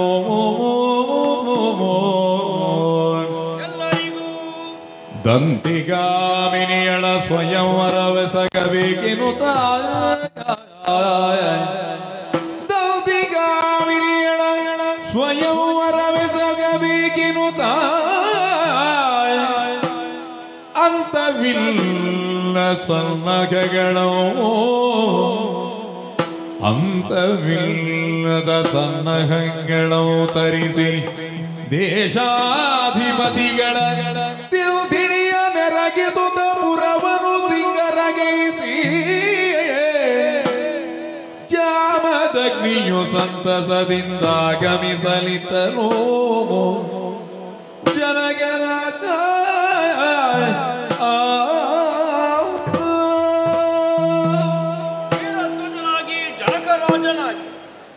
ಎದೆತ್ತರಕ್ಕೆ ಬೆಳೆದು ನಿಂತಹ ಮಗಳನ್ನು ಕನ್ಯಾದಾನ ಮಾಡಿಕೊಡಬೇಕು ಎನ್ನುವಂತಹ ಉದ್ದೇಶದಿಂದಲೇ ಸ್ವಯಂವರಕ್ಕೆ ಬೇಕು ಬೇಕಾದಂತಹ ಸಿದ್ಧತೆಗಳು ನಡೆಯಲಿ ಎನ್ನುವ ಹಾಗೆ ಆದೇಶಿಸಿದ್ದೇನೆ. ಮಿಥಿಲಾ ನಗರವೆಲ್ಲವೂ ಕೂಡ ಸಿಂಗರಿಸಬೇಕು. ಬಗೆ ಬಗೆಯ ಅಲಂಕೃತಗಳಿಂದ ತಿಳಿದುಕೊಳ್ಳಬೇಕು. ಇಲ್ಲಿನ ಸ್ವಯಂವರದ ವ್ಯವಸ್ಥೆಯ ಬಗ್ಗೆ ಬೇರೆ ಬೇರೆ ದೇಶಗಳ ಅರಸು ಮಕ್ಕಳಿಗೆ ಓಲೆಯನ್ನು ಬರೆದು ಓಲೆಕಾರನ ಮೂಲಕ ಕಳಿಸಿಕೊಟ್ಟದ್ದಾಗಿದೆ. ಶುಭ ಮುಹೂರ್ತದ ಶುಭ ಪ್ರತೀಕ್ಷೆಯಲ್ಲಿ ಅವರೆಲ್ಲ ಬರುವ ನಿರೀಕ್ಷೆಯಲ್ಲಿ ಇರ್ತೇನೆ ನೋಡಿ.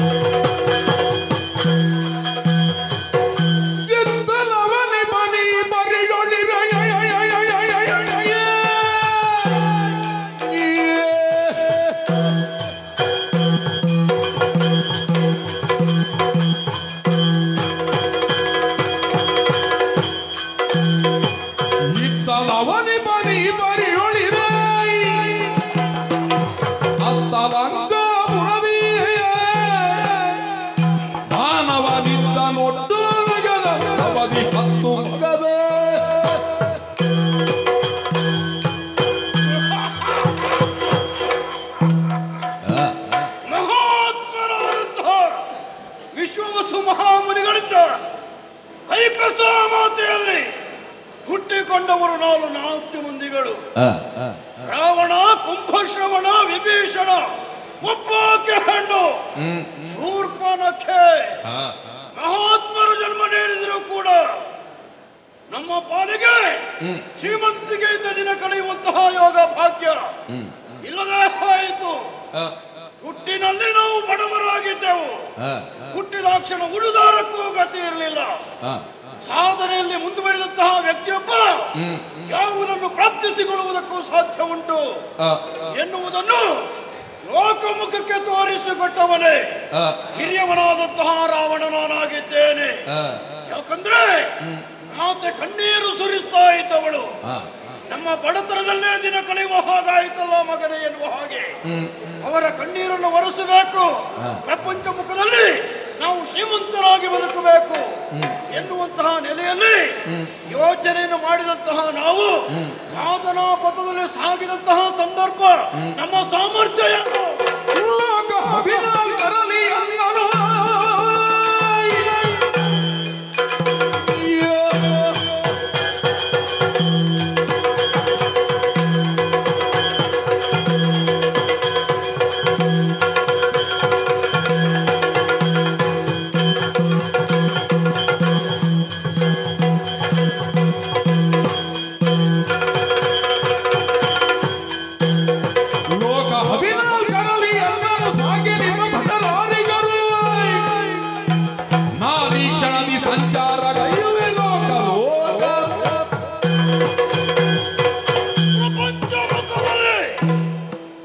ಪ್ರಭುತ್ವವನ್ನು ಸಾಧಿಸಬೇಕು ಎನ್ನುವಂತಹ ಉದ್ದೇಶದಿಂದಲೇ ದಿಗ್ವಿಜಯವನ್ನು ಕೈಗೊಂಡವ ನಾನು.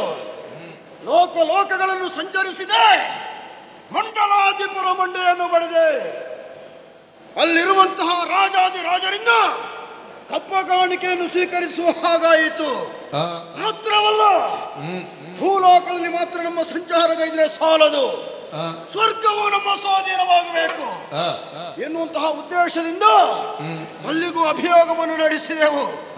ಆ ಬಳಿಕ ಇಂದ್ರಾದಿ ದೇವತೆಗಳನ್ನು ನಾವು ಬಗ್ಗು ಬಡಿದ ಹಾಗಾಯಿತು. ಆದರೆ ನಮಗೆ ಸಿಕ್ಕಿದ್ದು ಒಂದು ಅವಕಾಶ ಯಾವುದು? ಒಂದು ನಾಡನ್ನೇ ಸೂರೆಗೈಯುವಂತಹ ಸಾಮರ್ಥ್ಯವನ್ನು ನಾವು ಹೊಂದಿದವರು. ಕುಬೇರನ ಸ್ವಾಧೀನದಲ್ಲಿರುವಂತಹ ಲಂಕೆ ಅದು ಬರಡು ಲಂಕೆಯಾಗಿತ್ತು. ನನ್ನ ಕೈವಶವಾದಂತಹ ಸಂದರ್ಭದಲ್ಲಿ ಅದನ್ನು ಸುವರ್ಣ ಲಂಕೆಯನ್ನಾಗಿ ಪರಿವರ್ತಿಸಿದವ ನಾನು.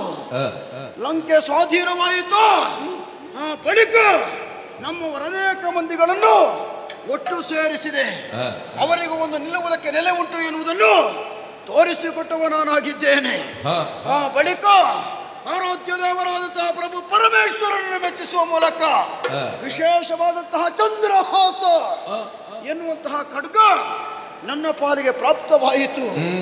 ಈ 7 ಭುವನಗಳಲ್ಲಿಯೂ ನನ್ನನ್ನು ಎದುರಿಸುವಂತಹ ಪಟುಪಟರು ಯಾರೂ ಸಿಗುವುದಕ್ಕೆ ಸಾಧ್ಯವೇ ಇಲ್ಲ. ಹಾಗೆಂತ ಸಂತೋಷದ ಜೀವನವನ್ನು ಸಾಗಿಸ್ತಾ ಇದ್ದೇವೆ, ಹೌದು. ಆದರೆ ಒಂದು ಸಂಚಾರ ಕ್ರಮವನ್ನು ಕೈಗೊಳ್ಳಬೇಕು ಎನ್ನುವಂತಹ ಉದ್ದೇಶದಿಂದಲೇ ನಾನು ಸ್ವಾಧೀನಪಡಿಸಿಕೊಂಡು ಬರುವಂತಹ ಪುಷ್ಪಕ ವಿಮಾನ ಅದನ್ನು ಏರಿ ಒಮ್ಮೆ ಸಂಚಾರ ಕ್ರಮವನ್ನು ಕೈಗೊಳ್ಳಬೇಕು. ಅದಕ್ಕಾಗಿ ಯಾರಲ್ಲಿ ಮಂತ್ರಿ ಪ್ರಹಸ್ತ ಅದು ವಿಮಾನವನ್ನು ಏರಿಕೊಳ್ಳೋಣ, ಸಾಗೋಣ ಗಗನ ಪಥದಲ್ಲಿ.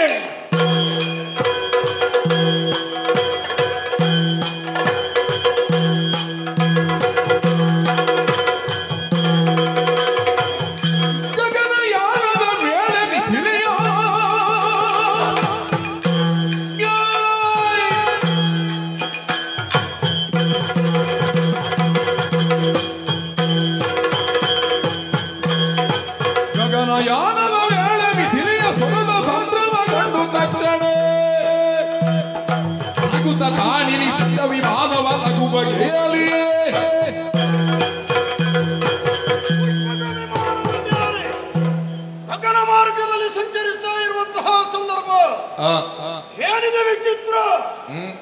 ಕೆಲ ಪ್ರದೇಶವನ್ನು ನಾನು ಗಮನಿಸಿದೆ ಅಂತ ಆದ್ರೆ ಆಶ್ಚರ್ಯವಾಗುತ್ತಾ ಇದೆ.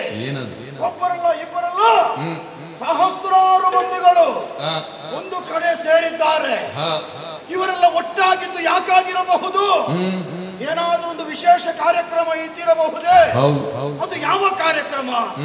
ಈ ರೀತಿ ಜನ ಒಟ್ಟು ಸೇರುವುದಕ್ಕೆ ಕಾರಣ ಏನು ತಿಳಿಯಬೇಕು ಎನ್ನುವಂತಹ ಉದ್ದೇಶದಿಂದಲೇ ಮಂತ್ರಿ ಪ್ರಹಸ್ತನಿಗೆ ಸೂಚನೆಯನ್ನು ಕೊಟ್ಟಿದ್ದೇನೆ. ನಮ್ಮದಾದಂತಹ ವಿಮಾನ ಕೆಳಗೆ ಇಳಿಯಲೇ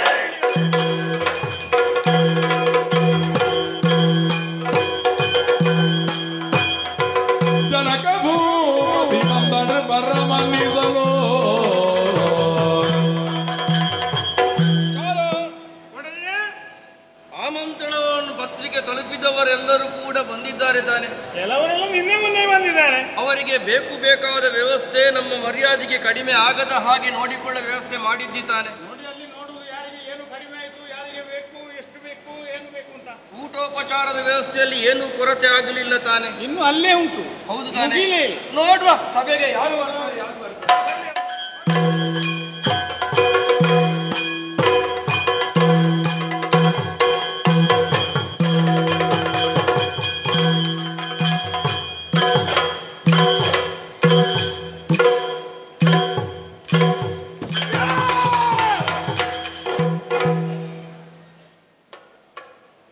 ಇಲ್ಲಿ ಎಂತದು ಬಿದ್ದು ಹೋಗಿದೆ ನಿಮ್ಮದು? ಏನು ಬಿದ್ದದನ್ನು ಹುಡುಕುವುದಂತ ಭಾವಿಸಿದ್ಯಾ? ಮತ್ತೆಂತ ಮಾಡುವುದು? ಸ್ಥಳ ಎಷ್ಟು ಉದ್ದ ಉಂಟು ಅಗಲ ಉಂಟು ಅಂತ ಅಳತೆ ಮಾಡುವುದಲ್ಲ, ನಾನು ಗೊತ್ತಾಯ್ತಾ? ಅಳತೆ ಅಲ್ವಾ? ಅಲ್ಲ, ನಮ್ಮ ಅಳತೆಗೆ ಬೇರೆ ಜನ ಇದ್ದಾರೆ ಇಲ್ಲಿ. ಯಾರೋ ನೀನು? ಒಳ್ಳೆ ಸಂಗತಿ ಆಯ್ತಲ್ಲ.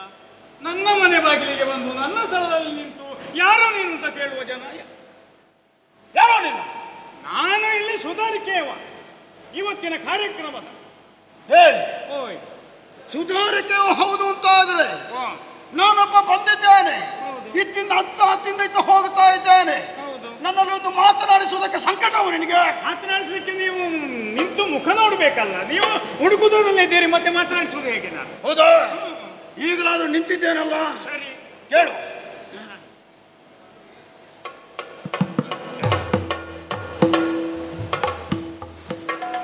ಎಲ್ಲಿ ಆಯ್ತು ಅಂದ ನಿಮಗೆ? ಹಾಗೆ ಬರದು ನೋಡಿಗೆ ಬರ್ತದೆ. ನಿನ್ನ ಅಭಿನಯ ಎಲ್ಲ ನನಗೆ ಅರ್ಥ ಆಗುವುದಿಲ್ಲ. ಹೌದಾ? ನಾನು ಸಾಮಾನ್ಯನಲ್ಲ, ಸಾಮಾನ್ಯನಲ್ಲ. ಅಷ್ಟು ದೊಡ್ಡದು? ಹೌದು. ನಾನು ಕೇಳಲೇ ಇಲ್ಲ ಮಾರೇರೆ. ಲಂಕೇಶ್ವರ. ಗಸಗುಂಟ ಗಸಗುಂಟ ಎಂತದು? ಗಸಗುಂಟ ದಶಕಂಠ. ಅದುವೇ ಲಂಕೇಶ್ ಲಂಕೇಶ್ ಲಂಕೇಶ್ವರ. ಲಂಕೇಶ್ 10 ಉಂಟ. ಹೌದು, 10 ತಲೆ. ಹೌದು, ಲಂಕೇಶ್ವರ. ಹೌದು. ನೀವು? ಹೌದು. ಇದು ನೀವು ಹೇಗೆ ಬಂದಿರಿ ಮಾರೇರೆ? ನಾನು ವಿಮಾನದಲ್ಲಿ ಬಂದದ್ದು. ಅದೇ ನಿಮ್ಮ ಪುಷ್ಕಟ್ ಎಲ್ಲಿ ಉಂಟು? ಯಾವುದು ಪುಷ್ಕಟ್? ಪುಷ್ಪಕ ವಿಮಾನ. ಅದೇ ಎಲ್ಲಿ ಉಂಟು? ಅಲ್ಲಿ ನಿಲ್ಲಿಸಿದ್ದೇನೆ. ನಿಲ್ಲಿಸಿದ್ದೀರಾ? ಹೌದು.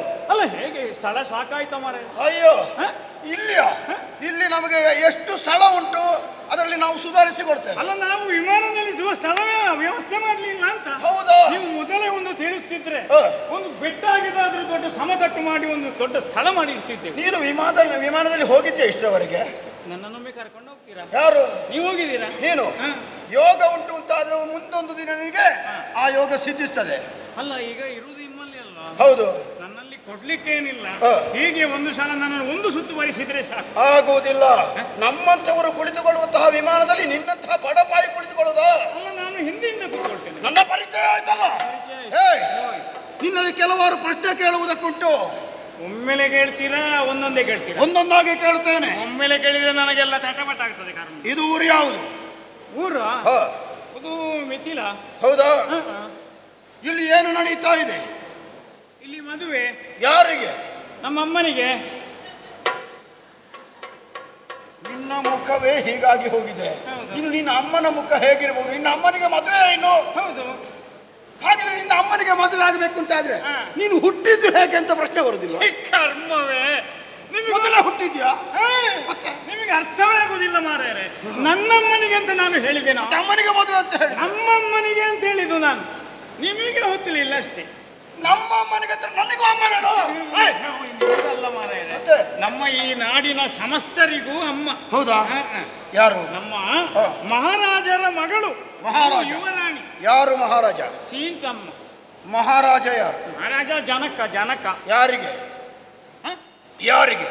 ನನಗೂ, ಓ ಅವರಿಗೂ, ಇವರಿಗೂ, ಇಲ್ಲಿರುವ ಎಲ್ಲರಿಗೂ. ಎಲ್ಲರಿಗೂ ಅಂದ್ರೆ ನನಗೂ ಜನಕನೇನು? ಜನಕ ಅಂದ್ರೆ ಅಪ್ಪ ನಾನು. ಅಯ್ಯೋ ಮಾರಾಯರೆ, ಜನಕ ಅಂದ್ರೆ ಅಪ್ಪ ಹೇಳುವ ಅರ್ಥದಲ್ಲಿ ಅಲ್ಲ. ಮತ್ತೆ ಅವರ ನಾಮ, ಹೆಸರು. ಹೆಸರು? ಹೌದೌದು. ಜನಕ ರಾಜ. ಜನಕ ರಾಜ. ಅವನ ಮಗಳಿಗೆ ಮದುವೆ. ಮದುವೆ. ಮದುವೆ. ಇಷ್ಟೆಲ್ಲ ಜನ ಸೇರಿದ್ದಾರಲ್ಲ, ಇವರು ಹೇಗೆ ಬಂದದ್ದು? ಇವರು ಎಲ್ಲ ನಾವು ಆಮಂತ್ರಣ ಪತ್ರಿಕೆ ಎಲ್ಲ ಕಳುಹಿಸಿದ್ದೇವೆ. ಹೌದಾ? ನಾನೊಬ್ಬ ಹೆಚ್ಚಾದನ ನಿಮಗೆ? ಎಲ್ಲವರಿಗೂ ಆಮಂತ್ರಣ ಕಳುಹಿಸಿದ್ದೀರಾ, ನನಗೆ ಯಾಕೆ ಆಮಂತ್ರಣ ಬರಲಿಲ್ಲ? ಬರಲಿಲ್ಲ. ಬರಲಿಲ್ಲ. ಬರಲಿಲ್ಲ. ಬರಲಿಲ್ಲ. ತಿಂದು ಹಾಕಿದ್ರು. ಯಾರು? ಹೋಳಿಗೆ ತಿಂದು ಹಾಕಿದ್ರು. ಯಾರೋ ತಿಂದು ಹಾಕಿದ್ರು ಮಾರಾಯರೆ. ಯಾವುದನ್ನು? ಹೋಳಿಗೆ. ಹೋಳಿಗೆ ತಿಂದೇ ಹಾಕುದು ಹಾಗಲ್ಲ, ಹೇಳಿಕೆ. ಹೇಳಿಕೆ. ಯಾಕೆ ಬರಲಿಲ್ಲ? ಕಾರಣ ಉಂಟು. ಏನು? ನಮ್ಮಲ್ಲಿ ಎಲ್ಲ ಪ್ರಾಮಾಣಿಕರೆಲ್ಲ ಕೆಲವು ಮಾರಿ ಸಂತಾನಗಳು ತಲೆದೊರಿಸಿಕೊಂಡು ತಿಂಗಳಿಗಾಗುವ ಸಂಬಳಕ್ಕೆ ಮಾತ್ರ ಬರುವುದು. ನಿನ್ನಂತವರು? ನಾನು ಇಲ್ಲೇ ಎಷ್ಟು ಹೊತ್ತಿಗೆ ಬಿದ್ದೇನೆ. ಹಾಗಲ್ಲ, ಕೆಲವರೆಲ್ಲ ನಮ್ಮ ಒಡೆಯನಲ್ಲಿ ಹೋಗ್ತೇನೆ ಅಂತ ಹೇಳಿ ಒಪ್ಪಿಕೊಂಡ್ರು. ಇದನ್ನು ಎಲ್ಲಿಯೋ ಬಿಸಾಡಿದ್ರು, ಮನೆಗೆ ಹೋಗಿ ಕೌಚಿ ಮಲಗಿ. ಪ್ರಾಮಾಣಿಕತೆ ಇಲ್ಲದೆ ಇದ್ದವರು ನೀವು ಕೆಲಸಕ್ಕೆ ಇಟ್ಟುಕೊಂಡದ್ದು ಯಾಕೆ ನೀವು? ನಮಗೆ ಗೊತ್ತಾದ್ದು ಈಗ ಅಲ್ವಾ ಮಾರಾಯರೆ, ಇನ್ನು ನಾನೇ ಬಿಡುಗಡೆ ಮಾಡಿಸ್ತೇನೆ ಒಡೆಯನಲ್ಲಿ. ಇನ್ನಾದ್ರೂ ಸ್ವಲ್ಪ ಜಾಗ್ರತೆ ಮಾಡಬೇಕು, ಗೊತ್ತಾಯ್ತಾ? ಪ್ರಾಮಾಣಿಕರನ್ನು ಮಾತ್ರ ಒಟ್ಟು ಸೇರಿಸಬೇಕು, ಗೊತ್ತಾಯ್ತಾ? ಈ ಕೈ ಕೊಡುವವರನ್ನೆಲ್ಲ ಸೇರಿಸಬಾರ್ದು. ಮೂರು ಕಡೆಗೆ ಒಪ್ಪಿಕೊಳ್ಳುವುದು, ಮತ್ತೆ ಒಂದು ಕಡೆಗೆ ಹೋಗುದು, ಎರಡು ಕಡೆಗೆ ಇಲ್ಲವೇ. ಏನೋ ಬೆರಳು ತೋರಿಸುದೇನು ನನಗೆ? ನೀವಲ್ಲ ನೀವು ಇದ್ದ ಕಾರ್ಯಕ್ರಮವನ್ನು ಬಿಟ್ಟು ಬರ್ತಿದ್ದೇವೆ. ಹೇಳದೆ ಬಂದಿದ್ದೀರಿ ನೀವು. ಅಲ್ಲ, ಹೇಳದೆ ಏನೋ ಸಿಗ್ಲಿಲ್ಲ ಹೇಳ್ತೀರಿ. ಮತ್ತೆ ಹೇಳಿಕೆ ಸಿಗದೇ ಇದ್ದರು ಇಲ್ಲಿ ಏನು ನಡೀತಾ ಇದೆ ಎನ್ನುವುದನ್ನು ತಿಳಿಯುವಂತಹ ಉದ್ದೇಶದಿಂದ ಬಂದಿದ್ದೇನೆ. ಹೌದು. ಮದುವೆಯ? ಹೌದು. ಆಗ್ಲಿ, ಬಂದು ಸೇರಿದ್ದಾರಲ್ವಾ? ಹೌದು. ಇದು ಬಹಳ ದೂರದಿಂದ ಬಂದಿದ್ದೀನಿ. ಆಯಾಸ ಆಗಿರ್ಬೋದು. ಆಯಾಸ? ಸ್ವಲ್ಪ ಆಯಾಸ ಆಗಿದೆ. ಕುಡಿತೀರಾ? ಉಂಟಾ? ಎಷ್ಟು ಬಗೆಯದ್ದು ಬೇಕು? ಹೌದಾ? ಎಷ್ಟು ಬಗೆಯದ್ದು ಬೇಕು? ಯಾವುದು ಬೇಕು? ಯಾವುದೆಲ್ಲ ಉಂಟು? ಬಿಸಿಯೋ ನಿಮಗೆ? ಕಾಣ್ತದ ಹಾಗೆ? ಗೊತ್ತಾಗುದಿಲ್ಲ. ನಿಮಗೆ ಯಾವುದು ಬೇಕಾದ್ರು. ಬಿಸಿಲಿಗೆ ಬಂದಿದ್ದೀರಾ? ಅಲ್ಲ, ಬಿಸಿ ಅಂತ ಕುಡಿಲಿಕ್ಕೆ ಬಿಸಿಯೋ? ಬಿಸಿಯೋ? ಅದು ಉಂಟಾ? ಆಮೇಲೆ ತಂಪಾದೀತ? ಅದು ಉಂಟಾ? ಅದು ಉಂಟು. ಆಮೇಲೆ ಮದ್ಯ ಉಂಟಾ? ಈ ಬಿಸಿ ಮತ್ತೆ ತಂಪು ಒಟ್ಟಿಗೆ ಬೆರಕೆ ಮಾಡಿದ್ರೆ ಮದ್ಯವೇ ಅದು. ಹೌದಾ? ಬೆರಕೆ ಅದು ಬೇಕಾದ್ದು. ಮದ್ಯ ಉಂಟಾ? ಈಗ ಬೇಡ, ಎಲ್ಲ ಕಾರ್ಯಕ್ರಮ ಮುಗಿಲಿ, ಆಮೇಲೆ ಪಡ್ಕೊಳ್ತೇನೆ, ಗೊತ್ತಾಯ್ತು? ಕಷ್ಟ ಆಗುತ್ತೆ. ಈಗ ನಾವು ಬರುವಾಗಲೇ ನಾವು ಕುಡ್ದೇ ಬಂದದ್ದು. ಹೌದು. ನಿಮ್ಮ ಕಣ್ಣು ನೋಡುವಾಗಲೇ ಗೊತ್ತಾಗುತ್ತದೆ. ಯಾಕೆ? ಕುಡ್ದೇ ಬಂದವರು. ನಮಗೆ ಬೇಕಾದಷ್ಟು ಕುಡಿದು ಬಂದದ್ದು. ಸರಿ. ಇಲ್ಲಿ ಕುಳಿತುಕೊಳ್ಳುವುದಕ್ಕೆ ಏನೋ ವ್ಯವಸ್ಥೆ ಏನಿಲ್ವೇನೋ?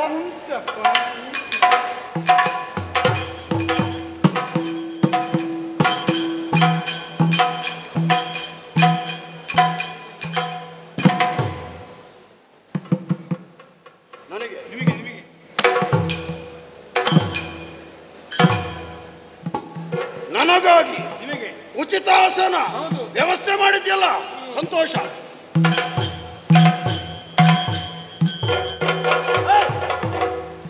ಆಸನ ಇಟ್ಟದ್ದು ಯಾಕೆ, ತೆಗೆದದ್ದು ಯಾಕೋ ನೀನು? ಮೇಲೆ ನೋಡಿದ್ದೀರಾ? ನಾನು ಈಗ ನೋಡಿದ್ದಲ್ಲ, ಚಪ್ಪರ ಎಲ್ಲ ಅಸ್ತವ್ಯಸ್ತ ಆದ್ದು. ಹೌದು. ಬಿಸಿ ನಿಮ್ಮ ಮುಖಕ್ಕೆ ಬಿದ್ದರೆ, ನಿಮ್ಮ ಮುಖ ಸುಟ್ಟ ಬದನೆಗಾಯಿ ಹಾಗೆ ಆದ್ರೆ ಎಂತದ ಬಿಸಿಲು ಬಿದ್ದು ಸಣ್ಣದಾಗ್ತದೆ ಮತ್ತೆ ಹಾಗೂ ಮದುವೆ ಆಗ್ಲಿಕ್ಕಿಲ್ಲ. ಹಾಗಾಗಿ ಇಲ್ಲಿ ಬಿಸಿಲು ಬೀಳ್ತದೆ, ಇಲ್ಲಿ ಬೇಡ. ಅಲ್ಲಿ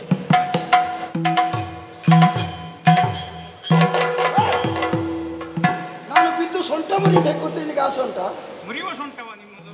ಹಾಗಲ್ಲ. ಮತ್ತೆ ನೋಡಿ ಆ ಕಡೆಯಿಂದ ಅಡ್ಡ ಉಂಟಲ್ಲ, ಗಾಳಿ ಬರುವುದಿಲ್ಲ. ನಿಮ್ಮ ಮುಖ ಎಲ್ಲ ಬೆವರಿ ಮತ್ತೆ ಒದ್ದೆ ಒದ್ದೆ ಆದರೆ ಒಪ್ಪುವ ಹೆಣ್ಣು ಒಪ್ಪಲಿಕ್ಕಿಲ್ಲ ನಿಮ್ಮ. ಹಾಗೆ ಇಲ್ಲಿ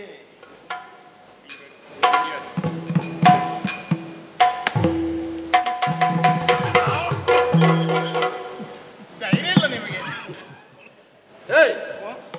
ಎಷ್ಟು ಕಡೆ ಹೀಗಾಗಿದೆ ಮಾರಾಯ? ಕೆಲವು ಕಡೆಯಲ್ಲಿ ಆಗಿದೆ, ನಮಗೆ ಗೊತ್ತುಂಟು. ಇಲ್ಲಿ ಬಾ. ಇಲ್ಲಿ ನಡೆಯುತ್ತಾ ಇರುವುದೇನು? ಮದುವೆ. ಮದುವೆ ಅಂದ್ರೆ ಸ್ವಯಂವರ. ಸ್ವಯಂವರ. ಹುಡುಗಿ ಒಂದು ಮಂಟಪದಲ್ಲಿ ನಿಲ್ಲುವುದು. ಅದಕ್ಕಿಂತಲೂ ಹೆಚ್ಚಾಗಿ ಒಂದು ಪಣ ಉಂಟು ಇಲ್ಲಿ. ಏನು? ಅದು ಒಂದು ಪೂಜಿಸಿಟ್ಟ ಒಂದು ಬಿಲ್ಲು ಉಂಟು. ಬಿಲ್ಲು? ಧನುಷ್. ಅದು ಯಾರ ಬಿಲ್ಲು? ಗಂಜುಂಡ. ಗಂಜುಂಡ. ನಂಜುಂಡ? ನಂಜುಂಡೇಶ್ವರ. ನೀಲುಗಂಡೆ. ಹೌದು, ಚಂದ್ರಶೇಖರನ ಬಿಲ್ಲು. ಚಂದ್ರಶೇಖರ. ಅದು ಇಲ್ಲಿಗೆ ಹೇಗೆ ಬಂತು? ಚಂದ್ರಶೇಖರನ ಬಿಲ್ಲು. ಚಂದ್ರಶೇಖರನ ಬಿಲ್ಲು ಇಲ್ಲಿಗೆ ಹೇಗೆ ಬಂತು? ಅದು ಕೊಡ್ಲಿಲ್ಲ ಕಾಣ್ತದೆ. ಬಿಲ್ಲು ಕೊಡದೇ ಇದ್ರೆ ಮತ್ತೇನು ಮಾಡೋದು? ಬರ್ತದೆ ಅಲ್ಲ. ಕೊಡದೆ ಬಾಕಿ ಇಟ್ಟುಕೊಂಡ್ರೆ ಕೂಡ್ಲೆ ಬರ್ತದೆ. ಶಿವಧನುಸ್ಸು. ಶಿವಧನುಸ್ಸು. ಅದನ್ನು ಒಪ್ಪಿಸ್ಲಿಕ್ಕಿಲ್ಲ ಪುನಃ. ಹಾಗಾಗಿ ಇಲ್ಲಿಗೆ ಬಂದಿದೆ. ಭಕ್ತಿಗೆ ಒಲಿದು ಕೊಟ್ಟದ್ದು. ಅದನ್ನು ಪೂಜಿಸಿ ಇಡುವುದು. ಅದನ್ನು ಯಾರು ಒಬ್ಬ ಪರಾಕ್ರಮಿ ಪುರುಷ ಎದೆಯೇರಿಸ್ತಾನೋ ಅವನಿಗೆ ಹುಡುಗಿಯನ್ನು ಕೊಡುವುದು ಅಂತ. ಹೌದಾ? ಈಗ ಕುಳಿತುಕೊಳ್ಳಿ, ಮುಹೂರ್ತಕ್ಕಾಗುವಾಗ ಹೇಳ್ತೇವೆ. ಇನ್ನು ಬರೋರು ಇರಬಹುದು. ಎಲ್ಲರೂ ಭಾಗವಹಿಸಬಹುದಲ್ಲ? ಹೌದಪ್ಪ, ನಾನು ಭಾಗವಹಿಸಬಹುದಲ್ಲ? ನೀವು ಭಾಗವಹಿಸಬಹುದು. ಗೊತ್ತಾಯ್ತು. ಒಬ್ಬೊಬ್ಬರ ಸರದಿ ಬರುವಾಗ ಯಾವಾಗ ನಿಮಗೆ ಕಾಲ ಬರ್ತದೆ ಅಂತ ನೋಡಿಕೊಂಡಿ. ಸರದಿ ಸಮಯ, ನಿಮ್ಮ ಸಮಯ ಬರ್ತದೆ, ಕಾದುಕೊಂಡಿರಿ. ಆಯ್ತು.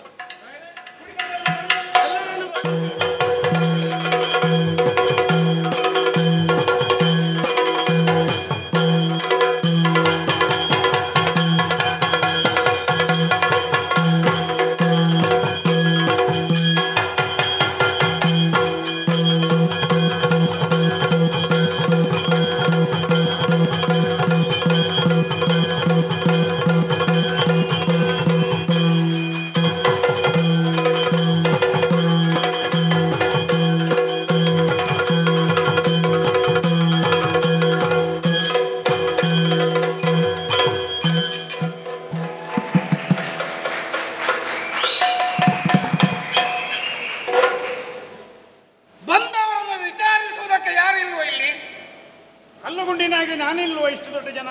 ಕಲ್ಲುಗುಂಡಿಗೆ ಕಲ್ಲುಗುಂಡಿ ರಾಧಾಕೃಷ್ಣ. ಏನು ಹೇಳಿದ್ದು? ಅದಕ್ಕಿಂತ ಈ ಕಡೆ ದೈತೋಟ. ಆಮೇಲೆ ಆಮೇಲೆ ಬೇಡ. ನೀವು ಏನು ಗಂಟಲ ಗಂಟಲ ಹಾರಿದಲ್ಲ, ಓಡಿಕೊಂಡೆ ಬಂದದ. ನೀನು ವ್ಯಕ್ತಿ ಯಾರು ಅಂತ ಗೊತ್ತಾಗ್ಲಿಲ್ಲ. ನಾನು ಇಲ್ಲಿ ಕಾರ್ಯಕ್ರಮದ ಸುಧಾರಕ. ಹಾಗಿದ್ರೆ ಒಂದು ಸುಧಾರಿಸುವ ಕ್ರಮ ಇಲ್ವಾ ನಿನಗೆ? ಆರಂಭ ಆಗಬೇಕಷ್ಟೇ.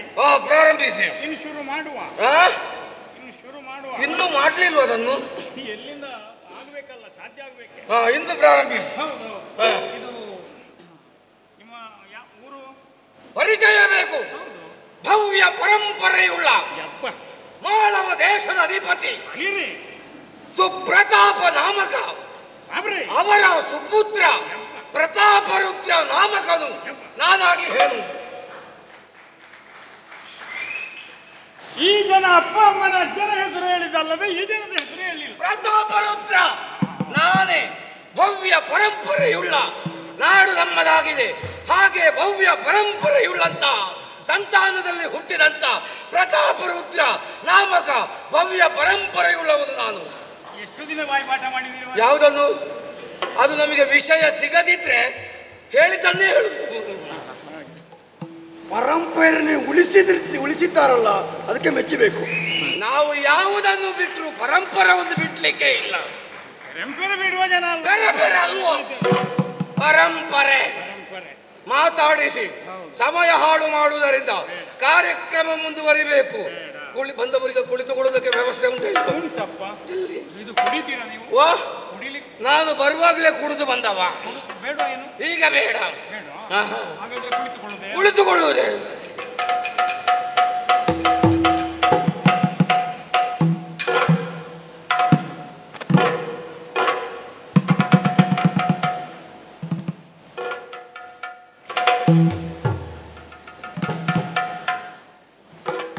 ನೀನು ಹಾಕಿದ್ದು ಯಾಕೆ, ತೆಗ್ದದ್ದು ಯಾಕೆ? ಹಾಕಿದ್ದು ಆಸನದಲ್ಲಿ ಎಲ್ಲಿಯಾದ್ರೂ ಮಣ್ಣಿದ್ರೆ ನಿಮ್ಮ ಬಟ್ಟೆಯಲ್ಲಿ ಮಣ್ಣಾಗಬಾರದು ಅಂತ ಹಾಕಿದ್ದು. ಮತ್ತೆ ತೆಗ್ದದ್ದು ಯಾಕೆ? ತೆಗೆದದ್ದು ನಿಮ್ಮ ಬಟ್ಟೆಯ ಮಣ್ಣು ನನ್ನ ಬಟ್ಟೆಗೆ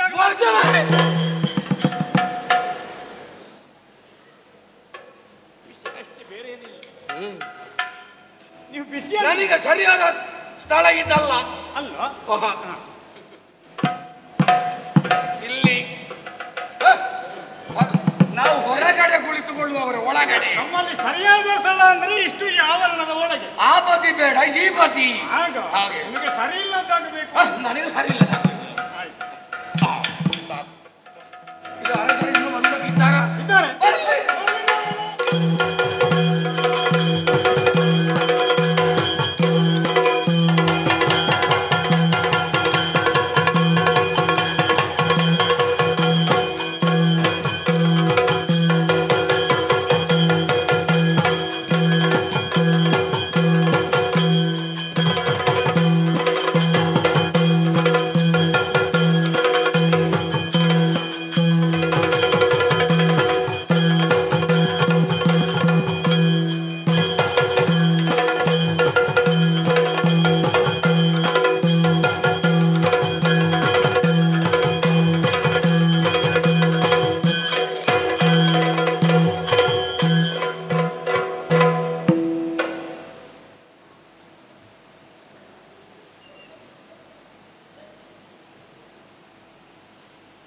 ಎಂತ ಅವಸ್ಥೆ ಮಾರೆ.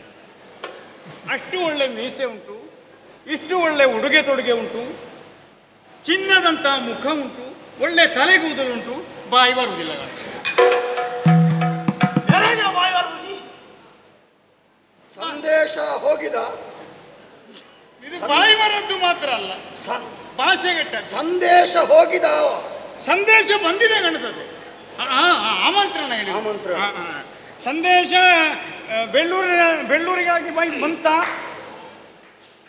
ಪಾತೆರಿಯರ ಬರಂದತ್ ಮುಲ್ಪ ಶಬ್ದದ ಮಿತಿ ಉಂಡ. ಮೆಲ್ಲವಾತೆರಡು ಜೋರುವಾತೆರಡು. ಒಂದು ಹದಾಕೆ ಮಾತಾಡ್ಬೋದು. ಏನು ಹೆದರಿಕೆ ಆಗುದೇನು ನೀವು? ಎಂಕಲನ ಊರುಡು ಗಟ್ಟಿ ಬಾತಿರ್ನಲ್ಲಿ ತಂದು ಹೋಗ್ಬೇಕು ಮತ್ತೆ ಹೋಗ್ಬೇಕು. ಕತ್ತಲಗೋಣೆಯಲ್ಲಿ ಹಾಕ್ತಾರ, ದಂಡ ಕೇಳ್ತಾರ. ಅವಳಂಗೆ ಮಿತ್ತಿ ಅನ್ಪುಣೆಯನ್ನು ದೀತ ಎಂಕಲನ ಊರು. ಆ ಮಿತ್ತಿರದ ಗಟ್ಟಿ ಅಲ್ಲ ಮಾತಾಡ ಮತ್ತೊಂದು ಹೋಪಿನ ಪುರ್ಸತ್ ಬರೆಯಾರೆ. ಇವತ್ತು ನಮ್ಮ ಒಡೆಯಲ್ಲಿ ಅನುಮತಿ ಪಡೆದಿದ್ದಾರೆ. ಅಂಚ ಎಷ್ಟು ಬೇಕಾದ್ರೂ ಮಾತಾಡಬಹುದು. ಮುಲ್ಪದ ಕ್ರಮ ಇಂಚಂದು ಗೊತ್ತಿತ್ತು. ಏರಿಸು. ಪಾತೆರ ಗೊತ್ತುಂಟು. ಏರಿಸಬಹುದು. ಅನಾದಿ ಕಾಲದ ಗಟ್ಟು ಪೂರ್ವ ಕಾಲದ ಪದ್ಧತಿ ಪ್ರಕಾರ ಅಪ್ಪಾಜೋಳಿ ಬರಟಿಯಾರು ಕುಲುಡದು ಯೋಚನೆ ಬಡದಿಜ್ಜತ್ತ ಅವನ ವಿಚಾರ ಮಂಡೆ ಯೋಚನೆ ಬಿದ್ದಾಡಿಯೇ ಬಬ್ಬರಿನ ಸಂತಾನವ ಪಾಂಜುರ್ಲಿ ಸಂತಾನ.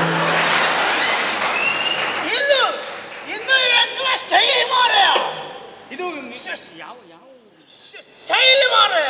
ಶೈಲಿ ತೌಳವ ತುಳುವನ ತುಳುವ ತುಳು ಎತ್ತು ಬರಿಕೆ. ನಿಮ್ಮಲ್ಲಿ ಏನೆಲ್ಲ ಉಂಟು? ಸೀಂತ್ರಿ ಮಾತಾಡೋ ಜಾಗ್ರತೆ ಗೊತ್ತಾಣ. ಸೀಂತ್ರಿ ಅಲ್ಲ, ಸಪುರ ಸೀಂತ್ರಿ ಉಂಟು ನಮ್ಮಲ್ಲಿ. ತುಳುನಾಡು ವೈದಿನಿ. ಸರಿ. ವೀರವರ್ಮೆ ಒನ್ಪಿಲ ಕಬುದರ್. ಈರುವರ್ಮೆ ವೀರವರ್ಮೆ ಗೊತ್ತಾಣತ್ತ. ಸರಿ. ಈ ಟಿವಿ ತೂನಾಗಲ್ಲ ಗೊತ್ತಾಯ್ತ. ನಾನು ನೋಡುವುದೇ ಇಲ್ಲ ಅದನ್ನೆಲ್ಲ. ಈ ದೃಶ್ಯ ಸಾವು ಉಂಟು ಅದರಲ್ಲಿ.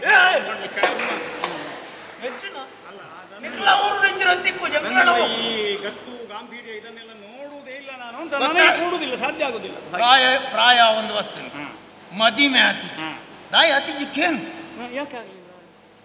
ಮದಿಮೆ ಆಯ್ರ ಪ್ರಾಯ 21 ಮದಿಮೆ ಆವಳಿ ಅಂಡ್ ಅಜ್ಜರು ಮಲ್ತೀತಿ ನಾವು 25 ಮದಿಮೆ ಆವಳಿ. ಈಗ ಅಜ್ಜ ಮಾಡಿಟ್ಟದನ್ನು ನೀನು ಮದುವೆ ಆಗುದಾ? ಅಜ್ಜರು ಮಲ್ತಿನ ಆಸ್ತಿ ಇತ್ತಂಡು, ಅಮ್ಮೆರು ಮಲ್ತಿನ ಆಸ್ತಿ ಇತ್ತಂಡು 25 ಮದಿಮೆ ಆವಳಿ.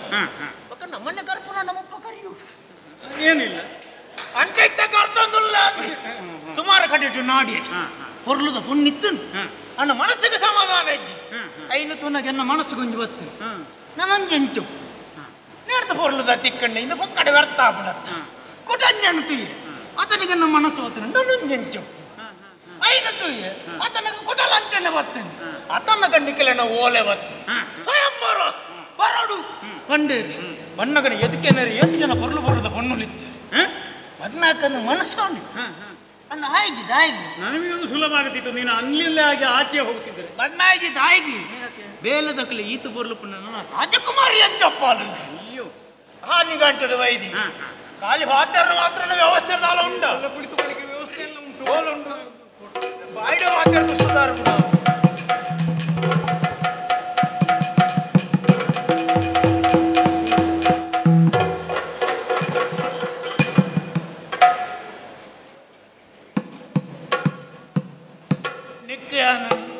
ಕಾರ್ಡು ನಡಪಲಕ ತೋಜುನತ್ತು 4 ಕಾರ್ಡು ನಡಪಲಕ ತೋಜು ಹೇಗೆ ನೀವು ಹೇಗೆ ಏನು ಕಾರಣ ಉಂಟು ಹಾಗೆ ಅಲ್ಲ ಅದು. ಕೆಲವರಿಗೆಲ್ಲ ತುಂಬಾ ಹೊತ್ತು ಎತ್ತರದ ಮನೆಯಲ್ಲಿ ಕುಳಿತು ಬಿಟ್ರೆ ಸ್ವಲ್ಪ ಹೊತ್ತಾಗುವಾಗ ಕಾಲು ಊತ ಬರ್ತದೆ ಮತ್ತೆ.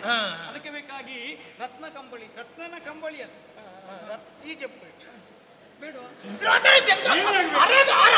ಅದು ಮಲ್ಲ ಕೊಡ್ತಿದ್ದಾರೆ ಮೇರು ಹೋಗ್ಬೋದಾದ್ರು ಮಲ್ಲ ವಿಷಯದಾರು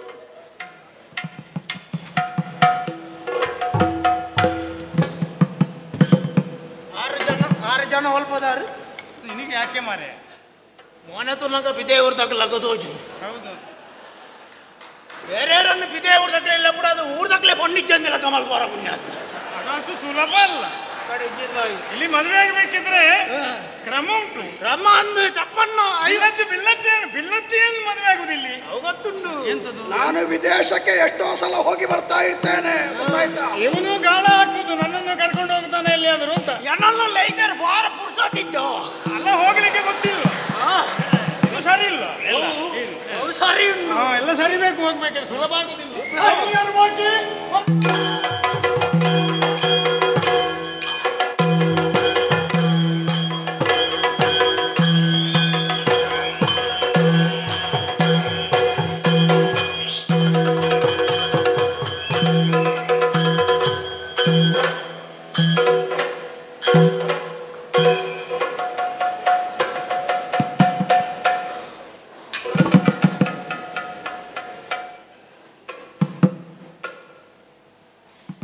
ಬಂದಾಗಿ ಎಷ್ಟು ಹೊತ್ತಾಯ್ತು? ಸ್ವಲ್ಪ ಹೊತ್ತಾಯ್ತು. ಆಂಡ ಬಂದಾಂಡ ಯಾಕೆ ಬೇಕಾ? ಹಿಂದಿನಿಂದ ಸಿಗ್ತದೆ. ಎದುರಿನಿಂದ ಬಂದಾದ್ರೂ ಹಿಂದಿನಿಂದ ಹೋಗ್ಬೇಕು. ಹಾಗಲ್ಲ ಮಾರೆ. ನಾವು ಬಂದಾಗಿ ಎಷ್ಟು ಹೊತ್ತಾಗಿದೆ? ಹಾಗೆ ಬಹಳ ಹೊತ್ತಾಯ್ತು. ನಮ್ಮ ಊರಿನಲ್ಲಿ ಆಗುತ್ತಿದ್ರೆ ಈಗ ಒಂದು ಹಾಡೇ ಹಾಡ್ತಿದ್ರು. ಬಂದರ ಬಂದರ ರಾಯ ಬಂದರು. ಅಲ್ಲ ಬಾವ ಬಂದರೆ ಭಾವ ನನ್ನ ಭಾವ ಬಂದ್ರೆ ಹೇಳ್ಬೇಕಷ್ಟೇ. ಹಾಗೆ ಏನು ವಿಚಾರಣೆ ಮಾಡ್ಲಿಕ್ಕೆ ಯಾರಿಲ್ವೋ ಇಲ್ಲಿ? ಮತ್ತೆ ಯಾವ ಊರು? ಊರು ಧರಣಿ ಮಂಡಲ ಮಧ್ಯದೊಳಗೆ ಅವು ಹೆಂಗೆ ಎರ ಕಲ್ಪದೆ ಈತಿದ್ದೆಲ್ಲ ಜೋಕುಲು ಅನ್ಬಹುದು. ಗೊಲ್ಲ ಮಾರೆ, ಗೊಲ್ಲ ಸಂತಾನ ಇದು. ಗೊಲ್ಲ ಸಂತಾನ.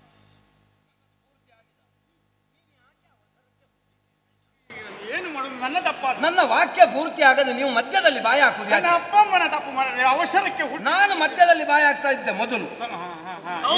ಈಗ ಬಿಟ್ಟಿದ್ದೀರಾ? ಅವು ಮಧ್ಯ ಬಂದ ಈಗ ಬಿಟ್ಟಿದ್ದೀರಾ? ಈಗ ಬಿಟ್ಟಿದ್ದೇನೆ. ಒಳ್ಳೇದು.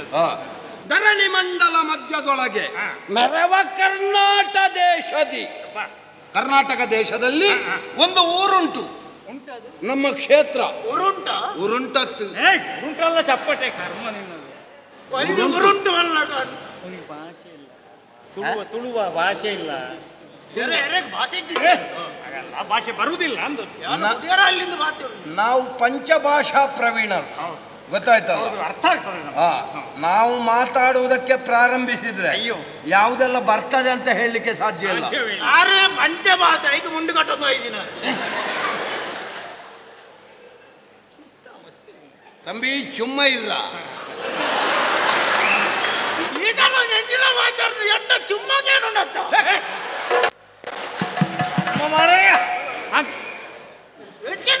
ಈ ಭಾಷೆ ಅರ್ಥ ಆಗದೆಯೇ ಕೆಲವರೆಲ್ಲ ತಲೆಯಲ್ಲಿ ಹೊಡ್ಕೊಳ್ಳುದು, ದೊಣ್ಣೆ ಕಲ್ಲು ಹಿಡ್ಕೊಂಡು. ನಾವು ಸಂತೋಷ ಪಡಬೇಕು. ಹಲವಾರು ಭಾಷೆಗಳನ್ನು ಹೊಂದಿಯೂ ನಮ್ಮ ಭಾಷೆಯನ್ನು ನಾವು ಉಳಿಸಿಕೊಂಡಿದ್ದೇವಲ್ವಾ? ಪ್ರೀತಿ. ಹಾಗಾಗಿದ್ರೆ ನಾವು ಭಾಷೆ ಇದ್ದವರು ಅಂತ. ಕೇವಲ ಭಾಷೆ ಮಾತ್ರ ಅಲ್ಲ, ತೆಂಕು ಬಡಗು ಮಿಶ್ರಿತವ ಅಂತ. ಅಯ್ಯೋ ದೇವರೇ, ತೆಂಕು ಬಡಗು ಮಾತ್ರ ಅಲ್ಲ, ಆಮೇಲೆ ದಕ್ಷಿಣಾದಿ ಉತ್ತರಾದಿ ಎಲ್ಲವೂ ಉಂಟು ಈ ಮನುಷ್ಯನ. ಕರ್ನಾಟಕ ದೇಶದೊಳಗೆ ನಮ್ಮ ಕ್ಷೇತ್ರ ಯಾವುದು ಗೊತ್ತುಂಟ? ದೊಡ್ಡಬಳ್ಳಾಪುರ. ದೊಡ್ಡಬಳ್ಳಾಪುರ. ಎಷ್ಟು ದಿನಕ್ಕೆ ಬಂದದ್ದು ನೀವು? ಯಾವುದು? ಬೇರೆ ಹಾಕಿ ಕೆಲಸಕ್ಕೆ ಬಂದದ್ದು? ಕೆಲಸಕ್ಕೆ ಬಂದದ್ದಲ್ಲ, ಅಲ್ಲಿಯ ಸಾಮಂತ ನಾನಿದ್ದೇನೆ. ಮತ್ತೆ ಹೆಸರು ಪ್ರದೀಪೇಶ್ವರ. ಪ್ರಜ್ವಲನಿಗೆ ಏನಾಗಬೇಕು? ಅವ ಏನಾಗಬೇಕು ಗೊತ್ತಿಲ್ಲ, ನನ್ನ ಹೆಸರು ಪ್ರದೀಪೇಶ್ವರ. ಪ್ರದೀಪೇಶ್ವರ. ಪ್ರದೀಪ್ ಅಂತ ಹೆಸರು, ಮತ್ತೆ ಈಶ್ವರ ಇಟ್ಟುಕೊಂಡದ್ದು? ಈಶ್ವರ ಸೇರಿಕೊಂಡದ್ದು. ಯಾಕೆ?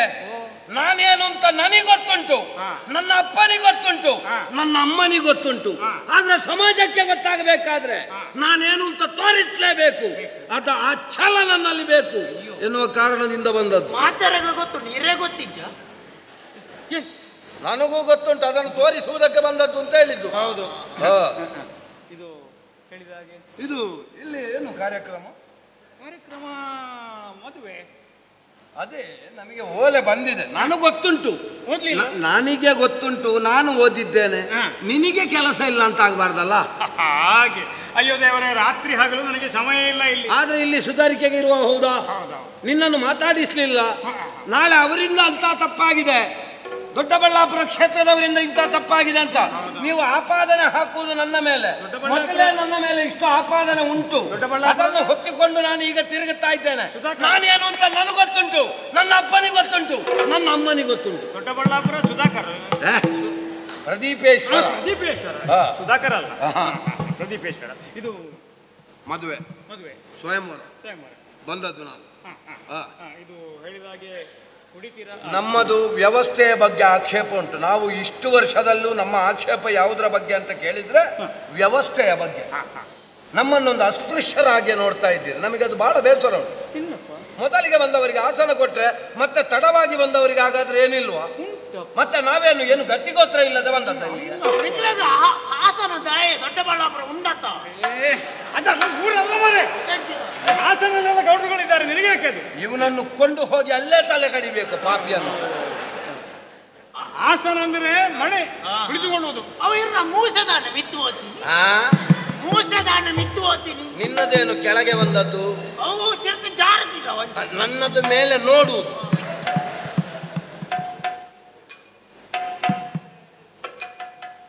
ಕಾಲ ತೊಳೆಯುವ ನೀರಿನಿಂದ ಹಿಡಿದು ಕುಳಿತುಕೊಳ್ಳುವ ಆಸನದಲ್ಲಿವರೆಗೆ ವ್ಯವಸ್ಥೆ ಸರಿಯಾಗಬೇಕು. ವ್ಯವಸ್ಥೆಯ ಬಗ್ಗೆ ನಮ್ಮ ಆಕ್ಷೇಪ ಉಂಟು. ವ್ಯತ್ಯಾಸ ಆದ್ರೆ ಮತ್ತೆ ಹೇಳಿ, ಅಲ್ಲಿ ಸುಧಾರಿಸಿಕೊಳ್ತೇವೆ. ನಮ್ಮದೇ ಮನೆ ಅಂತ ತಿಳ್ಕೊಳ್ತೇವೆ.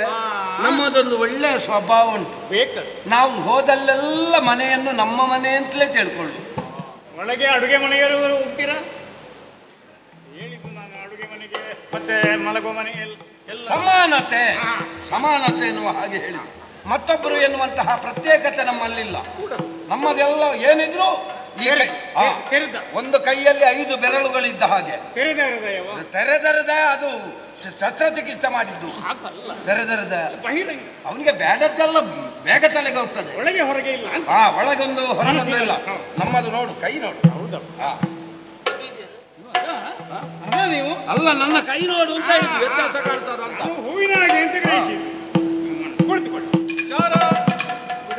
ಎಲ್ಲರಿಗೂ ಬೇಕಾದಂತಹ ವ್ಯವಸ್ಥೆಯನ್ನು ಮಾಡಿದ್ದಾಯಿತು ತಾನೆ. ಎಲ್ಲರೂ ತೃಪ್ತರಾಗಿದ್ದಾರೆ ತಾನೆ. ಈ ಹೊತ್ತಿಗೆ ಪರಶುವನಿಂದ ನಮಗೆ ಅನುಗ್ರಹಿತವಾದ 800 ಜನರು ಹೊತ್ತುಕೊಂಡು ಬಂದಂತಹ ಧನಸ್ಸೊಂದಿದೆಯಲ್ಲ, ಅದನ್ನು ಮುಂದಿಡುವ ವ್ಯವಸ್ಥೆ ಮಾಡಿ.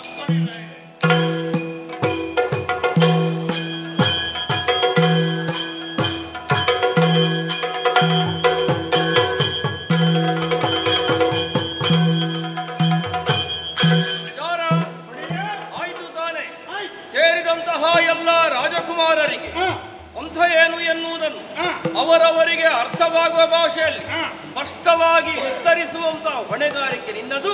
ಬೇಗ ಮುಗಿಸಿ ಬಾ. ನೆರೆದಿರುವಂತಹ ಎಲ್ಲ ರಾಜಕುಮಾರರೇ, ಇಲ್ಲಿ ಇವತ್ತು ಮದುವೆ ಆಗಬೇಕಾದ್ರೆ ಇಲ್ಲಿಯ ಒಂದು ಪಣದ ನಿಯಮ ಅಂತ ಉಂಟು. ಇದು ಪೂಜಿಸಿಟ್ಟಂತಹ ಶಿವನ ಧನುಸ್ಸು. ಈ ಶಿವನ ಧನುಸ್ಸನ್ನು ತನ್ನದಾದಂತಹ ಪೌರುಷದಿಂದ ಯಾರು ಎದೆಯೇರಿಸ್ತಾನೋ ಅಂತವನಿಗೆ ಸೀತೆಯನ್ನು ಕೊಟ್ಟು ಮದುವೆ ಮಾಡುವುದು ಎಂಬುದಾಗಿ ಸ್ವಯಂವರವನ್ನು ಏರ್ಪಡಿಸಲಾಗಿದೆ. ಈ ಹೊತ್ತಿಗೆ ಹುಟ್ಟಿಕೊಳ್ಳುವ ಪ್ರಶ್ನೆ, ಸೀತೆಯನ್ನು ಮದುವೆ ಮಾಡಿಕೊಡುವುದು ಹೌದು, ಸೀತೆಯಲ್ಲಿದ್ದಾಳೆ. ಹೌದು ತಾನೆ. ಹಾಗೊಂದು ಪ್ರಶ್ನೆ ಯಾರಿಗೂ ಹುಟ್ಟಿಕೊಳ್ಳಕೂಡದು. ಕೆಲವರಿಗೆ ಬಿಲ್ಲು ನೋಡಿದ ಕೂಡಲೇ ಮನಸ್ಸಾಗಲಿಕ್ಕಿಲ್ಲ, ಮದುಮಗಳ ಮುಖ ನೋಡದೆ ಮನಸ್ಸಿಗೆ ಬರಲಿಕ್ಕಿಲ್ಲ. ಹೌದು ತಾನೆ. ನೀವು ಇಷ್ಟು ದೊಡ್ಡ ಬಿಲ್ಲು ತೋರಿಸಿದ್ದೀರಲ್ಲ, ನಾವು ಒಮ್ಮೆಮ್ಮೆ ಹೋದಲ್ಲಿ ನಮ್ಮ ಬಿಲ್ಲು ಎಷ್ಟು ದೊಡ್ಡದಾಗ್ತದೆ ಗೊತ್ತುಂಟಾ? ಕೊಡ್ತೀರಾ? ಅಲ್ಲ, ಬಿಲ್ಲು ಅಗತ್ಯಕ್ಕೆ ಹೆದೆ ಏರಿಸುವಾಗ ನಮ್ಮ ಬಿಲ್ಲನ್ನು ಎಷ್ಟು ದೀರ್ಘವಾಗಿ ಬೇಕಾದ್ರೂ ಅಥವಾ ಎಷ್ಟು ಕುಗ್ಗಿಸುವಂತಹ ಸಾಮರ್ಥ್ಯವುಳ್ಳವರು ನಾವು. ಕೇವಲ ಬಿಲ್ಲಿಗಾಗಿ ಬಂದವರಲ್ಲ. ಬಿಲ್ಲಿಗೆ ಪಣವಾಗಿ ಒಡ್ಡಬೇಕಾದಂತಹ ಹೆಣ್ಣೆಲ್ಲಿದ್ದಾಳೆ, ಅವಳ ಮೋರೆಯನ್ನು ನೋಡಿದ ಕ್ಷಣ ನಮಗೊಂದು ಆ ಒಂದು ಉಲ್ಲಾಸ, ಒಂದು ಉತ್ಸಾಹ ಎಲ್ಲ ಬಂದ್ರು ಬರ್ಬೋದು. ನಮಗೆ ಉಲ್ಲಾಸ ಉತ್ಸಾಹ ಯಾವಾಗಲೂ ಇರ್ತದೆ. ಕೆಲವೆಲ್ಲ ಆದರೆ ಒಂದು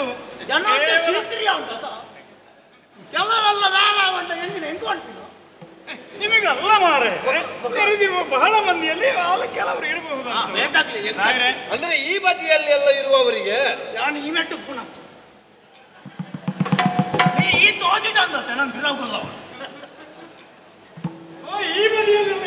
ಈ ಬದಿಯಲ್ಲೆಲ್ಲ ಇರುವವರಿಗೆ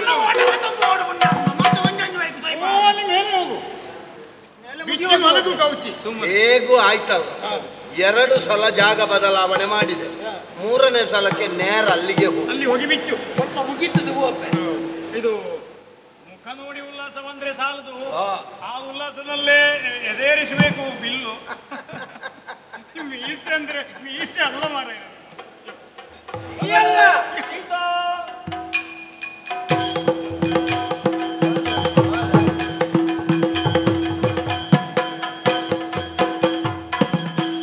ಸೀತಾ, ಇವತ್ತು ನಿನ್ನ ಸ್ವಯಂವರ ಎನ್ನುವುದು ನಿರ್ಧಾರವಾಗಿದೆ ತಾನೆ.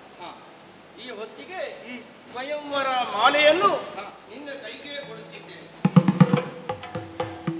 ಇದು ಅಂಗ ಭಂಗ ಕಳಿಂಗ ತೌಳವ ದೇಶದಿಂದ ಇನ್ನೂ ಕೆಲವು ಬೇರೆ ಬೇರೆ ಕಡೆಗಳಿಂದ ಬಂದಂತ ಅರಸಕುವರರ ಎಲ್ಲ ಪರಿಚಯವನ್ನು ಮಾಡಿದ್ದಾಗಿದೆ. ಒಮ್ಮೆ ಎಲ್ಲರನ್ನೂ ನೋಡಿದ್ದೆ ತಾನೆ.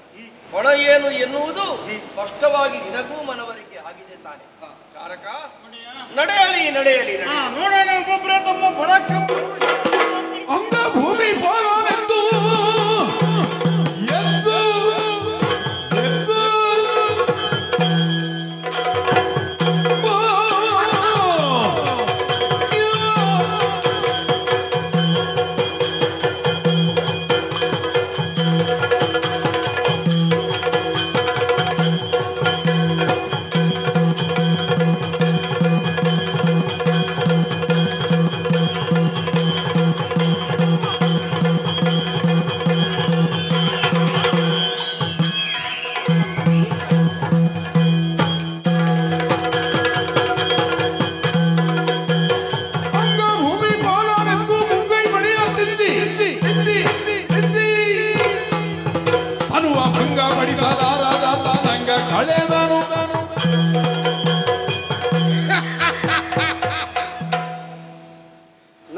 ವರ್ಷಗಳ ಹಿಂದೆ ನನ್ನ ಪ್ರಭಾವ ಏನೆಂಬುದಾಗಿ ಇಲ್ಲಿ ತೋರಿಸಿಕೊಟ್ಟಿದ್ದೇನೆ. 4 ವರ್ಷಗಳ ಹಿಂದೆ ಚಂಡ ಪರಾಕ್ರಮ ಇವರದ್ದು ಅಂದ್ರೆ ಇಂದು ಸ್ವಲ್ಪ ನೋಡಿದ್ದೀರಾ? ಹೇಳುವುದು ಕೇಳಿದ್ದೇನೆ. ಆದ್ರೆ ಇನ್ನು ಒಂದು ಅವಕಾಶ ನನಗೆ ಒದಗಿ ಬಂದಿದೆ. ಬಿಲ್ಲನ್ನು ಎತ್ತಿ ಬಿಲ್ಲೆತ್ತಿ ಕರ್ಮ ನಿಮ್ಮದು, ಅದು ಜಾತಿ. ಎಲ್ಲ ಹೇಳಿಕ್ಕೆ ಹೋದ್ರೆ ಹೊತ್ತಾಗ್ತದೆ ಮಾರಾಯ. ಬಿಲ್ಲನ್ನು ಎತ್ತಿ ಅದು ಏರಿಸಿ ಸೀತೆಯನ್ನು ಮದುವೆ ಆಗುವಂತಹ ಚಂದವನ್ನು ಏನೋ ಮಾಡಬೇಕಾಗಿಲ್ಲ, ಏನು ಹೇಳಿದ್ರಲ್ಲಿ ತುಂಬಿತು. ಭವ್ಯ ಪರಂಪರೆಯುಳ್ಳ ಅಲ್ಲವೇ ಕುಲ ನಮ್ಮದು, ಭವ್ಯ ಪರಂಪರೆ ಉಳ್ಳ ಅಲ್ಲವೇನೆ ಸಾಮ್ರಾಜ್ಯವನ್ನು ಕಟ್ಟಿದವರು ನನ್ನ ಅಪ್ಪ. ಬಾಬ್ರೆ ಭವ್ಯ ಪರಂಪರೆ ಉಳ್ಳ ಅವ ಸುಪುತ್ರ ನಾನು, ಪ್ರತಾಪರುದ್ರನ ಮಗನು. ಇನ್ನು ಹೆಚ್ಚು ಮಾತಾಡುವುದಿಲ್ಲ. ಇನ್ನು ಇಲ್ಲ. ಯುವ ಪೀಳಿಗೆ ತುಂಬಾ ಜನ ಇದ್ದಾರೆ, ಅವರಿಗೊಂದು ಅವಕಾಶ ಬೇಕು. ಈ ಜನ ಕೊನಪುನ ಎಂತದು ಕುಂಬಳಗಾಯ ಸುರುಚಿ ಜ್ಞಾನ ಸುರುಕು ಲಕ್ಕುದೋಡ ಮಾತಾಡೋದು ಈ ಜನ ಈ ಬೆಲ್ಲ ನಿಂತ ಪದಮೋಪನ ತಮ್ಮ ನಾಮಧೇಯ ಪ್ರತಾಪರುದ್ರ ಕಾಶಿ ಅಲ್ವಾ? ಕಾಶಿ ಅಲ್ವಾ? ಕಾಶಿ ಅಲ್ವಾ ಅಂತ ಕೇಳಿ. ಮಾನವ ದೇಶ ಭವ್ಯ ಪರಂಪರೆಯುಳ್ಳದ್ದು. ಭವ್ಯ ತುಂಬದ ಒಡೆದೆಯಾ? ಭವ್ಯ ನಾನು ಮಾತಾಡಿ ಸಮಯವನ್ನು ವ್ಯರ್ಥ ಮಾಡುವುದಿಲ್ಲ. ಪಡೆದಂತೆ ಬಿಲ್ಲನ್ನು ಎತ್ತುವುದಕ್ಕೆ ಪ್ರಯತ್ನಿಸಿ. ಮದುವೆ ಎಷ್ಟನೇ ಇದ್ದಿದ್ದು? ಎಷ್ಟನೇ ಮದುವೆ? ಎರಡನೆಯದು ಆಗುವುದಕ್ಕೆ ಬಂದದ್ದು. ಎಷ್ಟು ಆಗ್ಬೋದು? ನಿಮ್ಮ ಹಣೆ ಬರ ನಿಮ್ಮದು. ಅದು ಕಡೆಯವರೆಗೆ ಆಗ್ಲಿಕ್ಕೂ ಇಲ್ಲ. ರಾಜಾನಾಂಬವು ಅಲ್ಲವ ಅಲ್ಲವೇ? ಸಾಮರ್ಥ್ಯ ವ್ಯರ್ಥ ಮಾಡಬೇಡಿ. ಮಾತಾಡಿ ಆಯಾಸಗೊಂಡ್ರೆ ಮತ್ತೆ ನಾನು ಆವಾಗದಿಂದ ಕಾಯ್ತಾ ಇದ್ದೇನೆ ಯಾವಾಗ ಎತ್ತುದು ಅಂತ. ನಿಮ್ಮದು ಇಲ್ಲಿ ಬಂದು ಇಷ್ಟು ಭಾಷಣ ನಿಮ್ಮದು. ನಿಮ್ಮ ಹಸ್ತದ ಸತ್ವ ಇಂಗಿ ಹೋಗುವುದಕ್ಕಿಂತ ಮೊದಲು ಎತ್ತಿ. ಯಾವಾಗಲೂ ಇಂಗಿ ಹೋಗ್ಲಿಕ್ಕಿಲ್ಲ ನಮ್ಮದು. ಇದು 5 ವರ್ಷಕ್ಕೆ ತೊಂದರೆ ಇಲ್ಲ. ಒಂದು ಪ್ರಯತ್ನ ಮಾಡಿ ಬದಿಗದಿಲ್ಲ.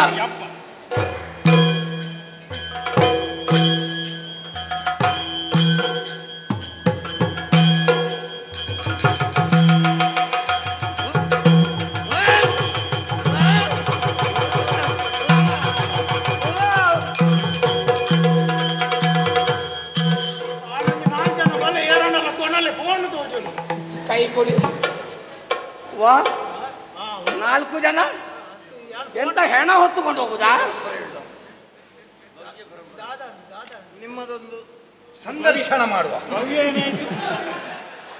ಹೇಗೆ ನಿಮ್ಮ ಅನುಭವ ಹೇಗಾಯಿತು? ನಿಮ್ಮ ಭವ್ಯ ಪರಂಪರೆಯಲ್ಲಿ ನೀವು ಅನುಭವ ಹೇಗಾಯ್ತು ಅಂತೇಳಿ ಆಗದಿದ್ರೆ ನೀವು ಪ್ರಯತ್ನ ಮಾಡದೆ ಹೋಗುದು ಅಂತಲ್ಲ? ಯಾರು ನೀವು? ನಾವು ನಮಗೆ ಇಂಥದ್ದೆಲ್ಲ ಲೆಕ್ಕವೇ ಅಲ್ಲ. ಯಾಕೆ ತಮ್ಮ ಸತ್ವ ಇಂಗಿತು? ಸತ್ವ ಇಂಗಳಿಲ್ಲ. ಸತ್ವ ಇನ್ನೂ ಉಂಟು ನನ್ನಲ್ಲಿ. ಉಂಟು, ಎತ್ತಲಿಕ್ಕೆ ಆಗಲಿಲ್ಲ. ಎದೆಯಲ್ಲಿ 8 ಜನ ಭತ್ತ ಕೊಡ್ತಾರೆ. ಇಲ್ಲ ಮತ್ತೊಂದು ಇತ್ತು ಮಾರೆ. ಏನು ಮಾತಾಡ್ತಾ ಅಂತ ಗೊತ್ತಾಗ್ಲಿಲ್ಲ. ಬೆಳ್ತಿಗೆ ಅಕ್ಕಿ ತಿಂದದ್ದ ಅಂತ. ಉಷ್ಣ ಆಗ್ತದೆ. ನಿಮಗೆ ಅದು ಹೆಚ್ಚಾಗಿದೆ. ನಾವು ಹೋಗುವಾಗ ಉಂಟ ಕುಚ್ಚಲು ಅಂತ ಕೇಳಿ ಹೋಗುದು. ಏನು ಆದದ್ದೇನು? ಬರುವ ಸಮಸ್ಯೆ ಆಯ್ತು. ಊಟ ಮಾಡಿದೆ ಇಲ್ಲಿಗೆ ಹೊರಡುವಾಗ ನಾವು ತುಪ್ಪ ಇಲ್ಲದೆ ಒಂದು ಊಟ ಮಾಡುವ ಕ್ರಮವೇ ಇಲ್ಲ. ಇಳಿಯುವುದಿಲ್ಲ, ಹೊಟ್ಟಿಗೆ ಸೇರುವುದಿಲ್ಲ. ಮನೆಯಲ್ಲೇ ತುಪ್ಪ ಉಂಟಾ? ಮನೆಯಲ್ಲೇ ನಾವು ನಿಮಗೆ ತುಪ್ಪದಲ್ಲಿ ಊಟ ಮಾಡಿ. ದನದ್ದೇ ತುಪ್ಪ? ದನದ್ದ ಹಂದಿಯದ್ದು ಊಟ ಮಾಡಿದೆ. ಕೈ ತೊಳೆದೆ, ಆದ್ರೆ ಸರಿಯಾಗಿ ಅದ್ರ ಮತ್ತೆ ಹೋಗಲಿಲ್ಲ. ಬಿಸಿ ಇರ್ಲಿಲ್ಲ ಮನೆಯಲ್ಲಿ?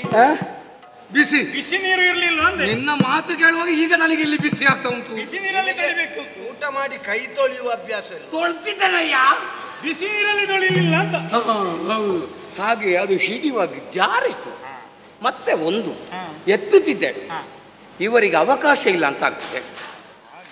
ಸುಮ್ಮನೆ ಬಂದದ್ದು ಅಂತ ಆಗ್ತದೆ. ನಮ್ಮದು ಬಿಚ್ಚಿದ ಹೃದಯ ನಮ್ಮದು. ಆಗ್ಲಿ, ಎಲ್ಲರದ್ದು ಬಿಚ್ಚಿದ ಹೃದಯ. ಸಂತೋಷ ಆಯ್ತು. ನಾನು ಆಡಬಹುದು ಬಿಚ್ಚಿಲ್ಲ. ಇದು ಹೇಳಿದ ಹಾಗೆ ಅವಸರ ಬೇಡ. ಇಲ್ಲಿ ಸುಮ್ಮನೆ ಇರಿ. ಎಲ್ಲ ಆದ ನಂತರ ಭರ್ಜರಿ ಊಟ ಆಗು. ಇನ್ನು ತುಪ್ಪದ ಪಸೆ ಇದ್ರೆ ನೆಲ್ಲಿಕಾಯಿಯ ಎಲೆಯನ್ನು ಜಜ್ಜಿ ಕೈಗೆ ಹಚ್ಚಿಕೊಳ್ಬೇಕು. ಇನ್ನು ನಾನು ತೆರಳ್ತೇನೆ, ಸಮಯ ವಿಳಂಬ ಮಾಡುವುದಿಲ್ಲ. ನಿಮಗೂ ನೆನಪಿರ್ಲಿ, ಬೇಗ ಮುಗಿಸಿ ಬನ್ನಿ.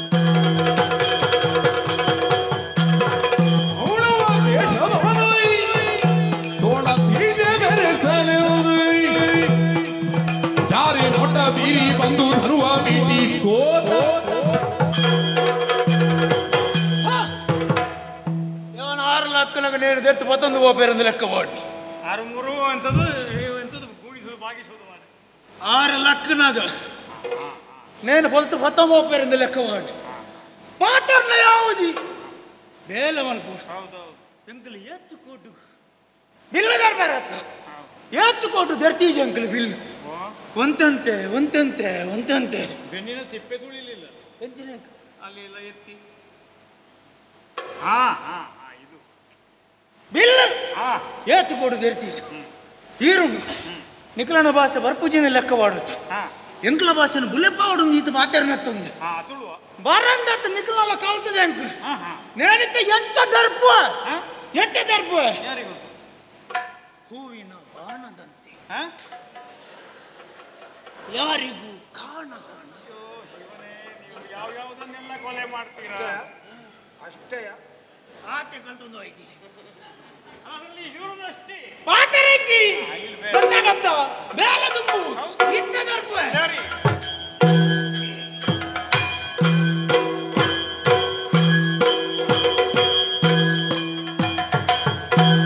ಎಂತ ಬಂದಿನಿ ಹೂವಿನ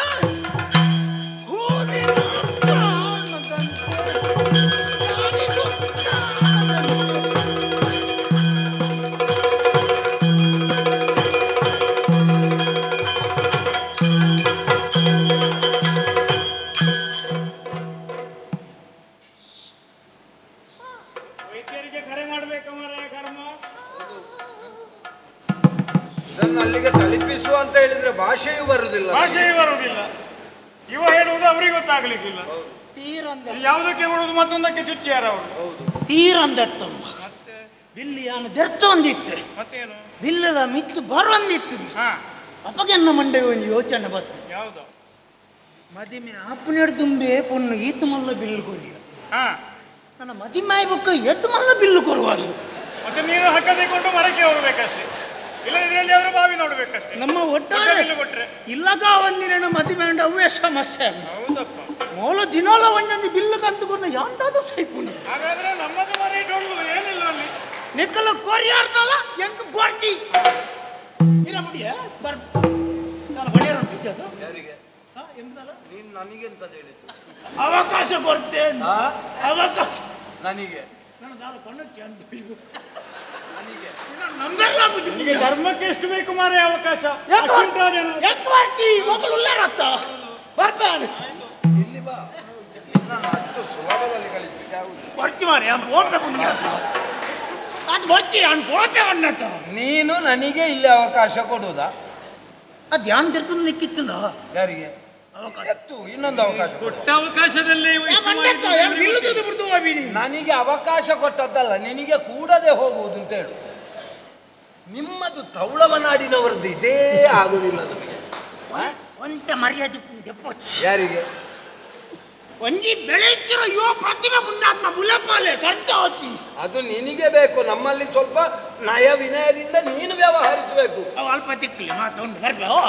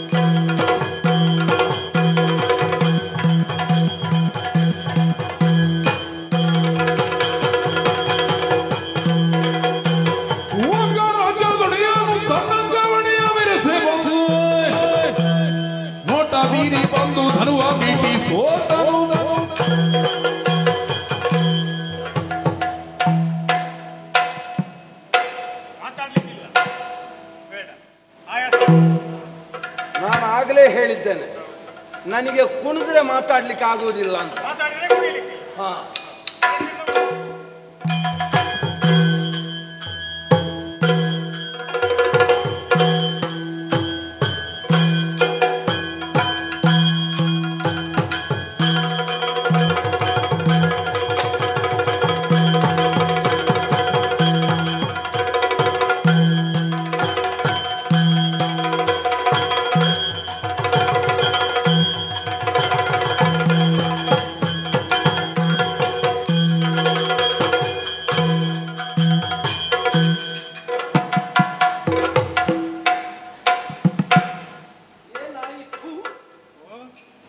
ಏನಾಯಿತು? ಯಾರು ಹಗ್ಗ ಬಿಟ್ಟದ್ದು ಅದನ್ನು? ಅಲ್ಲ, ಇಲ್ಲಿ ಏನಾಯ್ತು? ಎಲ್ಲಿ ಬಂತು? ಹಬ್ಬ, ಒಮ್ಮೆಗೆ ಏನಾಯ್ತು ಮಾರೆ? ಕಣ್ಣು ಕತ್ತಲೆ ಬಂದ ಹಾಗಾಯಿತು. ಅರಸಿನ ಹುಡಿ ಚೆಲ್ಲಿದಾಗ ಆಯ್ತಾ ಕಣ್ಣಿಗೆ? ಪೂಜೆಯನ್ನು ಮಾಡುವಂತಹ ಅರ್ಚಕರು ದರ್ಬೆಯನ್ನ ಯಾವ ರೀತಿ ಎತ್ತುತ್ತಾರೋ ಆ ರೀತಿಯಾಗಿ ಈ ಬಿಲ್ಲನ್ನು ಎತ್ತಬೇಕು ಎನ್ನುವ ಹಾಗೆ ನಾವು ಭಾವಿಸಿದ್ರೆ ಸತ್ವ ಇಂಗಿ ಹೋಯಿತು. ಹೆಚ್ಚು ಸತ್ವದವರು ನೀವು ಅಂತ ನಾವು ಗ್ರಹಿಸಿದ್ವಿ. ನಿಮ್ಮದು ಹೆಂಗಿತ್ತ? ಅಂದ್ರೆ ಕಾರಣ ಉಂಟು. ಏನು? ಬರುವಾಗಲೇ ನಾವು ಹುಡುಗಿಯನ್ನು ನೋಡಿದ್ದೇವೆ. ಬರುವಾಗಲೇ ನೋಡಿ ಆಯ್ತಲ್ಲ ಹುಡುಗಿಯನ್ನು. ಹೆಣುಕಿ ಕದ್ದು ನೋಡಿದ್ದ? ಕದ್ದು ನೋಡಿದ್ದಲ್ಲ, ಸಭೆಗೆ ಬಂದ ಮೇಲೆ ನೋಡಿದ್ದು. ಸರಿಯಾಗಿ ಒಮ್ಮೆ ನೋಡಿ ಅಂತೆ. ನಮಗೂ ಆ ಹುಡುಗಿಗೂ ಯಾವುದ್ರಲ್ಲಿ ಆದ್ರೂ ಒಂದು ಹೋಲಿಕೆ ಆಗ್ತದ? ಮತ್ತೆ ಅದೊಂದು ಗಿಳಿ ಮರಿ ಹಾಗೆ. ಹೌದಾ? ನಾವು ನೋಡಿ ಅಂತ ಕೊಪ್ಪಿದತಿ. ಅದಕ್ಕೆ ತಕ್ಕ ಎರಡು ಮೀಸೆ.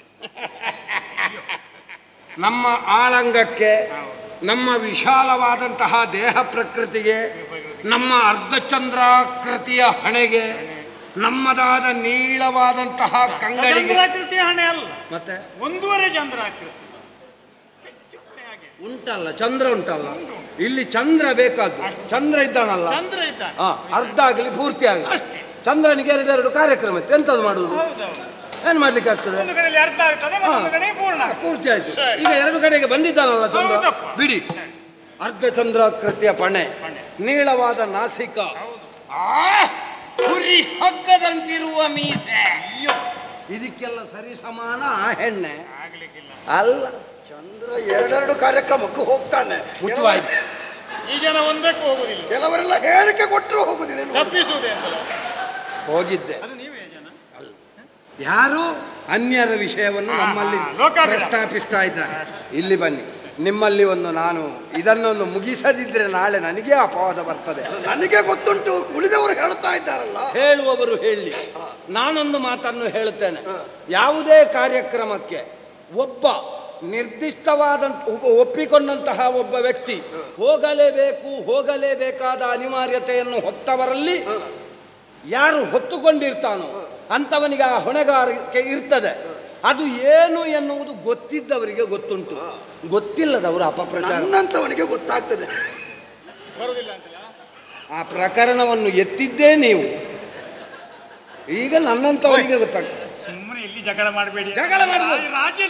ರಾಜ್ಯದಲ್ಲಿ ಮುಗಿಸಲಿಕ್ಕೆ ನಾವೇನು ಇಲ್ಲಿ ನಾವು ಮದುವೆಗೆ ಬಂದದ್ದಲ್ಲ ಸ್ವಾಮಿ. ಸೋಲು ಬರೋದಕ್ಕೆ ಕಾರಣ ಏನು ಗೊತ್ತಾ? ಏನು? ತೌಳವ ನಾಡಿನವರಿಗೆ ಸ್ವಲ್ಪ ತಾತ್ಸಾರ ಮಾಡಿದ್ದೀರಿ. ಅದೇ ಭಾಷೆಯಲ್ಲಿ ನೀವು ಬದುಕುವುದೇನು? ಹೌದಾ? ಮಣ್ಣು ಕಚ್ಚಿತ್ತು ಅಂತ ಹಾಗಾದ್ರೆ ತುಳು ಮಣ್ಣು ಅಲ್ಲ. ನೋಡುವ ಅದೇ ಹಾಗಾದ್ರೆ ನಾವು ಈಗ ಬದುಕುವುದು, ಕೆಲವರು ಪ್ರಾಥಮಿಕ ಹಂತದಲ್ಲೇ ಅಲ್ಲಿ ಬದುಕಿ ಬಂದವರು. ಈಗ ನಮಗೆ ಹೇಳ್ತೀರಿ ಏನು ಮಾಡುವ, ನಿಮಗೆ ಒಳ್ಳೆ ಕ್ಷೇತ್ರ ಸಿಕ್ಕಿದೆ. ನಮಗೆ ಕ್ಷೇತ್ರ ಒಳ್ಳೆದುಂಟು, ಇಲ್ಲ ಅಂತಲ್ಲ, ಇರಲಿ. ಹೌದೌದು, ಏನೇ ಇರಲಿ. ನಾನು ಬಂದದ್ದು ಯಾಕೆ? ನಾನು ಹುಡುಗಿಯ ಆಸೆಯಿಂದ ಬಂದದ್ದು ಅಲ್ಲ, ಬಿಲ್ಲನ್ನು ಎತ್ತುವುದಕ್ಕೂ ಬಂದದ್ದಲ್ಲ. ಇಲ್ಲಿಯ ಧರ್ಮದಂತೆ ಬಿಲ್ಲನ್ನು ಎತ್ತಿದ್ದೇನೆ, ಅದರಲ್ಲಿ ಸೋತಿದ್ದೇನೆ. ನಾನು ಬಂದದ್ದು ಯಾಕೆ ಗೊತ್ತಾ? ರಾಜರ್ಷಿಗಳ ಮಗಳ ಸ್ವಯಂವರ. ಏನಾದರೂ ಹೆಚ್ಚು ಕಡಿಮೆ ಆದ್ರೆ ಇಲ್ಲಿ ಹೊಂತಕಾರಿಗಳು ಬೇಡವಾ? ಅದಕ್ಕೆ ಬೇಕಾಗಿ ಬಂದದ್ದು. ಮತ್ತೆ ನಮ್ಮದೊಂದು ಒಳ್ಳೆ ಅಭ್ಯಾಸ ಉಂಟು. ಅಲ್ಲ, ನಮ್ಮದೊಂದು ಒಳ್ಳೆ ಅಭ್ಯಾಸ ಉಂಟು. ಎಲ್ಲಿಯಾದರೂ ಹೆಣ್ಣು ಮಕ್ಕಳಿಗೆ ತೊಂದರೆ ಆಗ್ತದೆ ಅಂತ ಗೊತ್ತಾದ್ರೆ ನಾವೆಲ್ಲ ಮಧ್ಯರಾತ್ರಿಯಲ್ಲಿ ಎದ್ದು ಹೋಗುವಂತ ಒಂದು ಸ್ವಭಾವವನ್ನು ಹೊತ್ತವರು. ಹೌದು, ಹೌದೌದು, ನೀವು ಹೋಗುವ ಮಧ್ಯರಾತ್ರಿಯಲ್ಲಿ. ಹೌದೌದು. ಹಾಗಾಗಿ ನಾವು ಇಲ್ಲಿಗೆ ಬಂದದ್ದು. ಮತ್ತೆ ನಾವು ಹೋಗ್ತೇವೆ, ಕಾರ್ಯಕ್ರಮ ಮುಗಿಯುವಲ್ಲಿವರೆಗೆ ವಿಶ್ರಾಂತಿಯಲ್ಲಿರ್ತೇವೆ, ಬರ್ತೇವೆ. ಆಯ್ತಲ್ಲ? ನಾವು ಗೌರವಪೂರ್ವಕವಾಗಿ ಬಂದಿದ್ದೇವೆ, ನಮ್ಮನ್ನು ಗೌರವಪೂರ್ವಕವಾಗಿ ಕಳುಹಿಸಿಕೊಡಿ. ಬರ್ತೇವೆ. ಕಾರ್ಯಕ್ರಮ ಚಂದ ಕಾಣಿಸಿಕೊಡ್ತೀವಿ, ಆದಷ್ಟು ಬೇಗ ಹೋಗಿಬಿಡಿ. ಯಾವುದನ್ನು ನಿರೀಕ್ಷೆ ಮಾಡಬಾರ್ದು, ದೇವರು ಕೊಡ್ತಾರೆ. ಕೊಟ್ಟಾನು ದೇವರು. ನಿರೀಕ್ಷೆ ನೀವು ಮಾಡಬೇಡಿ, ನಮಗೆ ಗೌರವಪೂರ್ವಕವಾಗಿ.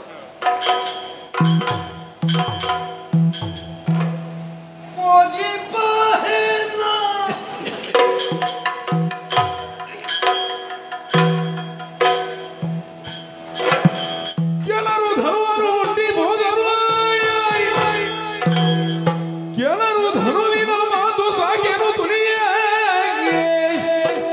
ಲಂಕಾಪುರದ ರಾವಣನೆತ್ತ ಗರ್ವದಲ್ಲಿ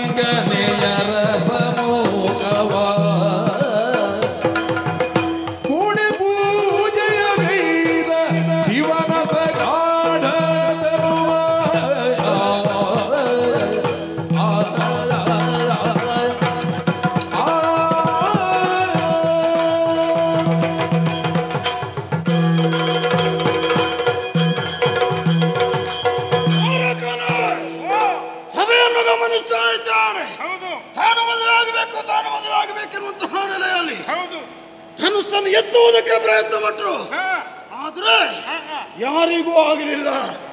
ಯಾಕಾಗಲಿಲ್ಲ? ಅವರಲ್ಲಿ ಶಕ್ತಿ ಕಡಿಮೆ ಉಂಟು ಎನ್ನುವ ಕಾರಣಕ್ಕಾಗಿ ಅಲ್ಲ, ಅವರು ಪ್ರಬಲರೇ ಆಗಿದ್ದಾರೆ. ಹಾಗಿದ್ರೆ ಯಾಕೆ ಎತ್ತುವುದಕ್ಕಾಗುವುದಿಲ್ಲ? ಇವಳನ್ನು ಮದುವೆ ಆಗುವಂತಹ ಯೋಗವೇ ಅವರಿಗಿಲ್ಲ. ಅವಳನ್ನು ಮದುವೆ ಆಗುವುದಿದ್ರೆ ನಾನು ನನ್ನ ಹಣೆಯಲ್ಲಿ ಹಾಗೆ ಬರೆದಿದ್ದಾರೆ. ಹಾಗಾಗಿ ನಾನೇ ಎದ್ದು ಬಂದಿದ್ದೇನೆ. ಈ ಬಿಲ್ಲು ಇದೇನು ಮಹಾ, ಇದೇನು ಮಹಾ, ಅದಕ್ಕಿಂತ ಹೆಚ್ಚಿನದಾದಂತಹ ಸಾಮರ್ಥ್ಯವನ್ನು ಪ್ರಕಟಪಡಿಸಿದ್ದೇನೆ. ಎಲ್ಲಿ ಗೊತ್ತಾ? ಶಿವ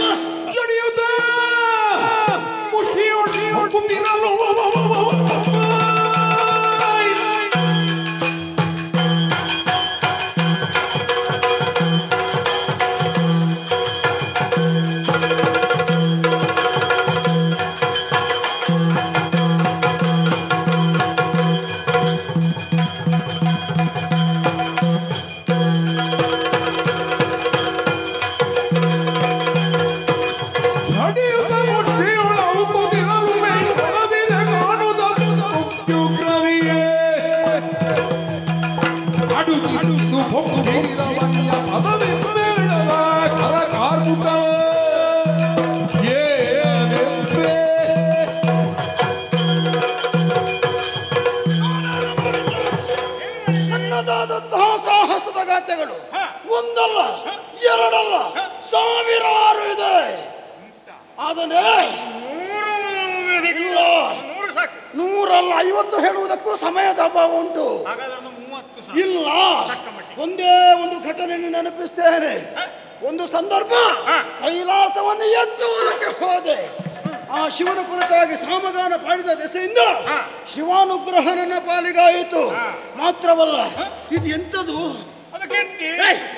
ಕತ್ತಿ, ಚಂದ್ರಹಾಸ ಎನ್ನುವಂತಹ ಖಡ್ಗ. ಚಂದ್ರಹಾಸ ಹೌದು, ಇದು ಸಿಕ್ಕಿದೆ. ಹಾಗಾಗಿ ಈ ಬಿಲ್ಲನ್ನು ನಾನು ಮುಟ್ಟಿದೆ ಅಂತಾದ್ರೆ ಏನಾಗ್ತದೆ? ತುಂಡು ತುಂಡು ತುಂಡು ತುಂಡು ತುಂಡು ಆಗಿ ಹೋದಿತ್ತು. ಹೌದು, ಆ ತುಂಡು ನಿನ್ನ ಮೈ ಮೇಲೆ ತಾಗಿದ್ರೆ ನಿನ್ನ ಶರೀರಕ್ಕೆ ಗಾಯ ಆದಿತ್ತು, ರಕ್ತ ಸೋರ್ತದೆ. ಸ್ವಲ್ಪ ಬದಿಗೆ ಅದೇ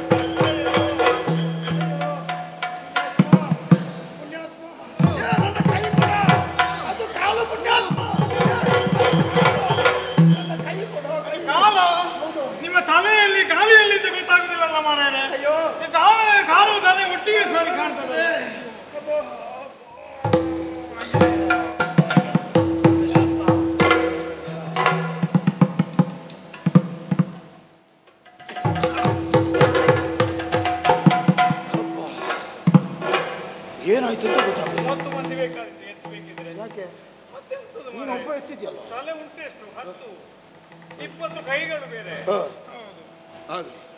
ಆಗಲಿಲ್ಲ. ಯಾಕಾಗ್ಲಿಲ್ಲ? ಆನೆ ದೊಡ್ಡದು, ಸೂಜಿ ಸಣ್ಣದು. ಅಂದ್ರೆ ಆನೆಗೆ ಸೂಜಿಯನ್ನು ಎತ್ತದಕ್ಕಾಗ್ತದನ? ಆನೆ ಸೊಂಡಿಲೇ ಅಷ್ಟು ದೊಡ್ಡದುಂಟು. ಹಾಗಾಗಿ ಆನೆ ಗೊತ್ತಾಯ್ತಾ? ಇದು ಸೂಜಿಯಾಗಿ. ಹೌದು, ಸಾಕಲ್ಲ? ಆಗ್ಲಿಲ್ಲ. ಆಗ್ಲಿ, ಏನು ಮಾಡೋಣ? ನಾನು ಮದುವೆ ಆಗೋದಕ್ಕಾಗಿ ಬಂದದ್ದಲ್ಲ. ನಿಮಗೆ ಹೇಳಿಕೆ ಇರಲಿಲ್ಲ ನಿಜ ಅಲ್ಲ, ನಾನು ಭಾಗವಹಿಸುವುದಕ್ಕಾಗಿ ಬಂದದ್ದು.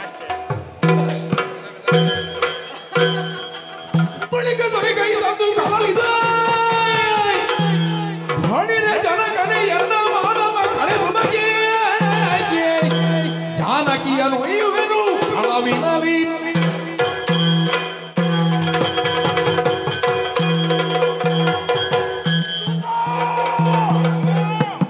ಹೊರಡುವುದಕ್ಕೆ ಸಿದ್ಧರಾದಂತಹ ಸಂದರ್ಭ. ಒಂದು ಅಪಸ್ವರ ಕೇಳಿಸಿದ್ದಲ್ಲ. ನಮ್ಮ ಅಮ್ಮನವರು ನಕ್ಕಿದ್ದು. ಎಂತದು? ನಮ್ಮ ಅಮ್ಮ ನೆಕ್ಕಿದ್ದು, ನಗಾಡಿದ್ದು. ಅವಮಾನ. ಹವಾಮಾನ ಯಾವುದು? ಹವಾಮಾನ. ಹವಾಮಾನ ಅಲ್ವಾ? ಅಳಮಳೆ. ಅಪಮಾನವಾಯಿತು. ನಾನು ಬಿದ್ದದ್ದನ್ನು ಕಂಡು ಸೀತೆ ನಗಾಡಿದಳು. ಬಿಡಲಾರೆ, ಬಿಡಲಾರೆ. ಸೀತೆ ಬೇಕು ನನಗೆ. ಬೇಕು. ಬಿಡುವುದಿಲ್ಲ, ಬಿಡುವುದಿಲ್ಲ. ಗೆದ್ದುಕೊಂಡು ಹೋಗುವುದಕ್ಕೆ ನನಗಾಗಲಿಲ್ಲ. ಆದ್ರೆ ಮುಂದೊಂದು ದಿನ ಇವಳನ್ನು ಕದ್ದುಕೊಂಡಾದ್ರೂ ಹೋಗ್ತೇನೆ, ಕದ್ದುಕೊಂಡಾದ್ರೂ ಹೋಗ್ತೇನೆ.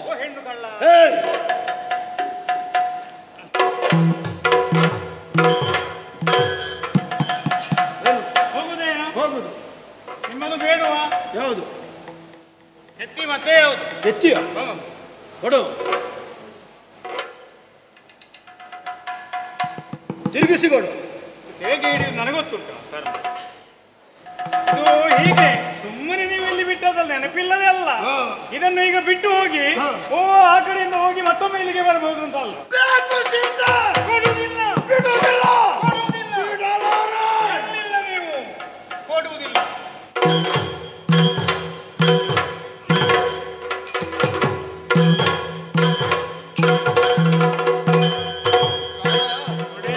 ಒಂದು ಕ್ಷಣಕ್ಕೆ ನನ್ನನ್ನು ಭೀತಿ ಆವರಿಸಿದ್ದು ಹೌದು.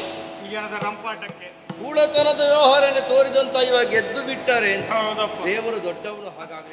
ಹಾಗಂತ ಇದನ್ನು ಎತ್ತುವವರು ಯಾರು ಇಲ್ಲ ಎನ್ನುವ ಖೇದ ನನಗುಂಟು. ಆ ಕುರಿತಾಗಿ ಒಮ್ಮೆ ಭಗವಂತನನ್ನು ಧ್ಯಾನಿಸಿ ಬರಬೇಕು.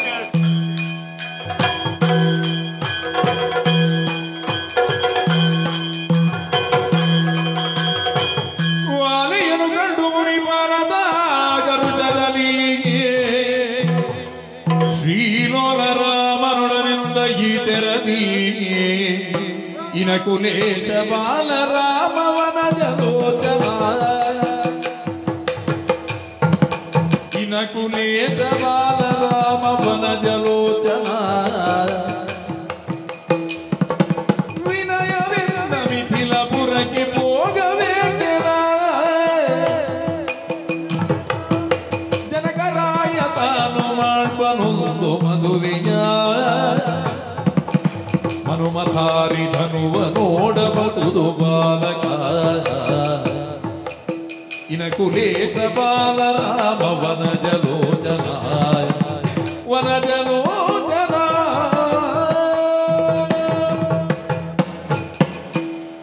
ವನಜಲೋಚನ ಸಿದ್ಧಾಶ್ರಮದಿಂದ ಯಜ್ಞ ಸಂರಕ್ಷಣೆ ಮುಗಿಸಿದ ಮೇಲೆ ಅಯೋಧ್ಯೆಗೆ ನಿಮ್ಮನ್ನು ಮರಳಿಸುವುದು ಅಂತ ನಾ ಸಂಕಲ್ಪಿಸಿದ್ದೆ. ಆ ಕಾಲದಲ್ಲೇ ಒಂದು ಮಿಥಿಲಾಧಿಪತಿಯಾದ ರಾಜರ್ಷಿ ಜನಕನ ಓಲೆಯ ಒಕ್ಕಣೆ ನಮ್ಮನ್ನು ಮಿಥಿಲೆಯತ್ತ ತಿರುಗಿಸಿತು. ಸ್ವಯಂವರವನ್ನು ಯಥಾರ್ಥವಾಗಿ ಉಳುವಂತಹ ನೆಲದ ಬಂಗಾರದ ರೇಖೆಯಾಗಿ ಕಾಣಿಸಿಕೊಂಡ ಸೀತಾನಾಮಕಳಾದಂತಹ ವಧು ಸ್ವಯಂವರದಿಂದಲೇ ಪರಿಣಯವನ್ನು ಗೈಯುವುದಕ್ಕಿದ್ದಾಳೆ. ಆದ್ದರಿಂದ ಇದರಲ್ಲಿ ಮುನಿಮನೀಷಿಗಳೆಲ್ಲ ಪಾಲ್ಗೊಳ್ಳಬೇಕು, ಅಂದ್ರೆ ಹರಸುವುದಕ್ಕಾಗಿ ಬರಬೇಕು ಅಂತ ಆಮಂತ್ರಣ. ಅದಕ್ಕಾಗಿ ಹೊರಟಾಗ ಶಿಷ್ಯರಾದ ನಿಮ್ಮನ್ನು ಕರ್ಕೊಂಡು ಹೊರಟೆ. ಜನಕನಗರವನ್ನು ಪ್ರವೇಶಿಸುವ ಪೂರ್ವದಲ್ಲೇ ಪ್ರಾಚೀನ ದಂಪತಿಗಳಾದ ಅಹಲ್ಯ ಗೌತಮರ ಸಂಯೋಗ ನಿನ್ನ ಪಾದಸ್ಪರ್ಶವಾದಾಗಲೇ ಗೌತಮ ನಿಯತಿಯಂತೆಯೇ ಶಾಪಾನುಗುಣವಾಗಿ ಪತಿತಳಾದ ಅಹಲ್ಯೆಯ ಉದ್ಧಾರ ಕಾರ್ಯವು ನಡೆಯಿತು. ಮಾತೃ ಸಹಜವಾದ ಗೌರವವನ್ನು ನೀವು ತೋರಿದಿರಿ. ಎಲ್ಲೋ ತಪ್ಪಿಸ್ತಾ ಇದ್ದಂತಹ ಗೌತಮ ಮಹರ್ಷಿ ಸಕಾಲದಲ್ಲೇ ಒದಗಿ ಬಂದು ಸತಿಪತಿಯರೊಂದಾಗಿ ನಿಮ್ಮನ್ನು ಪೂಜಿಸಿದರು. ಒಂದು ಕಲ್ಯಾಣ ಕಾರ್ಯಕ್ರಮಕ್ಕೆ ಹೋಗುವಾಗ ವಿಚ್ಛೇದಗೊಂಡಿದ್ದ ಮುರಿದು ಬಿದ್ದಿದ್ದ ದಾಂಪತ್ಯ ಪುನಃಸಂಗಮವನ್ನು ಹೊಂದಿತು. ಶುಭ ಲಕ್ಷಣ. ಅದೇ ಅಹಲ್ಯ ಗೌತಮರ ಸೂನು ಪುರೋಹಿತನಾಗಿ ಜನಕನ ಹಿತವನ್ನು ರಕ್ಷಿಸ್ತಾ ಇದ್ದಾನೆ. ಶತಾನಂದ ನಾಮಕನಾಗಿ ಅವರನ್ನು ಸಂದರ್ಶಿಸುವ ಯೋಗ ಜನಕನೆಂಬ ರಾಜರ್ಷಿಯ ವೈಶಿಷ್ಟ್ಯವನ್ನು ನೀವು ಗಮನಿಸುವುದಕ್ಕಾಗ್ತದೆ. ಈಗ ಬನ್ನಿ.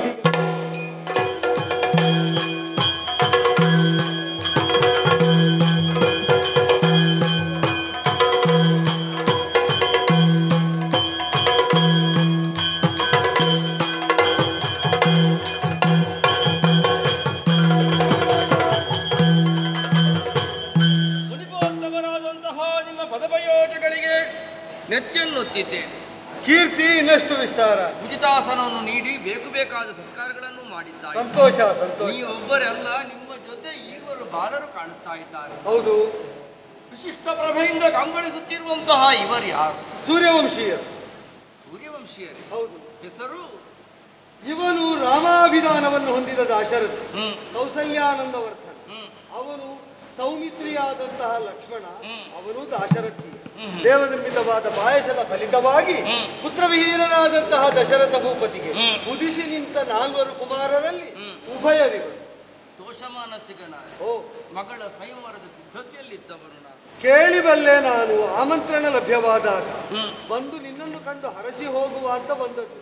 ಜೊತೆಯಲ್ಲೇ ಇನ್ನೂ ಒಂದು ಅಪೇಕ್ಷೆ ಇತ್ತು. ಕ್ಷತ್ರಿಯ ವೀರರಾದಂತಹ ಈ ರಾಮನೋ ಲಕ್ಷ್ಮಣನು ಆ ಶಿವನಿಂದ ಪ್ರದತ್ತವಾಗಿ ಪರಂಪರೆಯಿಂದ ಆರಾಧ್ಯವಾಗಿ ಉಳಿದು ಈಗ ಮಗಳ ಸ್ವಯಂವರದ ಪಣವಾಗಿ ವೀರಶಿಲ್ಕ ದ್ಯೋತಕವಾಗಿ ಇರಿಸಲ್ಪಟ್ಟ ಶಿವಧನುವನ್ನೊಮ್ಮೆ ನೋಡಬೇಕು ಅಂತ ಹಂಬಲಿಸಿದ್ರು. ಅವಕಾಶ ಆದ್ರೆ ಮಕ್ಕಳಿಗೂ ತೋರಿಸೋಣ ಅಂತ ಇಲ್ಲಿಯ ತನಕ ಕರ್ಕೊಂಡು ಬಂದ. ಅವರನ್ನು ಮೊದಲೇ ಬರ್ತಿದ್ರೆ ಈ ಸ್ವಯಂವರ ಅಂತಲೇ ಏರ್ಪಡಿಸ್ತಾ ಇರ್ಲಿಲ್ಲ. ನೋಡಿದ್ದರಿಂದಲೇ ಮನಸ್ಸಿಗೆ ಪ್ರಿಯರಾಗಿದ್ದಾರೆ ಅಂತ ಅರ್ಥ ಆಯಿತು. ಈಗ ಅವರು ಬಂದಾಗ ಧಾರಾಳ ಅವಕಾಶ ಉಂಟು. ಅವಕಾಶ ಉಂಟಂತೆ. ಒಮ್ಮೆ ಸರಿಯಾಗಿ ನೋಡ್ತೀಯನಪ್ಪ.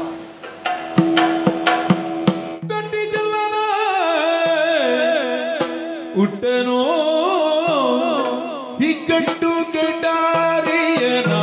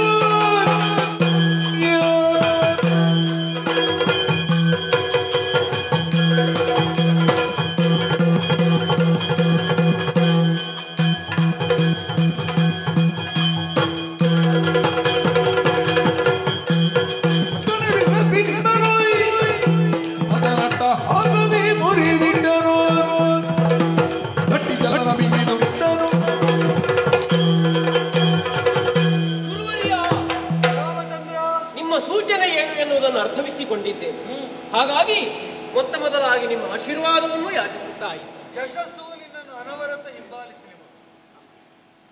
ಮನಸ್ಸಿನಲ್ಲಿ ಆಚಾರ್ಯರಾದಂಥ ವಶಿಷ್ಠರನ್ನು ನೆನೆಸಿಕೊಂಡವನಿದ್ದೇನೆ. ನನ್ನ ತಂದೆ ತಾಯಿಯಂದಿರನ್ನೂ ಮನಪೂರ್ವಕವಾಗಿ ಇಲ್ಲಿಂದಲೇ ವಂದಿಸಿಕೊಳ್ಳುತ್ತಾ ಇದ್ದೆ. ನನ್ನ ಪೂರ್ವಜರು ನನಗೆ ಅನುಗ್ರಹ ಮಾಡಲು ಅಷ್ಟ ದಿಕ್ಪತಿಗಳನ್ನು ಮನಸ್ಸಿನಲ್ಲಿ ಧ್ಯಾನಿಸುತ್ತಾ ಇದ್ದೆ.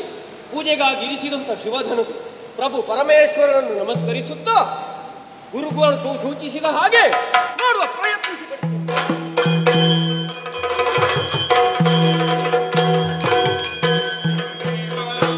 ಬಂದು ಶ್ರೀರಾಮಚಂದ್ರನಿಗೆ ಸುಂದರ ಮಾಲೆಯ ನಿಕ್ಕಿದಳು ನಮಿಸಿ ಕಾತನಿಗೆ ಇಂದಿವರಾಕಿ ಬಂದು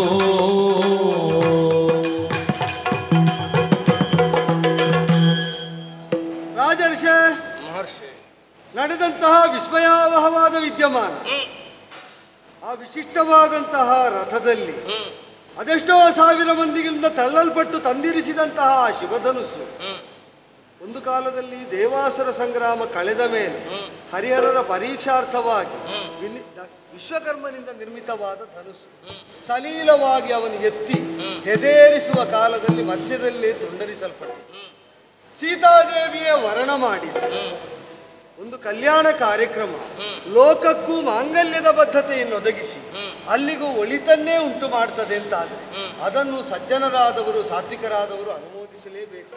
ಒಳ್ಳೆಯದಾಯಿತು.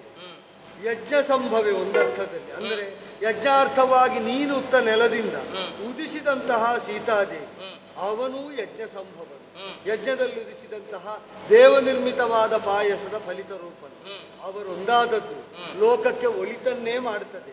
ಮುಂದೇನು ಅಂತ ಕನ್ಯಾಪಿತೃವಾಗಿ ನೀನು ಹೇಳಿದೆ. ಸನ್ನಿಧಾನದಲ್ಲಿ ನನ್ನದು ಒಂದು ಅರಿಕೆ ಉಂಟು. ಏನಪ್ಪ? ಪಾಯಸ ಪ್ರಸಾದದಲ್ಲಿ ಹುಟ್ಟಿಕೊಂಡವರು 4 ಜನ ಅಂತ ನಾನು ಕೇಳಿದ್ದೇನೆ. ಹೌದು. ನನ್ನ ಮಗಳು, ತಮ್ಮನಾದಂತಹ ಕುಶಧ್ವಜನ ಮಕ್ಕಳು, ಊರ್ಮಿಳೆ, ಸುತಕೀರ್ತಿ, ಮಾಂಡವಿ ಎನ್ನುವಂತಹ ಹೆಸರುಳ್ಳವರು. ಒಳ್ಳೆಯದು. ದಶರಥ ಭೂಪತಿಗೆ 4 ಜನ ಮಕ್ಕಳಂತೆ ಸೀತೆಗೆ ಮದುವೆ ಆಯಿತು.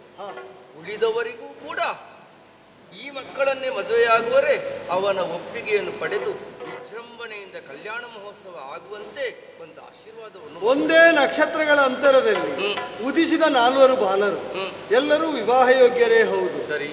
ಹೀಗೆ 2 ಸಾತ್ವಿಕವಾದಂತಹ ಸಾಧಕ ಕುಟುಂಬಗಳು ಪರಸ್ಪರ ಬೆಸೆದುಕೊಂಡು ಲೋಕೋತ್ತರವಾದಂತಹ ಒಳಿತನ್ನು ಹಂಬಲಿಸ್ತದೆ ಅಂತ ಆದರೆ ನಿನ್ನ ಒಳ್ಳೆಯ ಸಂಕಲ್ಪ ಸಿದ್ಧವಾಗಲಿ. ರಾಮ ಕಲ್ಯಾಣ ಅದು ವಿಜೃಂಭಣೆಯಿಂದ 3 ಸೋದರರ ಕಲ್ಯಾಣದ ಜೊತೆಯಲ್ಲಿ ಆಗುವಂತಾಗಲಿ.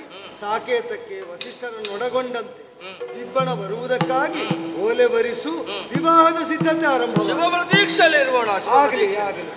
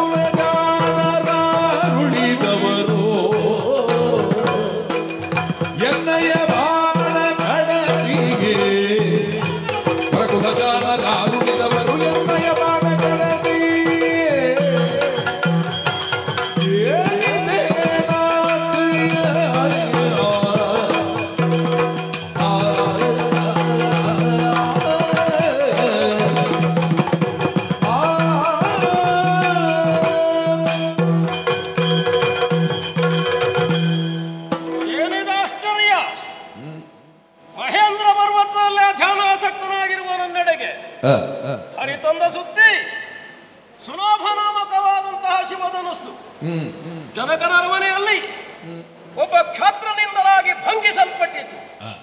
ಆಶ್ಚರ್ಯವಾಯಿತಲ್ಲ. ಮಲಗಿದ್ದವರನ್ನು ಎಬ್ಬಿಸುವ ಪ್ರಯತ್ನವೋ ಹೇಗೆ? ಒಂದು ಕಾಲಕ್ಕೆ ಕ್ಷಾತ್ರಗೋಲಜರು ಬ್ರಾಹ್ಮ್ಯದ ಮೇಲೆ ಅಭಿಯೋಗವನ್ನು ಮಾಡುತ್ತಿರುವಾಗ ನನಗೆ ಒಪ್ಪದ, ನನಗೆ ಸಲ್ಲದ ಕೆಲಸವಾದಂತಹ ಆಯುಧವನ್ನು ಹಿಡ್ಕೊಂಡು ದುಷ್ಟಕ್ಷಾತ್ರ ಸಂಹಾರವನ್ನು ಮಾಡಿ ಆಯುಧವನ್ನು ಕೆಳಗಿಳಿಸಿ ಭೂಮಿಯನ್ನು ಕಶ್ಯಪರಿಗೆ ದಾನವಿತ್ತ ನಂತರದಲ್ಲಿ ನಿಲ್ಲಲಾರೆ ಎನ್ನುವ ಹಾಗೆ ಮಹೇಂದ್ರ ಪರ್ವತವನ್ನು ಸೇರಿದವು. ಅಥವಾ ಕ್ಷಾತ್ರ ಕುಮಾರ ಇಷ್ಟು ಮಾಡ್ತಾನೆ ಅಂತಾದ್ರೆ ಏನನ್ನು ರಕ್ತಕ್ರಾಂತಿಗೆ ಸೆಳೆಯುತ್ತಾನೋ ಅಲ್ಲ, ನನ್ನನ್ನು ಹಾಗೆ ವಿರಾಮಕ್ಕೆ ಕಳುಹಿಸುತ್ತಾನೋ. ಪ್ರಶ್ನೆಯಾಯಿತಲ್ಲ. ಹೌದು ಅಂತಾದ್ರೆ ಅದರ ಜೊತೆಯಲ್ಲೇ ಒದಗಿ ಬಂದ ಮತ್ತೊಂದು ಧನುಸ್ಸಿದೆ, ಹೇಗೆ ನನ್ನವರು ಧಾರಣೆ ಮಾಡಬಲ್ಲನು ಅನ್ನುವುದನ್ನು ತಿಳಿಯಬೇಕು.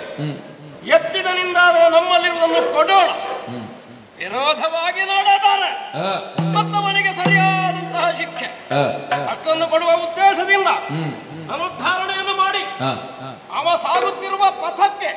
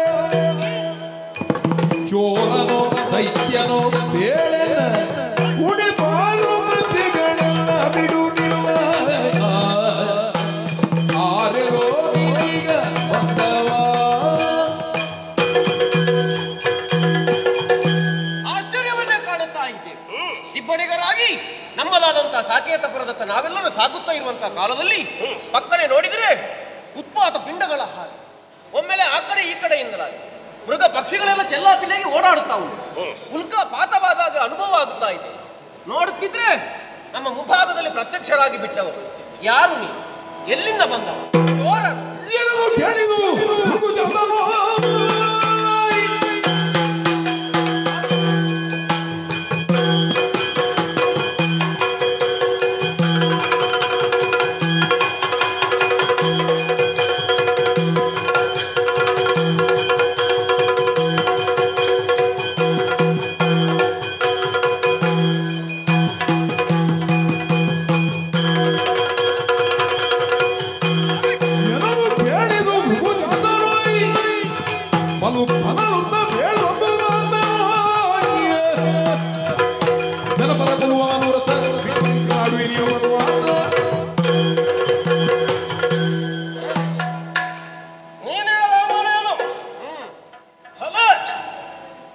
ವಿಚಾರ ನಮ್ಮೆಡೆಗೆ ಹರಿದು ಬಂತು.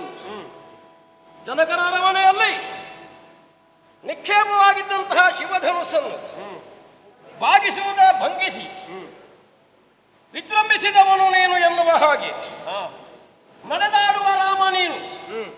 ಹಾಗೆಂದ ಮಾತ್ರಕ್ಕೆ ಪೂರ್ವದಲ್ಲಿದ್ದ ರಾಮರೆಲ್ಲ ಮಲಗಿದ್ದಾರೆ ಅಂತ ಅರ್ಥವಲ್ಲ. ಓಹೋ, ಸರಿಯಾಗಿ ತಿಳಿದುಕೋ. ಏನು? ಒಂದು ಕಾಲಕ್ಕೆ ಆಯುಧವನ್ನು ಎತ್ತಿ ಕ್ಷಾತ್ರಕುಲವನ್ನೆಲ್ಲ ಭಂಗಿಸಿ ದುಷ್ಟನಾಶವನ್ನು ಮಾಡಿದವ ನಾನು. ಅಂತಹ ರಾಮನಾಗಿ ನಾನಿರುತ್ತ ನೀನೊಬ್ಬ ರಾಮನಾಗಿ ವಿಜೃಂಭಿಸ್ತಿ ಮತ್ತು ಹೊರಟಿದ್ದಿ ಅಂತಾದ್ರೆ ಏನು ನಿನ್ನ ಹಿನ್ನೆಲೆ, ಏನು ನಿನ್ನ ಛಾತಿ ಎನ್ನುವುದನ್ನು ಸರಿಯಾಗಿ ತಿಳಿಯಬೇಕು ಎನ್ನುವುದಕ್ಕಾಗಿಯೇ ಬಂದವನು ನಾನು. ಕ್ಷತ್ರಕುಮಾರ ಬಂದವನು ಭಾರ್ಗವ, ಭೃಗುಜಾತ, ಪರಶುರಾಮ ಎನ್ನುವುದನ್ನು ಸರಿಯಾಗಿ ಅರ್ಥ ಮಾಡಿಕೊ. ಆ ಕೆಲಸ ಮಾಡಿದವ ನೀನೇನು? ದುಷ್ಟ ಕ್ಷತ್ರಿಯ ನೀನು. ದುಷ್ಟ? ಹೌದು. ಇಷ್ಟರವರೆಗೆ ದುಷ್ಟನಾಗಿ ನಾನು ಈ ಪ್ರಪಂಚದಲ್ಲಿ ಕಾಣಿಸಿಕೊಂಡವನಲ್ಲ. ನೀವಾದರೂ ಹೌದು, ದುಷ್ಟ ಕ್ಷತ್ರಿಯರಾಗಿ ಈ ಪ್ರಪಂಚದಲ್ಲಿ ಕಾಣಿಸಿಕೊಂಡವರ ಮುಂಭಾಗದಲ್ಲಿ ಅವರನ್ನು ಸಂಹರಿಸುವುದಕ್ಕಾಗಿ ತೊಡಗಿಸಿಕೊಂಡವರು ಎನ್ನುವುದು ನೀವು ಆಡಿದಾಗಲೇ ಅರ್ಥ ಆಯಿತು. 21 ಬಾರಿ ಪ್ರದಕ್ಷಿಣೆ ಮಾಡಿ ನಿಲ್ಲಿಸಬೇಕಾಗಿ ಬಂದದ್ದು ಯಾಕೆ? ಮತ್ತೆ ದುಷ್ಟರು ಇಲ್ಲ ಎನ್ನುವುದಕ್ಕಾಗಿ ಅಲ್ಲ, ದುಷ್ಟ ನಾಶವಾಯಿತು ಎನ್ನುವುದಕ್ಕೆ. ಹೌದು. ಹಾಗಾದ್ರೆ ಮತ್ತೆ ದುಷ್ಟ ಕ್ಷತ್ರಿಯರು ಹುಟ್ಟಿಕೊಳ್ಳಿಲ್ಲ. ಇಷ್ಟರವರೆಗೆ ನಾನು ಕ್ಷತ್ರಿಯನಾಗಿದ್ದರೂ ಕೂಡ ದುಷ್ಟತನದಿಂದ ನಾನು ವ್ಯವಹರಿಸಲೇ ಇಲ್ಲ. ಹಾಗಾಗಿ ಒಳ್ಳೆಯ ಕ್ಷತ್ರಿಯನಾಗಿ ಇದ್ದೇನೆ. ಮತ್ತೆ ನೀವು ಹಾಗೆಯೇ ಕಾಣುತ್ತೀರಿ. ಒಳ್ಳೆಯ ಕ್ಷತ್ರಿಯ ಹೌದು ಅಂತ ಆದ್ರೆ ಬ್ರಹ್ಮಕುಲದಲ್ಲಿ ಶ್ರೇಷ್ಠನಾಗಿ ನಿನ್ನ ಮುಂಭಾಗಕ್ಕೆ ಬಂದು ನಿಂತಾಗ ಒಂದು ಶಿರಸ್ಸನ್ನು ಬಾಗಿ ಕೈ ಮುಗಿಬೇಕು ಅಂತ ನಿನಗೆ ಕಂಡಿಲ್ವಲ್ಲ? ಆ ಕೈ ಮುಗಿಬೇಕು ಅಂತ ಅನ್ನಿಸಬೇಕು ಅಂತ ಆದ್ರೆ ಬರುವ ಹಾಗೆ ಬರುತ್ತಿದ್ರೆ ಕೈ ಮುಗಿಯುತ್ತಾ ಇದ್ದೆ. ಸರಿಯಿಲ್ವ? ಆದ್ರೆ ನೀವು ಬಂದದ್ದು ಹೇಗೆ? ಕೈಯಲ್ಲಿ ಆಯುಧವನ್ನು ಹಿಡಿದು ಓಪದಿಂದ ಹಳೆಯ ಕಾಲದ ಭೈರವನಂತೆ ನಮ್ಮ ಮುಂಭಾಗದಲ್ಲಿ ಕಾಣಿಸಿಕೊಂಡಿದ್ದು. ಹಾಗಾಗಿ ನನಗೆ ಕೈ ಮುಗಿಬೇಕು ಅಂತ ಅನ್ನಿಸಲಿಲ್ಲ. ನಿನ್ನ ದೌರ್ಭಂಜನ ಎನ್ನುವುದೇ ಮತ್ತೊಮ್ಮೆ ನಾನು ಆಯುಧಾರಿ ಆಗುವುದಕ್ಕೆ ಕಾರಣವಾಯಿತು. ಅಂತವ ಯಾವನು ತಿಳಿಯಬೇಕು ಎನ್ನುವುದಕ್ಕಾಗಿ ಸಾಯುಧನಾಗಿ ಕೆಂಗಣ್ಣುಳ್ಳವನಾಗಿ ನಿನ್ನ ಮುಂಭಾಗಕ್ಕೆ ಬಂದು ನಿಂತವ ಅದೇ ರಾಮ. ಹೌದಾಗಿದ್ರೆ ಏನವನ ನಡೆ ಏನವನ ಮಾತು ತಿಳಿಯೋಣ ಎನ್ನುವುದಕ್ಕಾಗಿ ಧನುರ್ಭಂಜನ ಮಾಡಿದ ನೀನು ದುಷ್ಟನಾಗಿದ್ರೆ ನಿನಗೆ ದಂಡನೆಯಾಗ್ತದೆ. ಅಗಗಾಯ ಸರ್ವ ಸಂಗತ್ಯ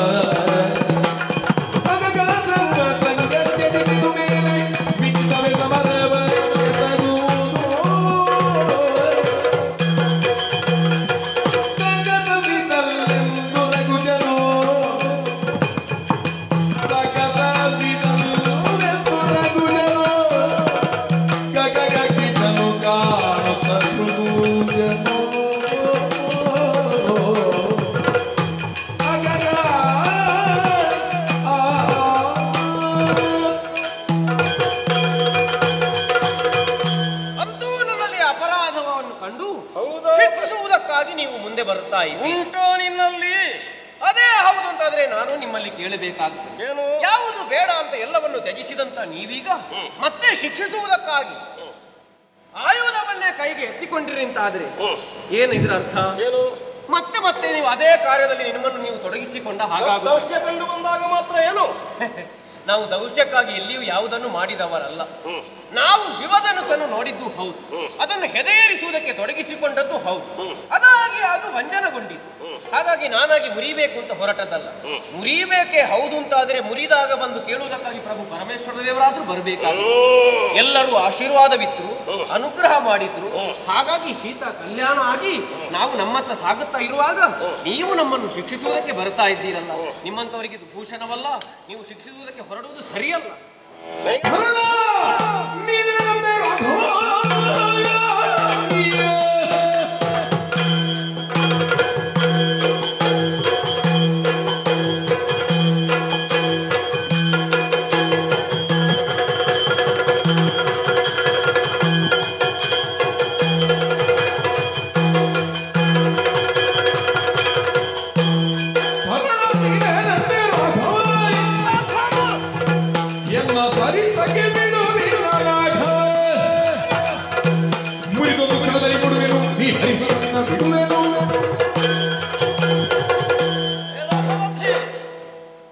ನನ್ನ ಬರೋಣದಿಂದಲೇ ಕ್ಷೇತ್ರಗುಲ ಕಂಪಿಸ್ತದೆ. ನಿನ್ನ ಬೆಂಗಳೂರಲ್ಲಿರುವ ನಿನ್ನ ಹಿರಿಯವ ಘಟ ಘಟ ಘಟ ಘಟ ನಡುಗುತ್ತಾನೆ ಅನ್ನೋದರ್ಥ ಏನು? ಪೂರ್ವಕಾಲದ ನಮ್ಮ ಸಾಧನೆ ಹಾಗುಂಟು. ಒಬ್ಬ ಕಂಕಣ ಕಟ್ಟಿ ಬದುಕಿಕೊಂಡ ನಿನ್ನಪ್ಪಯ್ಯ. ಯೋಚನೆ ಮಾಡು, ಮುರಿದದ್ದು ಯಾವ ಧನು ಅನ್ನೋದು. ತ್ರಿಪುರ ಸಂಹಾರ ಕಾಲದಲ್ಲಿ ದೇವಶಕ್ತಿಯ ಮೂಲಕವಾಗಿ ನಿರ್ಮಿಸಲ್ಪಟ್ಟ ಉಭಯ ಧನುಸ್ಸು, ಒಂದು ಸುನಾಭ ಮತ್ತೊಂದು ವೈಷ್ಣವ. ಆ ಸುನಾಭವನ್ನೇ ನೀನು ಭಾಗಿಸಿದೆ, ಶಿವಶಕ್ತಿಯನ್ನು ಹ್ರಾಸಗೊಳಿಸಿದೆ ಎನ್ನುವಾಗ ನೀ ಭಾಗಿಸಿದ್ದು ಅದು ಬಾಗಿದ್ದು ಏನೋ ಒಂದು ಆಗಿ ಹೋಯಿತು. ಉಳಿದ ಇನ್ನೊಂದು ನಾನು ಹಾಗೆ ಉಳಿದೆ. ಅರ್ಥ ಮಾಡಿಕೋ, ನನ್ನ ಮುಂದೆ ನಾ ಶ್ರೇಷ್ಠನಿದ್ದಾನೆ ಎನ್ನುವ ಹಾಗೆ ನೀ ಬಾಗಿದರ ನಡೆದೀತು ಅಂತ ಭಾವಿಸಬೇಡ. ಒಂದು ಕಾಲಕ್ಕೆ ತಪ್ಪಿದಾಗ ಅಯ್ಯನಾಜ್ಞೆಯುಡವಾಗಿ ತಾಯಿ ಎಂದು ತಿಳಿಯದೆ ಅಂದ್ರೆ ಹೆತ್ತವಳನ್ನು ತಿಳುವಳಿಕೆ ಬಾರದೆ ಅಂತಲ್ಲ, ಸಮಯ ಪ್ರಜ್ಞೆ ಉಳ್ಳವರಾಗಿ ಅವಳ ಕತ್ತನ್ನಾದರೂ ಕತ್ತರಿಸಿ ಪಿತೃವಿನ ಅನುಗ್ರಹಕ್ಕೆ ಒಳಗಾದವ. ಮಾತೃಹಂತಕ ಎನ್ನುವರು ಕೆಟ್ಟವರು ಊರಿದರು, ಕ್ಷತ್ರಕುಲಾಂತಕ ಎಂಬ ಹೆಸರೇ ನಮಗೆ ಶಾಶ್ವತವಾಗಿ ಉಳಿದದ್ದು. ಶಿವದರ್ಶನ ಎತ್ತಿದ ಹಾಗೆ ಅಂತ ಭಾವಿಸಬೇಡ. ನೀನು ಮಾಡಿದಂತಹ ಸಾಧನೆ ಅದು ಸ್ವಚ್ಛವಾದದ್ದು, ಶುದ್ಧವಾದದ್ದು, ಹೌದೆಂಬ ತೀರ್ಮಾನ ಆಗುವುದು ಯಾವಾಗ ಅದಕ್ಕೆ ಸಮನಾದ ಈ ವೈಷ್ಣವ ಧನಸ್ಸನ್ನು ನೀನು ಎತ್ತಿ ಹಿಂದಿನೇ ಬಂಧನವನ್ನು ಮಾಡಿ ಪಾಠವನ್ನು ಹೂಡಿದೆ ಅಂತಾದ್ರೆ ಆಗ ನಿನ್ನ ಮೌಲ್ಯ ಉಂಟು. ನೀನು ದೊಡ್ಡವಾಗಿ ತಿಳ್ಕೊಳ್ಳಬಹುದು, ತಿಳಿದ್ರೆ ಬೇಕಾದನ್ನು ಕೊಡಲೂಬಹುದು. ಅಲ್ಲವಾದ್ರೆ ಮುಂದೇನು, ಅದು ನನ್ನ ಆಯ್ಕೆ ಬಿಟ್ಟದ್ದು. ಸಾಧ್ಯವೋ ನೋಡು, ಇದನ್ನೊಮ್ಮೆ ಎತ್ತಿ ನಿನ್ನ ನಿರ್ಣಯತೆ ಅಥವಾ ನಿನ್ನ ಶುದ್ಧತೆಯನ್ನು ಒಮ್ಮೆ ಕಾಣಿಸಿಕೊ.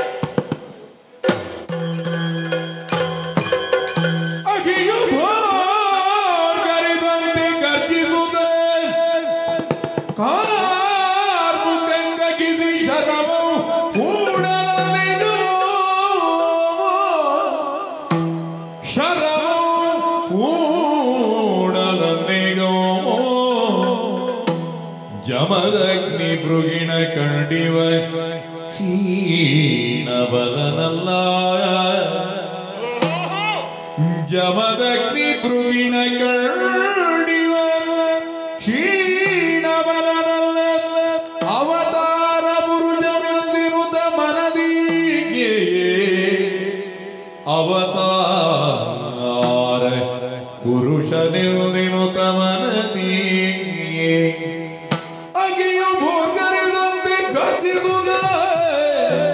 ಕಾಲು ತೆಗ್ಗಗಿದಿ ನರವ ಬುಡನು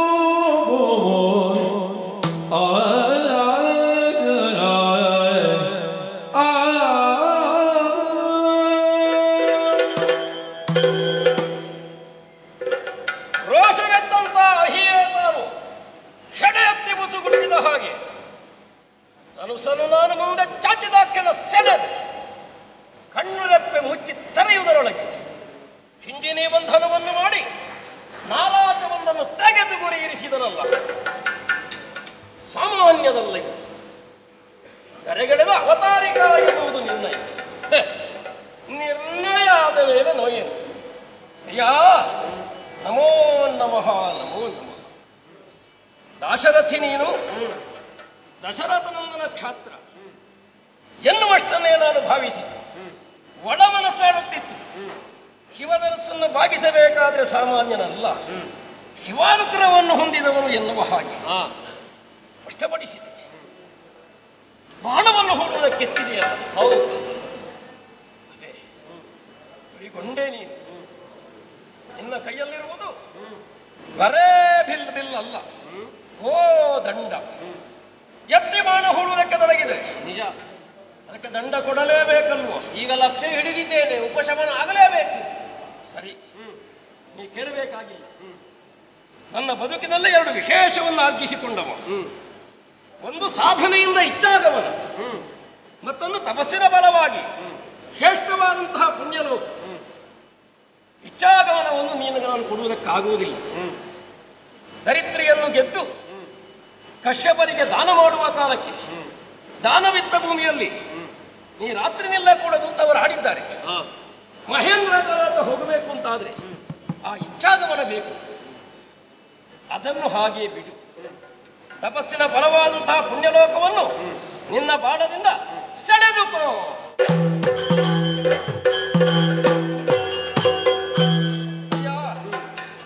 ಒಂದು ಬಾರ ಇಳಿಸಿದ ಅನುಭವ ನನಗೆ. ಸತ್ಯ ಹೇಳಲು ಏನು 21 ಬಾರಿ ಸುತ್ತಿ ದುಷ್ಟಕ್ಷಾತ್ರನ್ನೆಲ್ಲ ನಷ್ಟಗೊಳಿಸಿದೆ. ಒಬ್ಬ ಸ್ವಚ್ಛ ಉತ್ತಮ ಕುಲಜ ಕ್ಷಾತ್ರನನ್ನು ಪೀಠದಲ್ಲಿ ಕುಳ್ಳಿರಿಸುವುದಕ್ಕೆ ಸಮರ್ಥನಾಗಲಿಲ್ಲ. ಒಂದು ವಿಫಲತೆ ನನ್ನದ್ದಾಯಿತು. ಯಾವ ಕಾಲಕ್ಕೆ ಸಜ್ಜನೊಬ್ಬನು ಸಿಗುತ್ತಾನೋ ನಮ್ಮ ಭಾರವನ್ನು ಹೆಗಲ ಮೇಲೆ ಇರಿಸಿ ಬ್ರಾಹ್ಮ್ಯಕ್ಕೊಪ್ಪುವಂತ ತಪಸ್ಸಿಗೆ ಸಾಗೋಣ ಅಂತ ಇತ್ತು. ಈ ಸುದ್ದಿ ಕೇಳಿದಾಗ ಒಳಮನಸ್ಸು ಪ್ರಚೋದಿಸಿದ್ದರಿಂದ ಬಂದೆ.